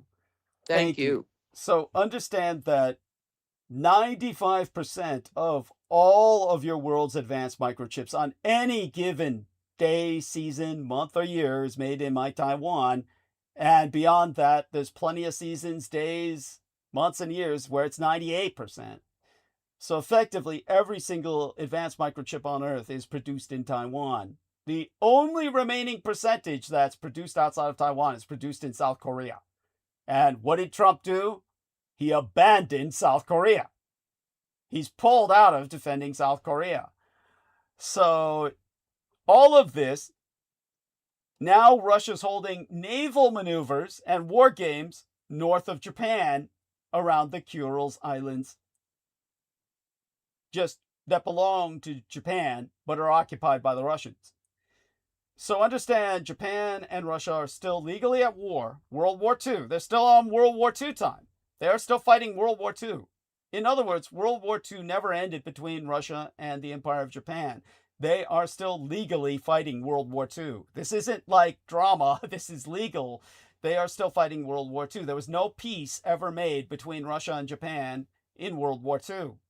Goddamn right. Yeah, so understand that the Russians are prepared to go back into proactive prosecution of conflict, not because they're prepared, as in any legitimate logistical or military sense, any operational sense, but only because Communist China has ordered Vladimir Putin into a suicide attack against Japan. It's like any attack Vladimir Putin conducts against Japan is a national suicide attack. There's no way he can beat Japan. He'll lose catastrophically, as in the Russo-Japanese War, where the Russians lost catastrophically. But the point is, he has no choice. Xi Jinping will cut him off if he does not start hostilities, recommence proactive prosecution of World War II hostilities with Japan. In other words, Xi Jinping is telling him, you're still legal at war with Japan. I want to see some war. Now, the reason why is because at this point, North Korea is mobilized, and North Korea gets South Korea, which Trump has abandoned, and North Korea and South Korea are left to fight with each other. And Putin's trying to occupy the north of Japan, Hokkaido, which he'll fail miserably in. But it will distract Japan's resources while China attacks Taiwan. So the whole thing about get North Korea to start launching missiles everywhere, which they're doing, get North Korea to start launching missiles everywhere, and ultimately attack Japan and attack South Korea, and Japan is contained and isolated by their perception. In other words, the Sino-Slavic Synaxis is hoping to isolate and contain Japan using North Korea and Russia, while Communist China takes Taiwan, hoping Japan will be too involved with South Korea and the North to come to effectively aid Taiwan. All of this would automatically destroy your world economy. The next most powerful economy in the world, next to Taiwan, is, of course, the two giants of the Communist Chinese and Japanese empires. So, and aren't these all really old guys? Well, not Japan. Japan and Taiwan are very making young all leaders. these plans? Yeah, these are, yeah, Putin in and Xi terms of the Jinping are ancient. dominance. Yeah, Putin and Xi Jinping And are all their ancient. Politburo and what have you. Yeah, they're all ancient. Yes, they're all ancient. Yeah, Taiwan and Just Japan like- is young leaders. Taiwan and Japan is young leaders, though. Yeah, good for them, man. Yes, they're youthful. They'll be fighting against an aged gerontocracy. And America's part of that gerontocracy. America's part of that Yes. ancient gerontocracy of World Yes, War it II. is. People stuck fighting World War II. Yes, That's what- Trump Yeah. all the way. Mhm. Everybody. Yes. The And Democrats, too, after a certain age. but just understand this. Well, South Korea is a shrimp. North Korea and South Korea are two fighting shrimps in the middle of a whale fight between the Yeah. Japanese and Communist Chinese empires. But the Russians are just a decrepit old sick man of not even Europe, the sick man of Asia, the sick man of the world. Russia is the sick man of the world that's just engaged in a national suicide attack here.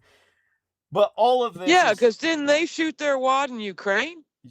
Yeah, to say the least. Yeah, they're bleeding. They're hemorrhaging. Yes, they're The hell are they bleeding. going to take over Japan? Yeah, their fuck's guts sake. are falling out. They're holding in their guts with their hands. They're The holding in their hell? intestines with their hands. But they don't have They a got choice. Chinese fighting their war Yeah, in but they don't- Ukraine. Yeah, North Koreans in particular, but the Chinese are there as advisors, Mhm. believe me. But yeah, the important thing to remember is that Vietnam even could never have beaten America without two major contestants that were on Vietnam's side. Imperial Japanese veterans from World War II who were training the North Vietnamese, and Communist Chinese who were fighting en masse. Yeah, we're both there fighting against the Americans in Vietnam. But Mhm. in terms of the Putin situation, yeah, he has no choice. He's the sick old man of the world that was just going in a last hurrah, a last national suicide All attack those against Ukraine. scary old guys Yes, around him. yes.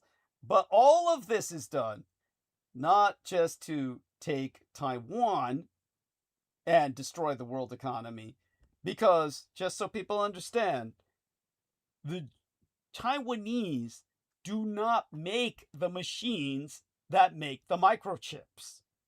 While Right. Taiwan is responsible for making all of the microchips on planet Earth, in effect, making this far more Ah. than any oil monopoly. Unlike the oil monopoly, where, like I said, there's a cartel of nations that produce the oil. In the case of microchips, there's effectively only one nation on Earth that produces the microchips, and that's my Taiwan. So it's But more not than the a monopoly. robotics necessarily to contain them. Well, all of the machines, the EUVs, the extraordinary ultraviolet light machines that make Right. the microchips, they themselves are made in Nederland. They're all made in the Nederland, Wow. the Netherlands. But the Nobody's Netherlands, going to tell you that, folks. yeah, but the The Netherlands, fuck? yes, but the Netherlands has no capacity to environmentally run those machines. Mm-mm. They don't have the water to spare. They don't have the environmental resources to divert to run the Yeah. machines. So they can't make the microchips. They have to make the machines that make the microchips. Holy shit. And they've planted them, every inch of those machines, with auto-destruct mechanisms. They have thermite all over those machines that make those machines, at the press of a button, hotter than the surface of the sun. Those machines So will nobody melt. can steal the tech. Yes. So the moment Communist China invades Taiwan, Netherlands presses the button and all the machines go up in nuclear mushroom clouds that Wow. effectively are sunbursts all over Taiwan that will do nothing in the environment per se. They're extremely contained, but they'll melt alive anyone around them in the facility. So the Attackers. and any Taiwanese person who happens to be there as well in the facility. Mhm. But just understand that the Netherlands. There's a kill switch. Yeah, there's a kill switch in the Netherlands, which Communist China and Putinist Russia cannot invade. So but this is where Israel comes in. All of this is being done in the name of Israel. And Israel will do its best to attack the facilities in the Netherlands to prevent that switch from I being was flipped. going to say, Yes. makes them a target. Yes. So they're a target, but the people who will attack Nederland will be Mossad. All of this is being done in the name of Israel, which seeks to then take over the microchip industry. Wow. To replace Taiwan. So all of and this, Trump will hand it to him on a platter if he can. That's the whole idea. That's the whole idea. So that's what I was trying to... Makes no sense to me. Israel apparently has a data center in North Dakota. Mm-hmm. In case you were wondering. Of course, because they can't maintain it where they're at. Oh, they hell don't want no. to use their own resources. Hell no. They don't want to expend their own resources. No. They'll use America's. Yes. Get those chumps in the boondocks to we're all under Zionist occupation government. But in this way, Trump will never go to war with China. So all American troops will stand down. He's used up all our resources, even if Trump were to die. And the man who takes over and the exit goes with him. Vance, But if J.D. Vance were to take over, and say J.D. Vance said, I'm going to fight the Chinese, he can't because Trump has expended all of the munitions in Iran. On his squirt. Yes, on his squirt. Yes, that's right. His orgasm. I'm telling you. Trump has expended all of our munitions. The dumbest war yet. Yes, on nothing. It's like a bombing run against a wasteland. He has accomplished nothing. If you can't beat Iran, you can't beat anybody. But don't think of Iran as a member of the Sino-Slavic Synaxes. It is not. It is the battleground for the Sino-Slavic Synaxes, whose Mm-hmm. ally, its linchpin, is Israel. Mm-hmm. And so Israel, Absolutely. simply getting America to destroy Iran and expend all of its resources doing so Yeah.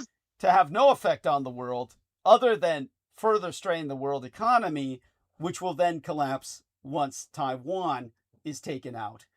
And So, Israeli expansion. yes, while Israel Always. expands and then tries to take over. Always. It's not only an expansion geographically, Yes. it wants to conduct an industrial expansion into microchip production. You So- painted that picture very Yes. well. So- and whatever is going on above Somalia and shit. Yes, their genocide. Well, that that's just part of their African- mass sacrificial genocide. I guess. That they are expediting all over the world. They are responsible for not just one genocide in the Gaza, but the genocide in the Sahara and the Darfur, all over Africa. So Israel Yeah, wow. is the most genocidal nation on earth in all of human history. This is why my biological father, Adolf Hitler, fought against them. So it wasn't Muslims that did Darfur. Well, it's Muslims that are conducting the genocide in Darfur, but it's with Israeli sponsorship. This is with Israeli weapons. This is what twists my Yeah. 70s mind. Yeah. You know, those are strange bedfellows. Well, remember, Israel runs by Holocaust diplomacy. The way they run it is by, they approached the United Arab Emirates and said, do you accept the Holocaust as the most important historical watermark in all of human history? And they said yes. And they said, fine, will you open a Holocaust Memorial Museum? And they said yes. And United Arab Emirates became the first Muslim nation on earth to what the open fuck? a Holocaust Memorial Museum. And in return, Israel said, fine, we'll make you the party to host the Conference of Parties. And the COP, the Conference of Parties, is the Environmental Holocaust Conference where everybody talks about climate catastrophe. And of course, that's where they talk about getting off of fossil fuels and turning towards renewables. So who hosted this conference? Greta Thunberg. No, of course not. Please. Okay. Yeah. Yeah. Who hosted this conference? United Arab Emirates, a petrostate which runs on the sale of petroleum. And they told everyone at the conference there is no climate catastrophe. I remember this. Yeah, there is no climate catastrophe. The COP. Yeah, there is no climate catastrophe, and keep buying fossil fuels. In fact, increase your use of fossil fuels. It was a laughing stock. Yes, but how And we had emissaries there, correct? Yes, and how did that one, not Paris. Yeah, that's correct. That one, not Paris. That one in Dubai. So how did a petrostate monopoly, how did an oil monopoly get to host the climate catastrophe conference? Because they opened a Holocaust Memorial Museum, and Israel said they're the party to go to. They must be the host nation because they honor and respect the Holocaust. That's twisted. Yes. Because Israel got no oil. Yeah. But well, they have it. On the other hand, you know what I mean? Yeah. Wink, wink. Yes. And I mean, how far off is Leviathan? Haven't they always it's had right their off the eye coast. on that? It's off the coast, but it's what's called strategic area denial. Even if they don't have it, they're denying it to the world market until but they got it. Yeah, but they got it. In effect, they got slant it. wells and shit. Yes, in effect, they have it. So understand that Israel. So they got their oil. Yes. So understand that Israel is keeping oil in reserve, but it's inducted the United Arab Emirates into the Abraham Accords. They are part of the Axis of Abraham. Sends my mind. So the Axis of Abraham consists of the United Arab Emirates, Morocco, and the Sudan. Genocidal nations. And but in terms of Israel and the United Arab Emirates, they put them in charge of our control of climate. So in other words, you've got an oil monopoly now, which is taking us over the precipice of climate catastrophe into an age of global burning, and ultimately, well, mass Holocaust as billions of people die in the resulting climate catastrophe. Big coal is roaring back, for God's sake. Yes, that's right. And these data center evaporation ponds. Yes. Yes. Now that's an acid rain. Yes. Yes. That you don't want to take a shower in, man. Yes. So this neurotic minority is taking us into the end of the world. It's apocalyptic. Fucking A. And I don't think I'm the only one nervous, you know what I mean? But I fight to control it. So I feel it every day. But Aristides, let's see if Aristides is still awake. Less urgent this time, but just, calling to see if you're there and, going to go over something with you. Good, because I got to go. Yeah.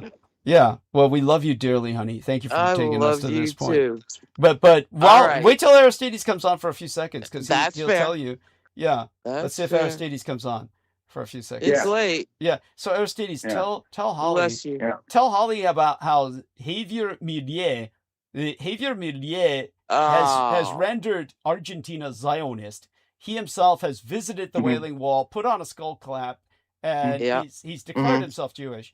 And Javier Milei is allowing these Israeli backpackers to burn national parks so he can say there's no longer a national park to preserve, and he's selling them to Israel. So the Israelis are willing to tell them that this is the Israeli Go on. It sure looks that way. Let's put it that way. Wow. He's the worst since Bolsonaro. Yes. The Trump of the tropics. Yes. So, Jesus. Yeah. Tell Aristides. So, what do we know about these backpackers? We see them everywhere, setting fires all over the world. Israeli backpackers. I don't actually know that much about them. Yeah. But from what I just briefly saw, they imply it's happening other places too. So. Yeah. Including Greece. I saw that on the list. I those fires caught. Confirmed anything. I just saw just because somebody blurbs a list, it's like, okay. I didn't go look it up though. Yeah. Well, and so this big new $300 billion beef deal that they're not saying now suddenly, but that was always going to be Argentina. Yeah. Is now signed off on and going forward. Yes. And so all the, in the news that the small farmer ranchers are upset, right? Not like ConAgra, but that's coming. And, the meat inspectors are all gone. And so who knows what if you eat beef. Yes. But, jibing with this other event. Yeah. But Aristides, what was the strategy? The strategy was that are the they national reserves, expand ranching. Well, no, it's going to be sold for Israelis to move into. They expect Israel to fall. They expect Israel's at war with everyone, and nobody likes them. Oh, wow. So they expect it to fall, and they're all going to relocate to Argentina. So anybody with money, But Argentina, the idea is that these are national reserves, but Javier Milei is claiming there's nothing left to reserve after the fires, so he's selling them to Israel. Yeah. That's the strategy, correct, Aristides? Lots for tract homes. It all look the same. No. Again, it seems like it, or they may be taking advantage of, an existing law that if there's a natural disaster, I guess there's nothing to preserve, right? Yes. So, all right. I don't know, which is stupid, but you could still see it being a law, and then well, it's clearing land. Yeah. Right. Yes. But either way, they're rendering it sellable is. Yeah. Yep. To Israel in particular. Thank you, Aristides. I appreciate that profoundly. We know that's what's happening because that's on the records. That's actually open for public perusal. Thank you. I think pains me. Yes. That gives me pain. Well, I know so. Yeah. So thank you, Aristides. Bless you. So I'm hurting now. Yeah, that's what I want you to hear before you left. So cheery news. So even though Israel is trying to expand dominate the world microchip industry and therefore the world economy. God They also know damn. the risk they're taking could lead to the very destruction of Israel, and so all the elites are Oh, yeah. leaving to Argentina. And Yeah, that's perfectly plausible. yeah, and You know, special mountain valleys in Africa or whatever the fuck. well, especially You know, Argentina, especially oh, Patagonia. yeah. Particularly Oh, Patagonia, yeah. that would be the new Zion. But that's just why Got it. Javier Milei declared himself Jewish and said that Oh, yes, yeah. and so understand that the Israeli elite is emigrating from Israel. They are going to Yes. relocate out of Israel. Yeah, they're not staying. They'll have dual. Yeah. Well, they're just gonna dual for what? If Israel collapses, they don't have dual citizenship. They'll just Right, be but you know what I relocated to mean. They'll Argentina. keep a foot in both worlds as Yeah, if long they as they can. can. Yeah, as long as they can. Yeah. Absolutely. Yeah. So it's in that context that Holly can retreat into the gentle night. Thank you, Holly. Oh, thank you. And I got like yes, hydrocephalus right now. My head is a big hot air balloon of all that. thank you. That Yeah, was great. yes. Bless you. Mind blowing. And it explains a lot. Explains a lot. Yes. Thank you. Well, The invisible fist up Trump's ass. yes.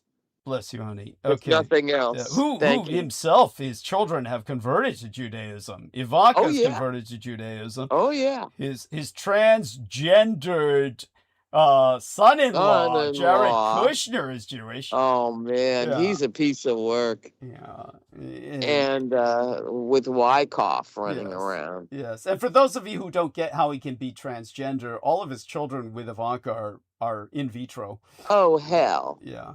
You didn't see her walking around with a big old hippopotamus in there. Thank you. Thank you. Nah. Yeah. Surrogates and shit. Yes. Which is scary. Yes. At least they're out of the limelight. But Yeah. here comes Baron. Yes. Yeah. Oh, God. Well, thank you, honey, and love you dearly. Yeah. But all of Love this, you too. yes, all of this is the context in how to read Putin's visit to the Tsushima Islands that are known as the Southern Kurilsk island chain in the Russian and Western misinterpretation. Now, Russia has, of course, thanks to the Blood Boys, Ed Beth has relayed a transcript from the last few minutes of last episode, which I will use to contextualize what we'll go into tonight.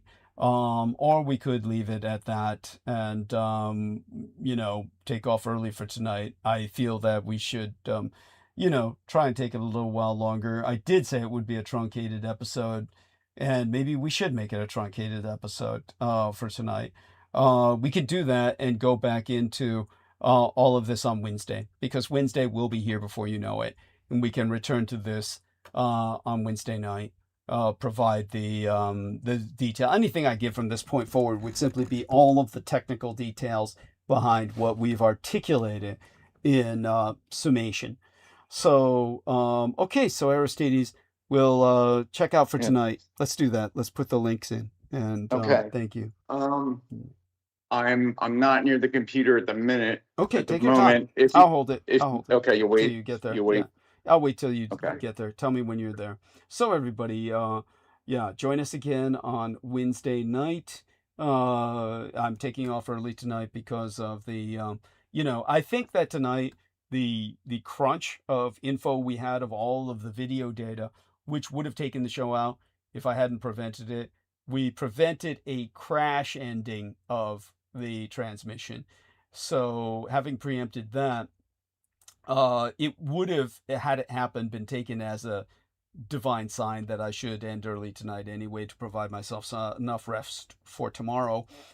So let's give myself enough rest for tomorrow and end it early tonight. We're going to basically invite everyone to return on Wednesday night midweek when we'll have what will probably be much closer to a full episode, I would imagine. And it will begin at the same Dietrich time, the same Dietrich channel on Wednesday night of the midweek this week. Of course, Dietrich is the Teuto-Slavonic for dragon, same dragon time, same dragon channel. Bring a friend, and spread the word. With that, we're going to remind everyone, of course, that the topic will continue along this vein. We'll start from that, provide all the details into the horror of the Israeli conspiracy. Yeah, our man Aristides is there now at the computer. So, dear Aristides, say good morning to everyone, if you would be so kind, dear sir. Okay. All right. Good morning. Good night. Find the PayPal link. Yes. Send some money, some good news. Yes. To come back to, or when do you actually go in? You mean when am I actually going to surgery? Yeah. Oh, Yeah. Tomorrow morning. Right. Yeah. Okay. Oh, what time is Well- it where you're at? Is it after midnight where you're at? Then it's today. Yeah. For you, in your case, I'm going today. Yeah, well, Today. you could still say tomorrow. Yeah, still say tomorrow. I'm still on today time, so Got it. Yeah, it's basically right. the 24th, Monday the 24th, Mhm. and it will be at 10:30 in the morning is when I check in. So we'll be checking in at 10:30 a.m. Well, yeah. We'll send Douglas a big and welcome back present in his PayPal. Thank you. And for those That's what of I'm going to you, recommend. bless you. And for those of you who are wondering, it'll be about 2.5 hours in surgery and about 3 hours pre-op and post-op, meaning about, before operation and after operation, it'd be about 3 hours time. So altogether about 6 hours. So I'm entering at about 10:30 in the morning and exiting the hospital at around 4 p.m. Exiting the hospital around 4 p.m. So it's basically the day. I'll be in for the day. And,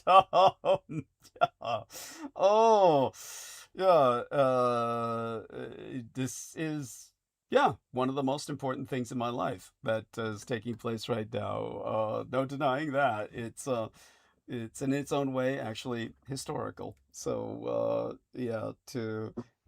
took 2 years to get. Congratulations. Thank you. Took 2 years to get to this point. It took 3 doctors before the third one. Third time's the champ. Third time's the charm. They took three doctors to go over my case before the third one took me.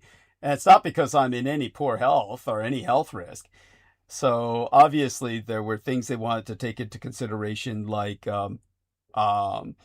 my politics. I do believe that, and I don't mean that as a negative. I don't blame the other 2 doctors for not wanting to be involved with someone, a hot potato like myself.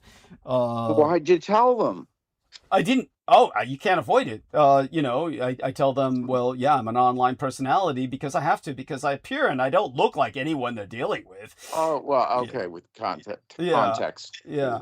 Well, who are you? Why do you look the way you do? The moment I walk in, believe me, when people meet me, I don't look baseline human. So it's like, and it's not like I was a regular candidate, because your average candidate is old, wealthy, overweight. They usually, a procedure like mine is almost never done in and of itself. It's done only collateral to people having very serious procedures done, like basically removing all the fat from their body, having a tube tied around their intestines to prevent them from overeating. I mean, real serious stuff these people are getting done.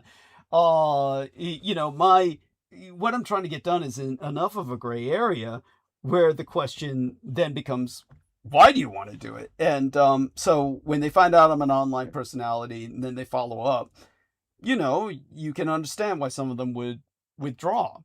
Of course, the doctor I'm involved. Okay, well, you tell them online personality. You don't tell them what you talk about. Well, they go and look. That's the point. Well, that's damn it. Yeah. And when I went into can't you give a fake name or something? You really can't. I look too distinctive. I'm kidding. I'm kidding. And they have to take photographs in order to prepare for the surgery, and then they go online with the photograph search. See, and then they Then again, we are talking about an AI that had a picture. It's happening. All right. Regardless, it's happening. It's happening. Yeah. So, but we are talking about an AI that when AI was presented with a photograph of Ingo Swann, they thought that he was L. Ron Hubbard and Yeah. who was the other guy they mistook Yeah. him for? Yeah, Aleister Um, Crowley and shit. L. Ron Hubbard and Aleister Crowley and shit. God, yeah, there was a whole List of yeah, whole mess there. yeah. But yeah, also and hey, I think I'm dead. Yeah. Yeah. Yeah. So but I'm proud to say the doctor who took my case is of Vietnamese ethnicity. So he's Vietnamese, Right. which is the same ethnicity as Cool. my psychiatrist. Yeah, they don't care. They'd be Yeah. like, oh, Hitler, very nice. Okay, when we do procedure. Yes, yeah, that's it. It's true. It's true. It's true. Yes. Also, the Vietnamese in America know that the enemy is communism. Right. They Right. know the enemy is communism, so they they're on my side. And so there we have that. And so all that being said, Aristides and I will talk for a few minutes after show shuts down. But okay, we will. I'm still in discussion. Amy Lightyear, still in discussion with the rest of the members of Team Dietrich, who are all over the United States, as to if they want to be represented at all, even in an artistic representation. So some of them are still sensitive about that. And I'll find out if anyone wants a group picture kind of presented, even as an illustration. I'm not quite sure if some of them are up to that. So still in discussion with all of them, and I'll talk with them more about it after surgery. But all right, we're going to bring our live stream to a close for tonight. And with everyone, we'll get into the discussions of everything we discussed tonight towards the end. We'll get into a discussion of that heavily in detail on Wednesday night. With that, at the moment, hugs to the lads, kisses to the ladies, and to everyone. Definitely need your financial support. We have certainly had to spend $5,000 on my night guard that I had been begging for years to be made. Finally was customized for me at UCSF. We spent $6,700 altogether on this surgery, which took 2 years to finally make certain is going to happen. All of that coming together, it left me strained to meet rent at the end of the month. My rent is due September 1st, so let's make certain we try and raise about $300 towards the end of the month, or $400 ideally from the public, just to keep me safe, because I do have to do a lot of supply runs still for the remainder of the month, more so than normal because we've had to cut 2 deliveries of Meals on Wheels. And I do take in solid food as a caloric intake, despite being a quarter vaporoid. And there's only so many opportunities I have for the imbibing of blood on the estates. So as a result, less so this month than normal to a degree because of, again, my involvement with surgery prep and everything else, all the appointments I had to take for pre-op and what we'll be taking for post-op. 1 week from tomorrow, on Monday the 31st, the last day of this month, I have to go back for a post-operative review of my physical condition after surgery. So all of this takes away from getting Meals on Wheels deliveries and forces me to buy more supplies at home. So I do need the money. Let's try and raise $300 before the end of the month from our listeners, $300 to $400. And with that, my love to you all, and we'll end transmission for tonight. Join us on Wednesday. Bring a friend. Spread the word. It's your war. It's a guerrilla war, but it's for the sake of your children's children, and you're in the here and now. You're the men and women on the spot, in the time and in the place. You've got to fight this war. And with that, we end our stream. Okay, press the button. Triple redundancy cross.